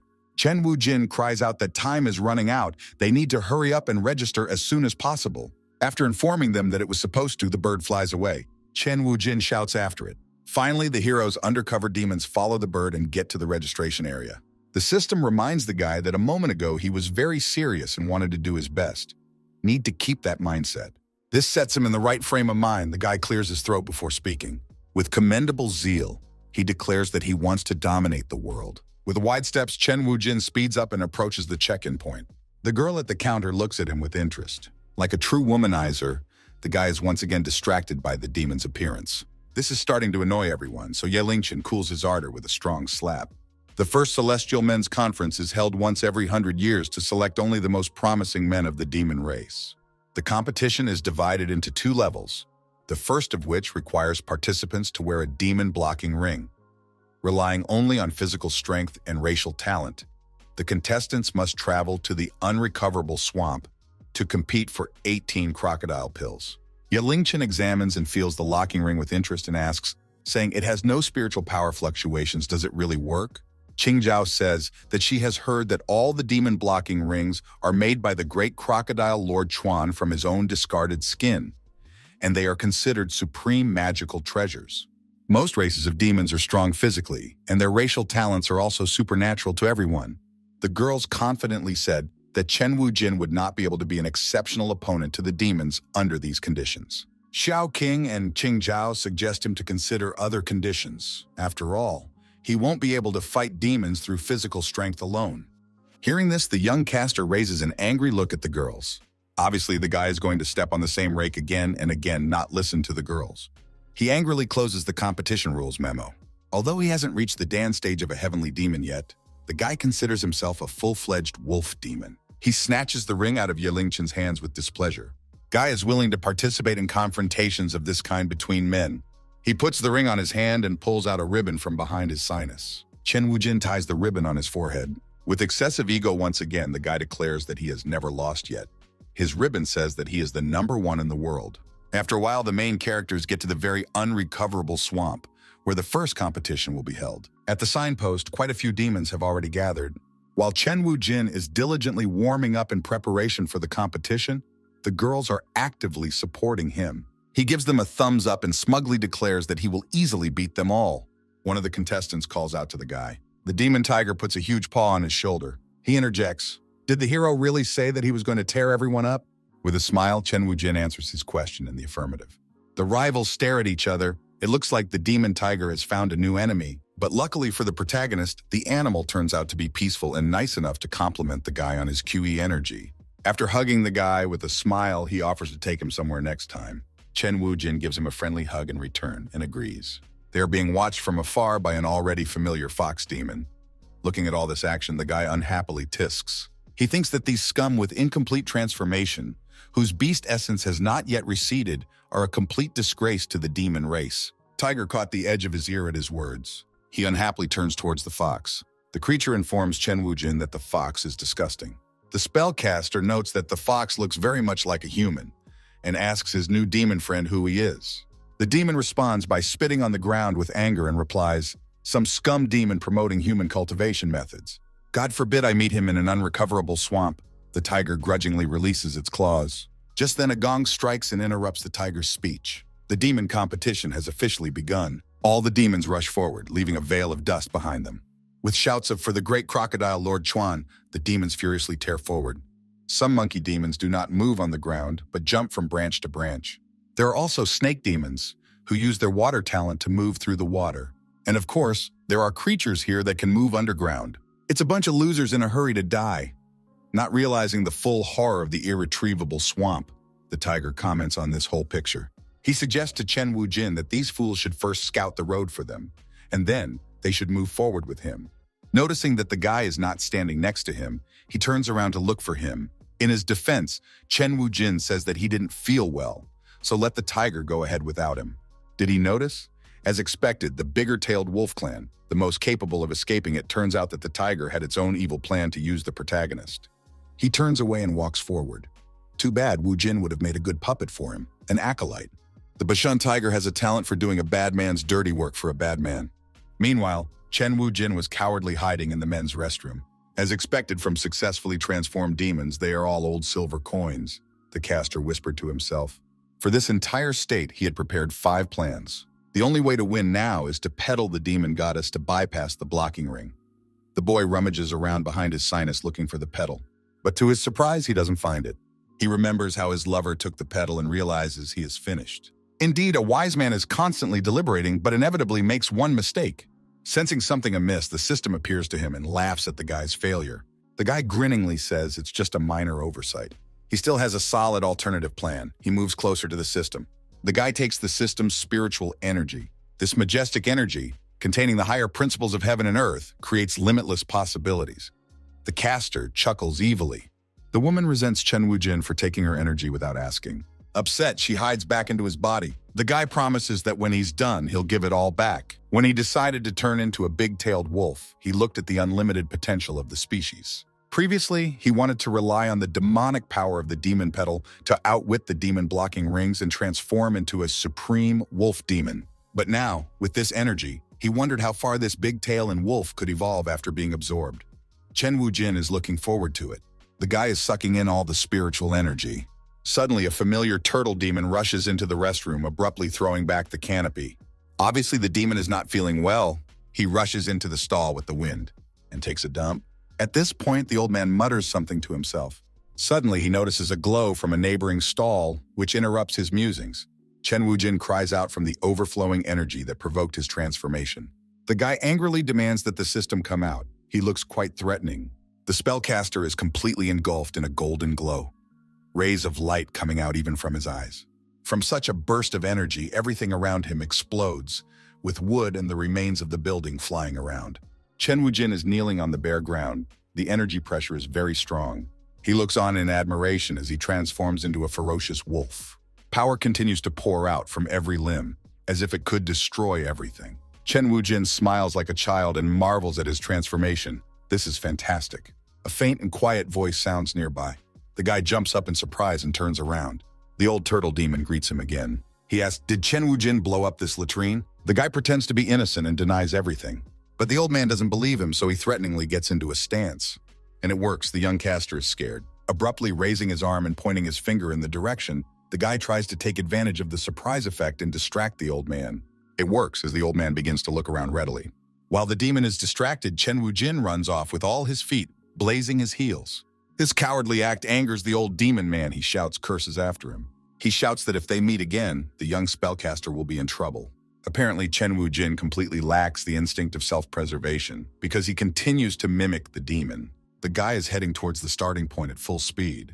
The demon who opened the competition looks back in bewilderment as an extraneous noise caught her attention. Chen Wu-jin rushes past her at breakneck speed, finally ready to participate in the competition.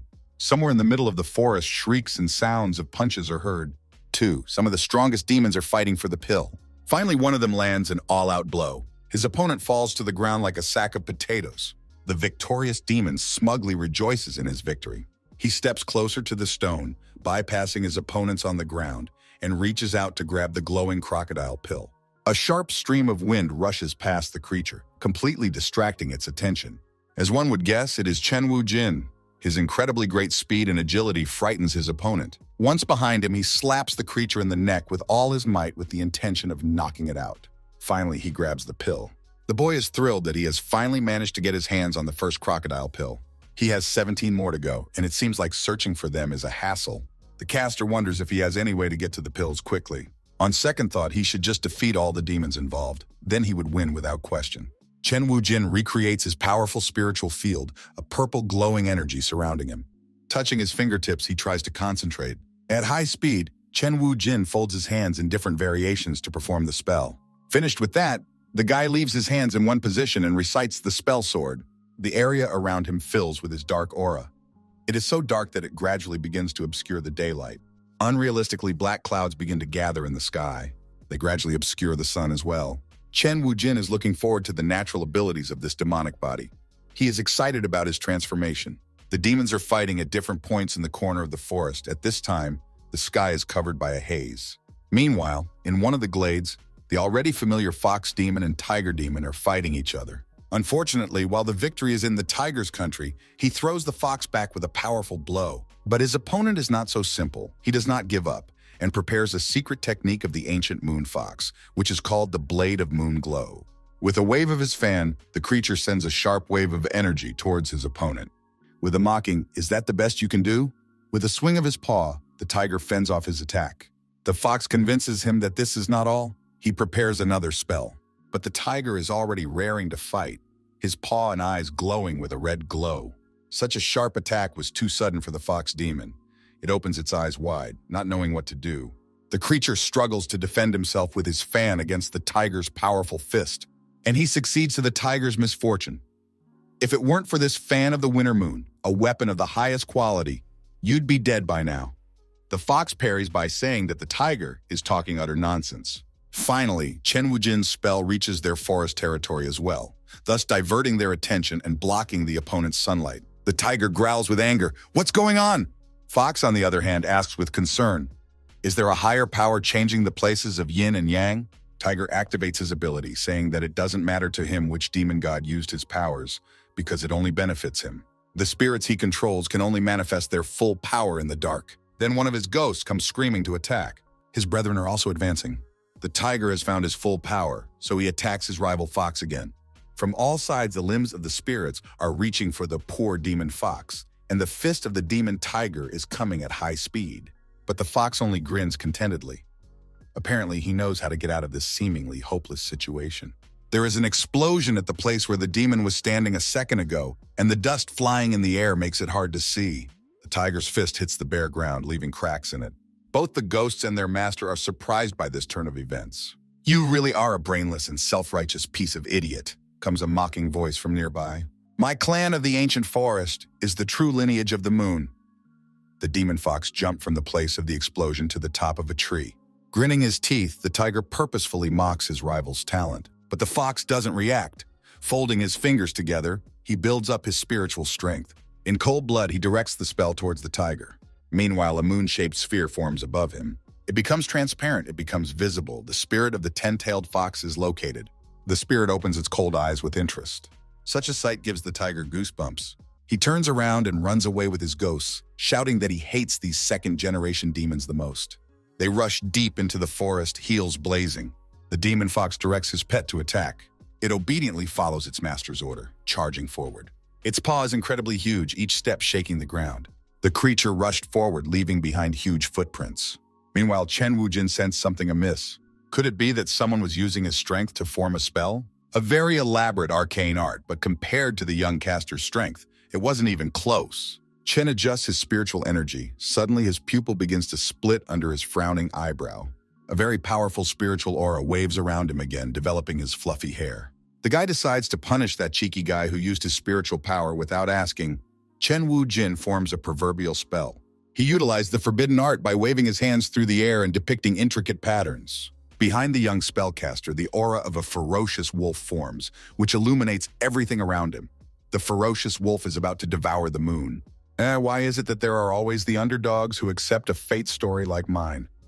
With a disgruntled sigh, the fox sighs. It must be one of the most powerful people in my clan who followed me all the way and quietly came to my rescue. With a satisfied laugh, he ponders his next step, marry a crocodile and become emperor. He thinks of Chen Wujing, saying, now it's his turn to be punished. Anyone who disobeys him will die. Suddenly, a huge silhouette of a wolf is seen in the sky, its open maw aiming for the sphere. The fox demon tensed up. What the hell is going on? Gradually, the wolf sinks its maw into the moon, devouring it. All the demons in the neighborhood are shocked by what they see because the moon is being eaten right in front of their eyes. Gradually, cracks form on the sphere, and then the wolf closes its jaws, completely crushing the moon into shards. The fox demon panics, his pupils narrowed to the size of a pin. In great pain, the fox tries to cover his face, as he is bleeding from all points of his ki. Impossible! Obviously, he missed his chance. He reaches his bloody hand towards the sky. After all, wasn't he the main character? Weakened from his wounds, the fox demon falls from the top of the tree. He falls, sprawled on the ground. Spiritual words become poetry, a vision of heaven and earth. It is an ancient art lost for thousands of years, recognizes the old spell of the turtle demon. The old spellcaster thinks it's for the worst. Some old man wants to ruin the great events of their demon race. Using his innate spell of 8 trigrams, the old man forms a field for himself. He then bullets towards the wolf in the cracked moon. The spirit has already almost completely engulfed the moon. Watching all of this, Chen Wu-jin yawns with boredom. He feels that this ability is too great. The old man has been following the spirit trail all this time and has finally reached its source. He has a grudge against the young spellcaster because he thinks he's up to no good. Folding his hands in a lock, the old man put his strength into them, preparing to attack. With a swift run, he approaches Chen Wu-jin. The guy on the other hand is angry. He calls the old man vile. Muttering an incantation, directs his fist towards the guy. The guy has no problem stopping the attack as his strength has increased manifold. Chen is maximally pissed off at being attacked, but the old man is even more fierce. Sparks of his golden fire-like aura light up around him. The old man doesn't give up. With his free hand, he tries to use an earth spell. But the now so strong Chen Wu-jin immediately foils his attempt. With all his might, he kicks the old man under his breath, causing blood to gush out of his mouth. The old man was shocked that someone could just smash his indestructible innate armor. At breakneck speed, the man flies backwards into the rock, shattering it to the ground. He wonders how on earth this could have happened. Folding his arms across his chest, Wu-jin warns him that he only used 1/3 of his strength to keep the old man alive. He grins evilly and adds, "Just so you can see what real strength is." Meanwhile, the sky above the forest is becoming increasingly overcast with gloomy clouds, the atmosphere around them becoming more and more oppressive. All the demons in the forest are panicking. The power is starting to get out of control. Some are having their essences drained of energy. Fox is getting worse. He also continues to lie on the ground, unable to move.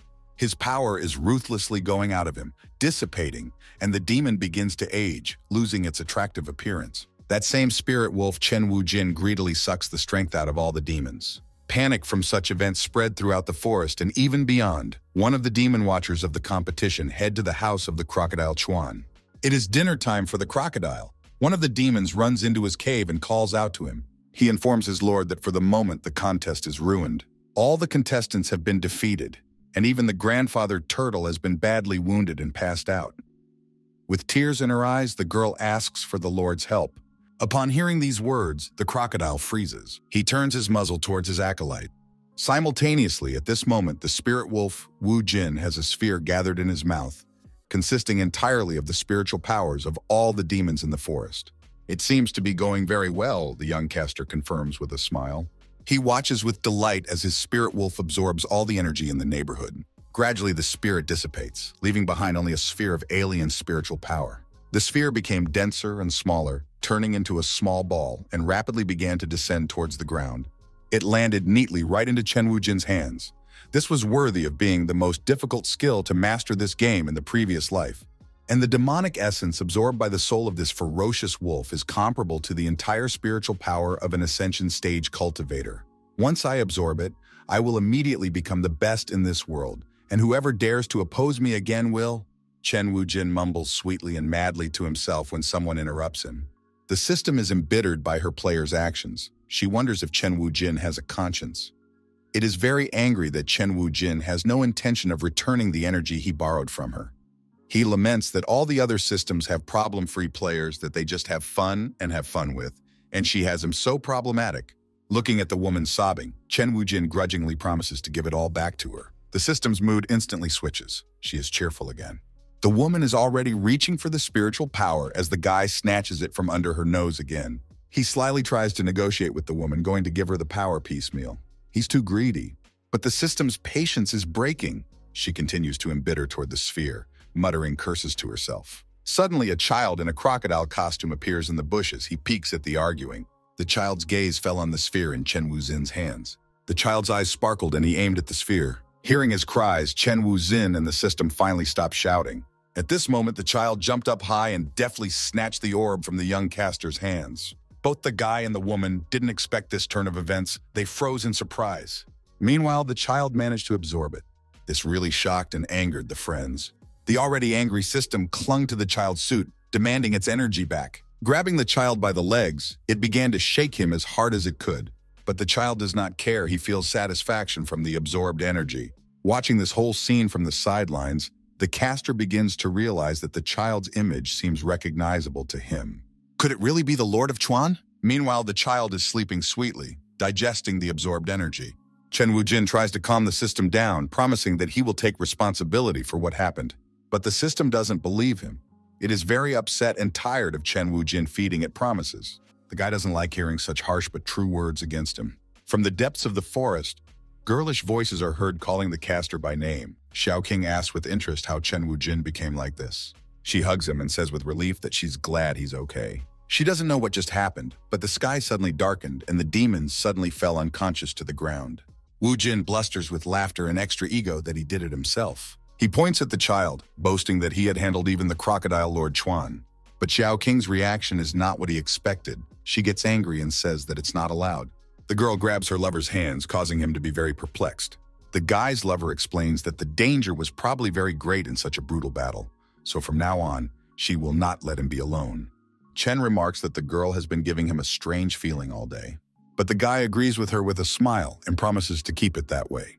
Here's the system is not doing so well. Watching this shining couple, she calls Chen Wujin all sorts of words. Xiao King is the first to notice that something wrong is happening to the child. He starts to glow. The young caster realizes that the child is absorbing all their power into you. The system grabs the hair on her head. She realizes that her power will never come back to her again. Ye Lingchen, the smartest of the group, offers to take the opportunity to strike. The guy is stunned again, not listening to what the girl is telling him at all, because he just started to stare at her figure. With a death wish from Ye Lingchen, the guy gets a well-deserved fist punch in the face. The girl thinks that's not enough and gives him a few more. The guy feels sorry for himself, as usual not seeing the problematic nature of his actions at all. Obviously, the girls are sick of this attitude, so they burn him with looks of disgust. Grudgingly rubbing his chin and running his eyes, the guy informs them that he had a backup plan. He had mentioned earlier about the great opportunities, all of which would fall to this crocodile Lord Chuan. If my memory serves me correctly, the guy is trying to recall his playthrough of the game. Although this Lord Chuan is the head of the demon clan, not many people know that 10 years ago, a human power was severely injured. Her cultivation level has plummeted and her demonic body is recovering, and even her intelligence has become that of a 7-year-old child. Meanwhile, the child is sweetly slumbering, oblivious to everything going on around her. Ye Lingchen then asks, frowning, "So what kind of competition is this?" With a goofy face, Chen Wujin replies to her that it is a good enough question. There is only one truth. It is the fact that the crocodile lord together with the selected young talented demon of the 10,000 demon ceremony. Xiao King is unaware, she asks. A ceremony of 10,000 demons? Isn't it a ceremony where once and demons choose the next demon lord? But Chen says that she is wrong. In the era of the unknowable, the only ancient beast in the world, Kunpeng, fell into the Western Sea. And the 10,000 demon ceremony is where the younger generation of the demon race fights. A brutal ritual to determine the rules to inherit the Kunpeng bloodline. Qingzhao is shocked by his friend's story. The system indiscriminately interrupts the guy. What nonsense. Isn't this just an advanced copy of the treasure hunt I once invented casually? There's nothing special about it. The woman bulges her eyes and opens her mouth. Something has gotten to her. The Kunpeng bloodline is the only kind of energy she can absorb. After all, he had promised to return her energy tenfold. The woman started shaking the guy by the pecs with all her might until he agreed. She summarizes that this was their agreement. The system goes back into the guy's body. He sighs heavily. It's finally inside. He tries to go back to the main dialogue and asks what he just said. Ye Lingchen is still angry at what he did. Chen Wujin, all that talk, does it have anything to do with whether we kill her or not? Chen Wujin explains his plan. I want to take advantage of Lord Chuan being in such a state. Let's trick her into taking us to Sihai province to participate in the ceremony. While they were furiously discussing this, the child's body is completely engulfed in light. Everyone watches the girl's transformation in shock. She has become a little older and taller. It seems that she is starting to wake up. Ye Lingchen fearfully asks what they should do. Barring the fact that she has just completed her life form transformation, should subconsciously feel that they are her family. The girl is finally awake, rubbing her eyes. As long as they act according to the circumstances, they would get away with it, and she would take them with her. Lord Chuan finally opens her eyes, seeing Chen Wujin first. She throws herself around his neck with the intention of hugging him, calling him her father. To the young caster, This seems like something wrong. He feels uncomfortable. Wu Jin walks forward, pushing the leaves apart with her hands and explains, I think it's because the energy Lord Chuan received came from me. That is why she calls him father. The girl excitedly walks over to the young caster and holds out the flower to him. The boy chuckles awkwardly. In his thoughts, he wonders why this has happened.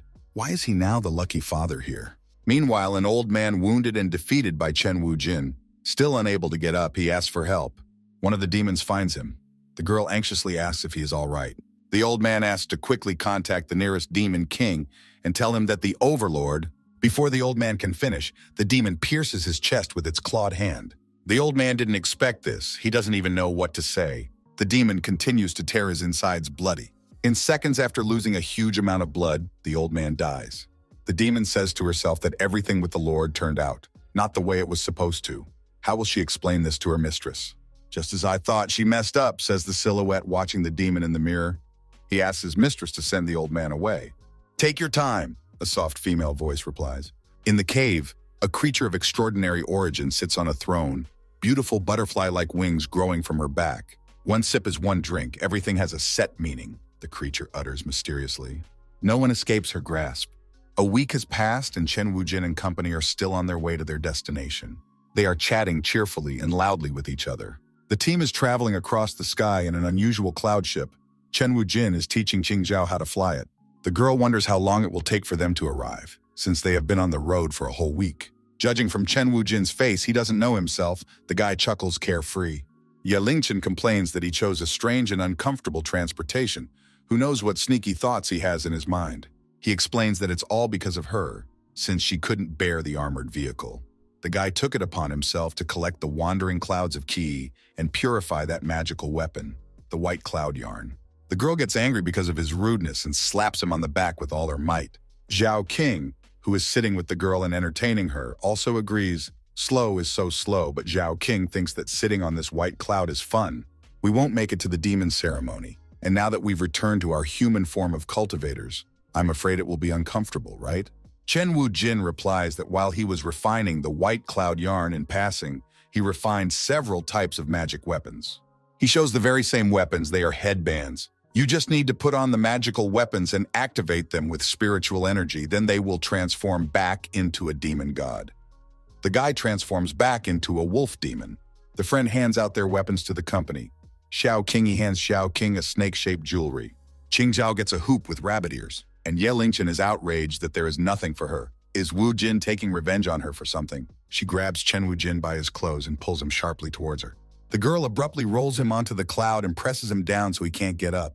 Activating spiritual energy and bringing her hand to his face, she assures him that she is going to repay him in kind. The team reaches a rather picturesque place. They are surrounded by mountains with lone trees everywhere. Everything is surrounded by clouds, and they are warmed by the rays of the sun.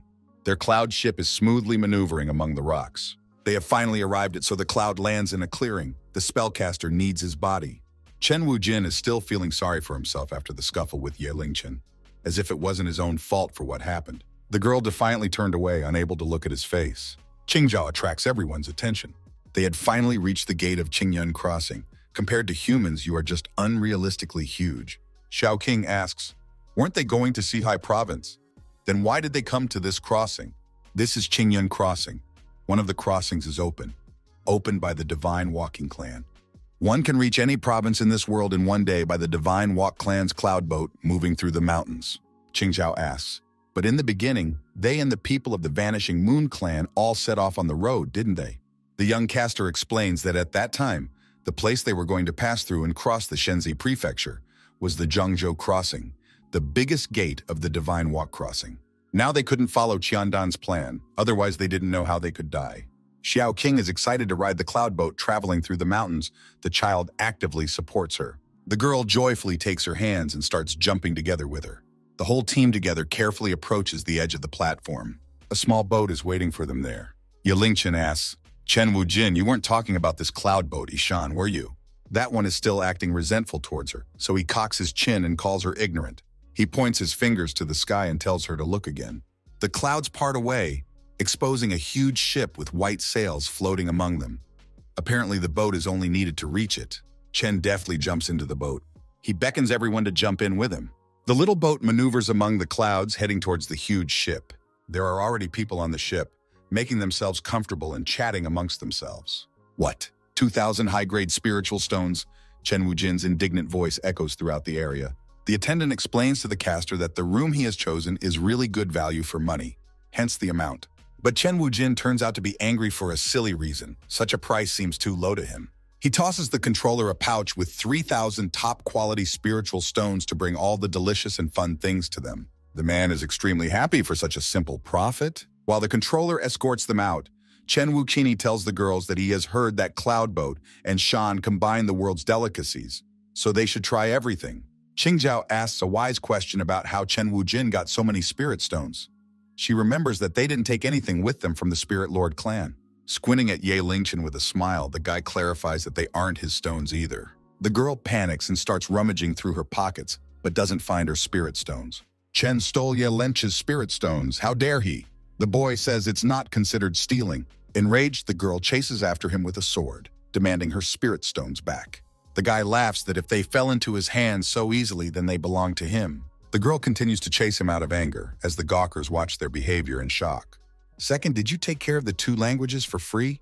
One of the men is mysteriously conversing behind the crates. His interlocutor explains that these men work on the bottom of the ship to cover their debt. After hearing the information he needs, the man lets his interlocutor go. He digs into his pockets and pulls out a shell. The man uses it to contact the patriarch Zhangdan and tells him that he has found everyone he wanted. Meanwhile, in the hold of the ship, 2 familiar figures are hauling sacks.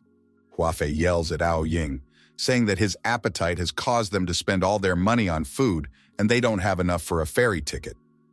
The guy just snaps at him. Finally, the ship sets sail. The crew is in their cabin playing mahjong. Ye Lingchen is outraged that Chen Wujin has taken her dice again. The guy only chuckles and says he can't do anything about it. Apparently, he enjoys pestering the girl.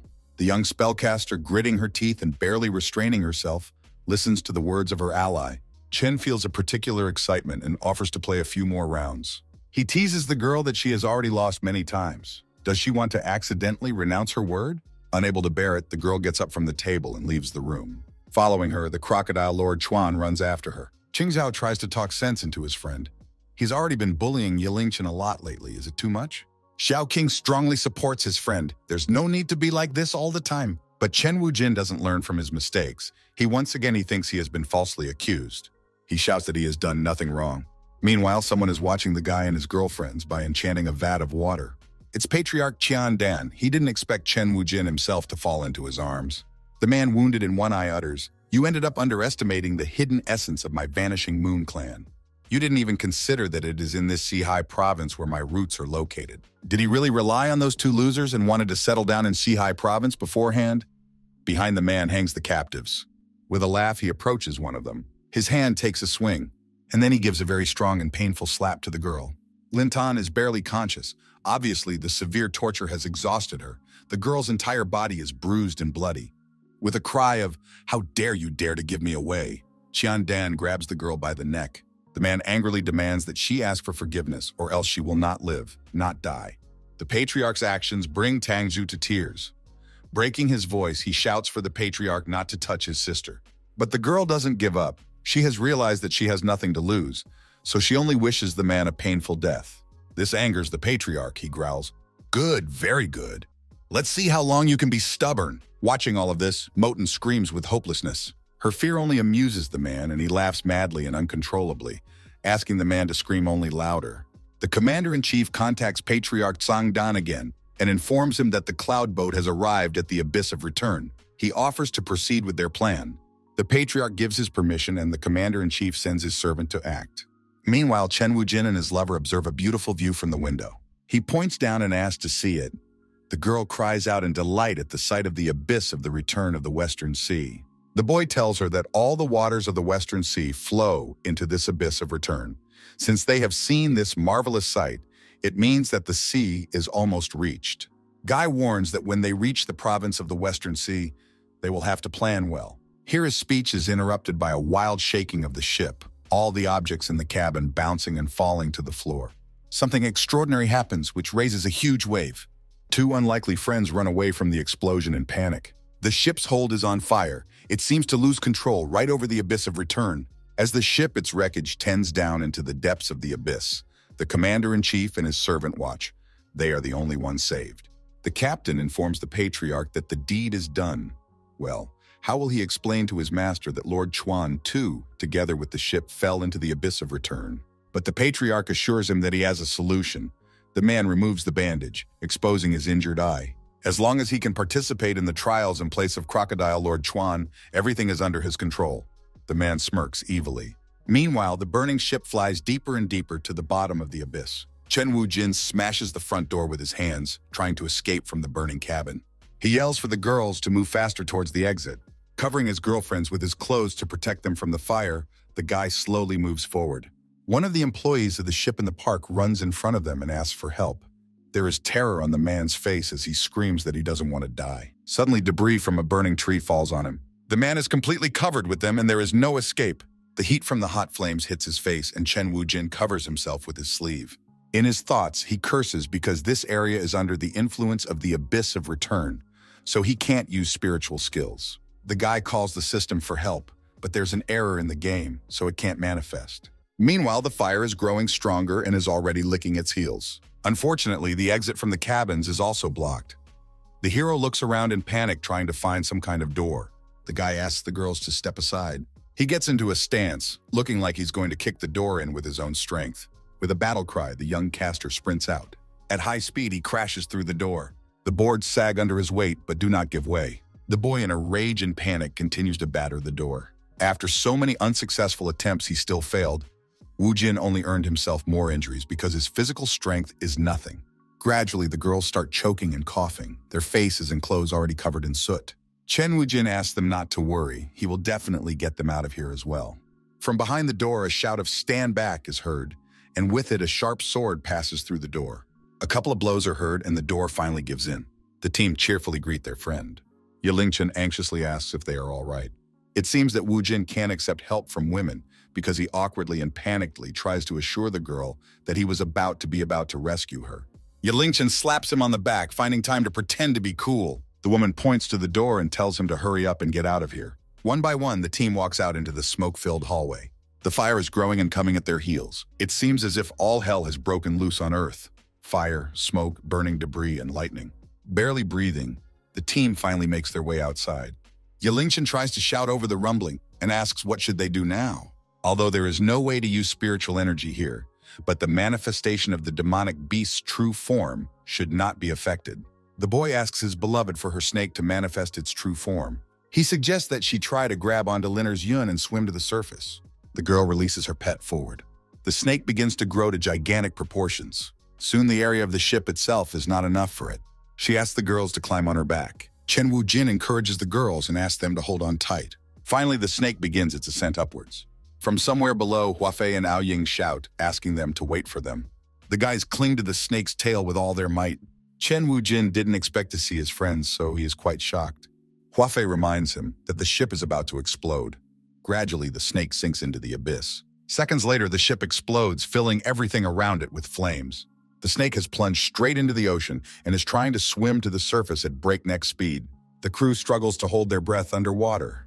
Finally, the snake comes up out of the water for air. Qingzhao notices that Yelingchen is missing. Oh no, he forgot about Yelingchen's fear of water. Meanwhile, the pair of friends rejoice at their newfound safety and rescue on the tail of the snake. Wu Jin shouts to them for the two of them to stay here and take care of Xiaoqing and the others, while he sets off to find Yelingchen. But the distance between them is so big that Huafei didn't hear anything. The guy Bullet jumps into the water while the girls ask him to be careful. In his thoughts, he berates himself for letting this happen. The guy holding his breath tries his best to swim faster to the bottom. He tries his best to fumble his gaze in this dark space and finally notices something. Chen Wujin swims up to the girl and grabs her. The young spellcaster is already starting to run out of air. Thinking nothing of it, the guy is about to act. He makes contact with the spellcaster's mouth and gives her the rest of his air. Yelingchen senses something wrong and opens her eyes. She pushes Chen Wujin away from her with all her might.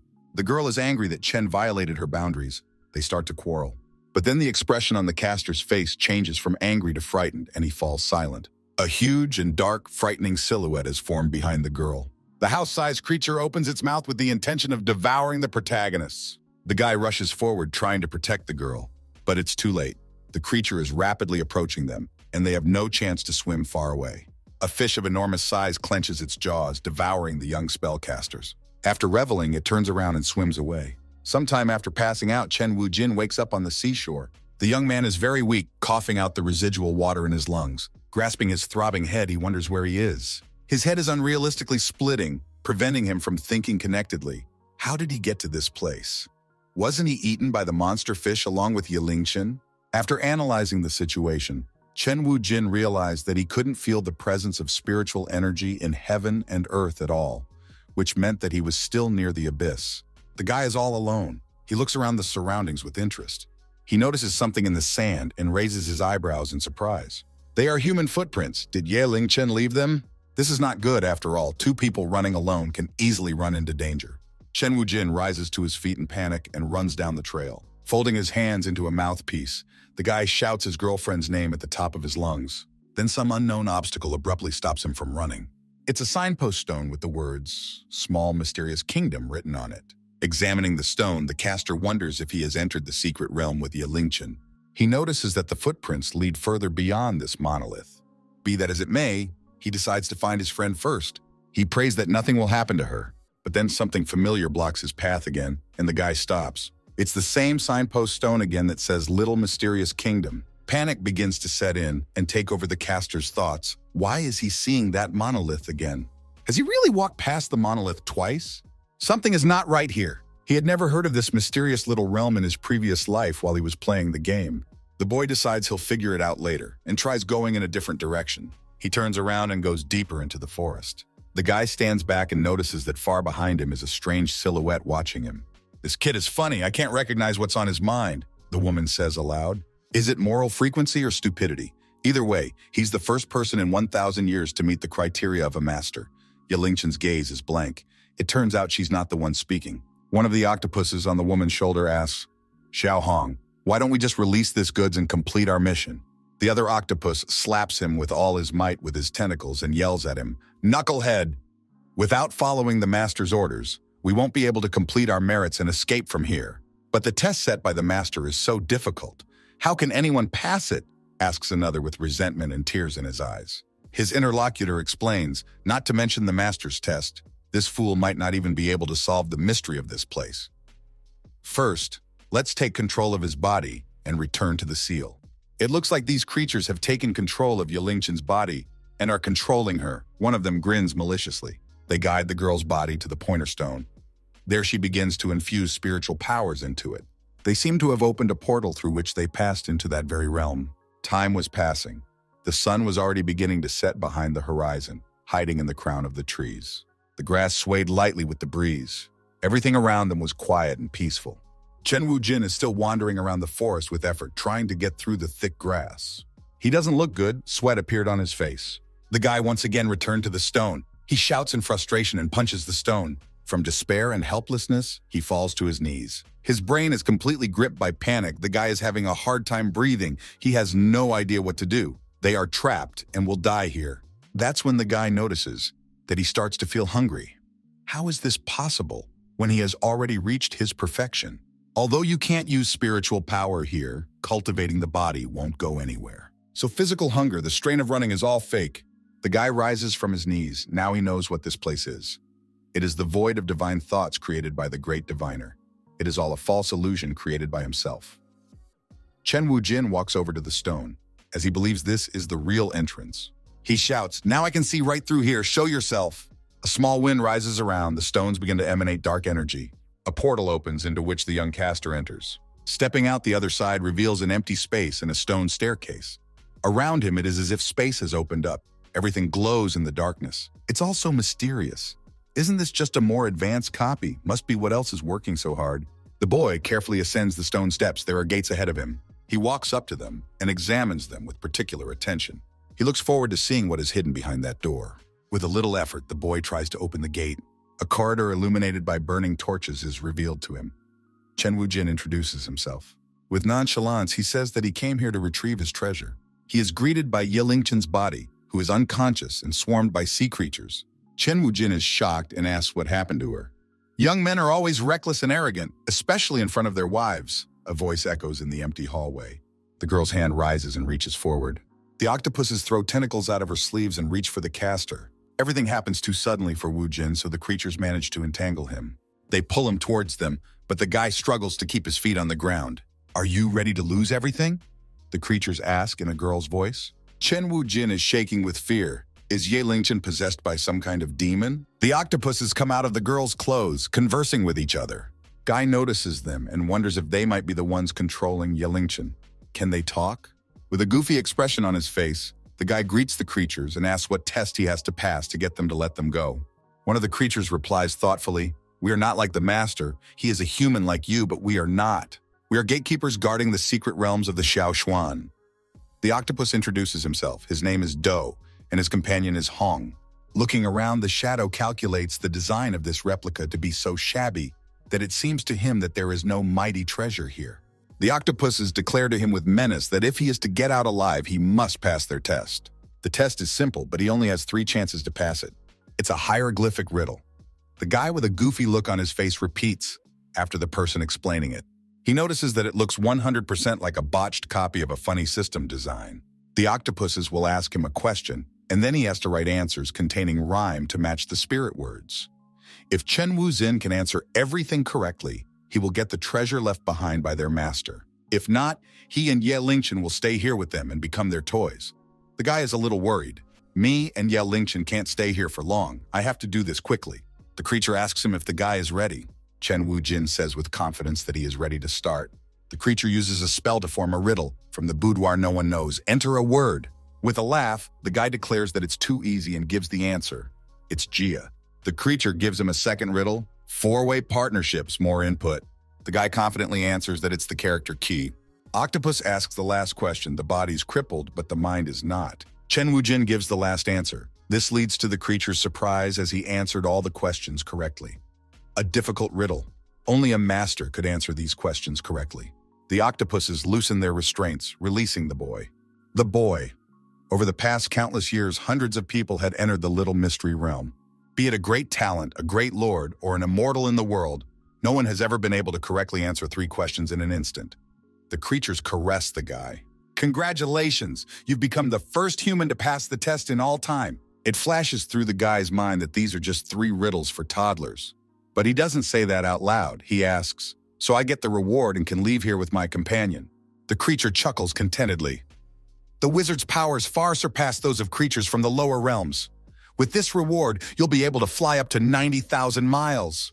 The octopuses politely asks him to wait for them to go get the treasure. The creatures leave through the portal, the caster trying to get the girl to come to her senses. Meanwhile, the creatures talk amongst themselves. I'm looking forward to seeing this guy get his reward. If those who can pass 3 levels in a row are unworthy, then no one in the world will be able to use this treasure. The guy realizes that not everything is as smooth as it originally seemed. Ye Lingchen still hasn't come to her senses.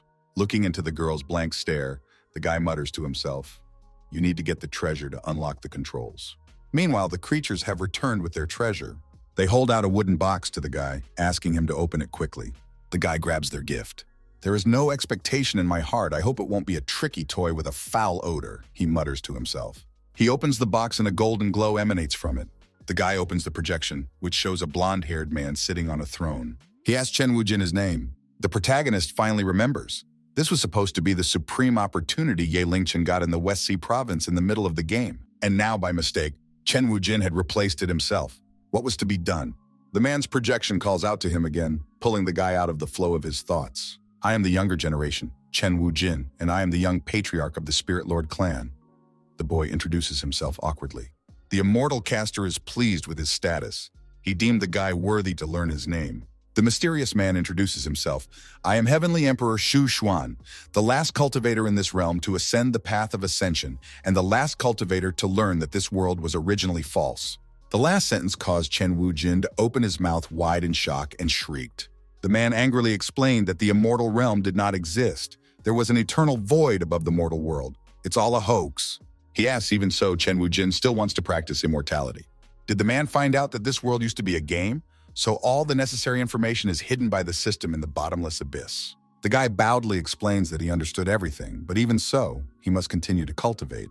The man clutches the armrest of his throne in anger. He shouts that he has been trapped in the void for 1,000 years, and Chen Wu Jin doesn't understand anything. The young caster with a truly incomprehensible face listens to him. The man calms down and sighs. Shu Xuan reaches out his hand and beckons the young caster over. As a reward for his winnings, he's going to give the guy better immortal qi. Wu Jin asks with interest, immortal qi bestowed by an elder, should the immortal qi only be improved by the elder's path? The man breaks out into laughter. Great kindness. And in the mortal world, there are friends of his generation. With his laughter, his projection dissipates. Chen Wu Jin is puzzled. Did he really just disappear? Why, after revealing such a big secret, is the man still playing by the rules? The casket falls to the ground with a clatter. Where are the passed-down incomparable treasures and the rare book, Art of the Immortal, that the protagonist so desperately needs? How about entrusting me with the inheritance of the Tao, or finding out who is behind the absence of the immortal realm? Why is there nothing? The guy is indignant and insulted to the core. With anger, he starts to look at the octopuses, but the octopuses themselves aren't sure what just happened. Chen Wu Jin is sure that the creatures have taken everything for themselves. He grabs one of them and demands that they give everything back to him. Somewhere in an unknown location in the sky, a mysterious rift formed. It grew wider and wider until it released a beam of bright light. Like a shooting star, it shot better towards the ground, illuminating everything around it and attracting the attention of those around them. One of the mages in the forest noticed the fluctuation in power. Somewhere in one of the caves, a beam of light also shone. A woman with butterfly wings was shocked by the appearance of the immortal weapon. The beam moved at such a tremendous speed that it eventually returned to the abyss of return. At this point, it abruptly changed its trajectory and headed downwards. Finally, the beam of light landed next to Chen Wu Jin, raising a huge wave of dust. The guy, shielding his eyes with his sleeve, tried to make out anything. When it did dissipate, the sword surrounded by a mysterious aura appeared in the eyes of the protagonist. But Chen is not satisfied with even this. The sword seems rather ordinary to him. The creatures on his shoulder are happy that at last they can enter this world and have fun. As if mesmerized, they stare at this sword with joy in their eyes. Folding their tentacles, the creatures began to build up their spiritual power. Since the artifact had finally appeared, they were going to return to the sword body once again. Everything happening is incomprehensible to the protagonist. He frowns and tries to protect his eyes from the bright light. All the creatures turned to bright light and gradually began to return to the sword. The object began to burn brightly, almost blinding the person looking at it. It began to dawn on the guy they were most likely the spirits of the sword. The sword absorbed all the power, and gradually everything around it began to calm down and fade away. Two entities were formed from the heavenly sword. It was Ye Lingchen who was able to obtain the supreme immortal sword from the West Sea province. The caster cried out in astonishment. However, one of the spirits was displeased that the sword had gone to Wu Jin, while the other gave the caster instructions so that he could fully master the sword. In the Ye Lingchen line, when Chen Wu Jin played earlier, it was with this immortal sword and his own supreme sword soul technique that Ye Lingchen became the invincible protagonist of the world. The guy grabs the handle of the ball and pulls it out of the ground. He thinks that this should be her chance. Memories pop into his head of how the girl saved the whole team and himself during the fire. But he doesn't like these thoughts. He tries to switch his mind to something else. Chen Wu Jin heads towards the still frozen and unmoving girl. He takes her hand. The sword spirits do not understand what he is going to do. The tense caster shouted for them to be silent. Taking Ye Lingchen's wrist, Chen makes a cut on her finger. Gradually, blood starts to come out. A purple glowing aura began to gather around the sword. Similarly, it began to illuminate the sword spirits as well. The energy of all three of them gathered into a single glowing sphere. It gradually approached the girl's face, illuminating her brightly. The glowing orb hovered briefly in front of her face, and then seconds later it penetrated her. A mark formed on the girl's forehead. Tired after so much agony, she closes her eyes and loses her balance. The guy readily picks her up. Was the mistress's confession successful? Looking at her anxiously, the guy holds Ye Lingchen in his arms. The girl's eyebrows are furrowed. Obviously, assimilating the power is difficult for her. Chen Wu Jin mutters aloud, "Why are you still not awake?" The guy asks the sword spirits, shouldn't they be dutifully staying in the soul of their mistress right now? To which they reply that they were originally supposed to help the new master restore her Tao foundation, cultivate the immortal sword technique, and inherit the way of the Tao. But they discovered that the new master herself is a flawless foundation with the innate germ of a sword immortal. Therefore, it only takes time to fuse the soul with the immortal sword immortal, and the girl will be able to control the sword Zhuantian.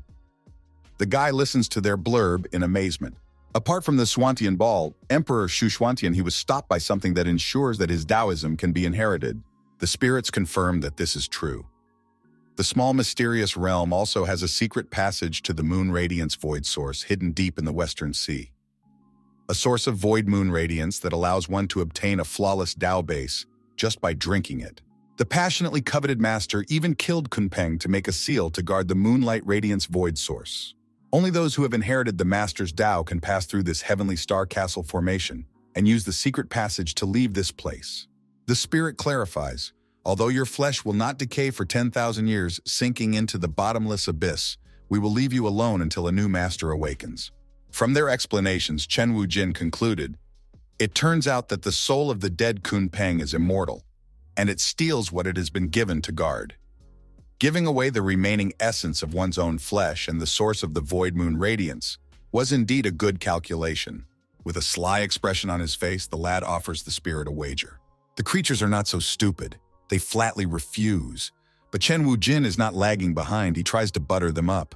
The guy asks them to give him a useless source of emptiness of lunar radiance.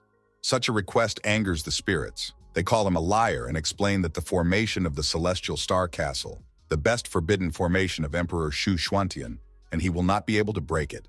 But the guy confidently declares that he feels that he can easily break this formation. The self-confidence angers one of the spirits. She declares that it is absolutely impossible. If the guy breaks it, she will accept whatever terms he wishes. If he can't, he'll stay in the bottomless abyss and become a smoked man. But Chen only listens with a chuckle to the outrage of the little spirits. Deal, he agrees with a slight chuckle. Time passed, and the girl still did not wake up. So the guy went outside the gate in search of a formation. He reasoned, Lingchen's level is low, her soul fusion and immortal sword will take a long time, but Xiao King and the others are still waiting for him outside. Therefore, the information must be destroyed beforehand no matter what. The guy walked over to the seal. Cocking his head upwards, he stared at it. Meanwhile, upstairs, near the abyss, the team is still waiting for your friends. Crocodile Lord Chuan is having fun, diving headfirst underwater. A little more and she would have slipped off the snake, but then a sure and trustworthy hand holds her down and pulls her top out. Huafei is outraged at the child's naughty behavior. The girls do not know what to do, for so much time has passed. Tears come to their eyes in despair. Qingzhao suggests they go back to land, but Xiaoqing vehemently denies the idea, saying that she won't go anywhere until Wujin comes. And so it's been 3 days since Chen Wuzin threw herself underwater. The calm sea is splashing peacefully.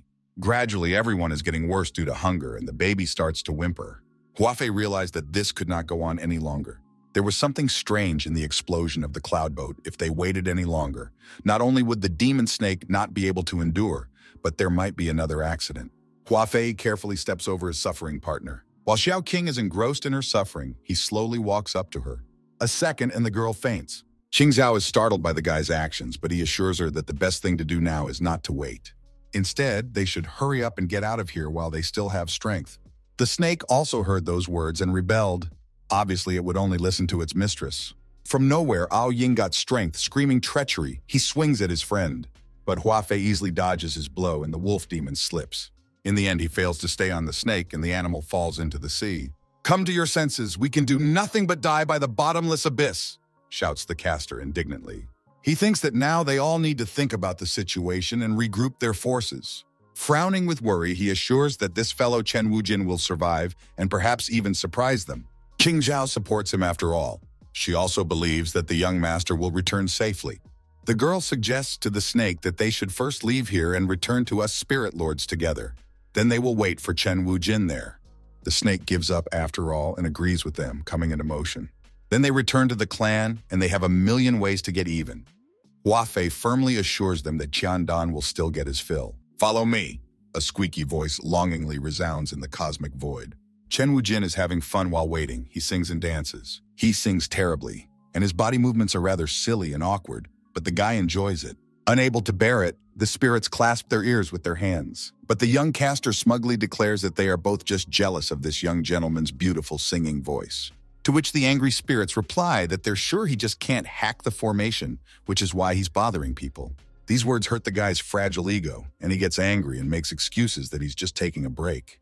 Finally, the spirits get behind him. They almost saw it. That was close, flashes through his mind. It looked like the young man was only pretending. He had noticed the last few days that this seal of blood must be broken by a similar method of bonding. A smile played on Chen Wuziying's lips. He would do it right this time. But even here, he failed. This attempt is just as unsuccessful as the previous ones. The seal does not yield to the caster in any way. The lines of the seal glow red. Damn, the boy curses in his thoughts. Is this wrong too? It's been 3 whole days. Worry is brewing on his face. How can the game have such complicated information? They could really get stuck here. With all his strength, Wu Jin tries to suppress the worry in his soul.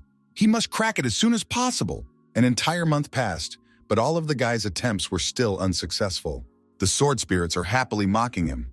One can see humility and agony on the guy's face.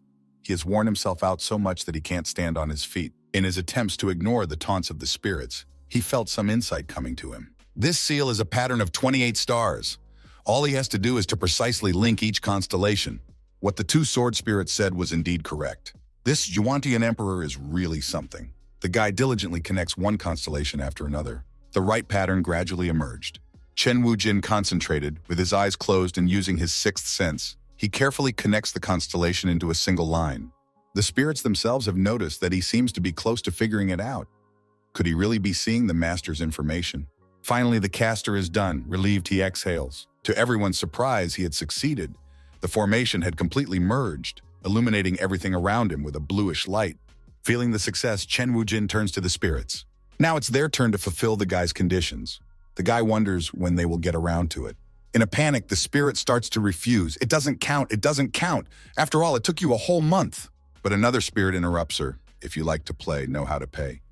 The creature asks the caster to state his terms. With a slight smile, Chen says that he has nowhere to hurry. He just wants to ask one thing.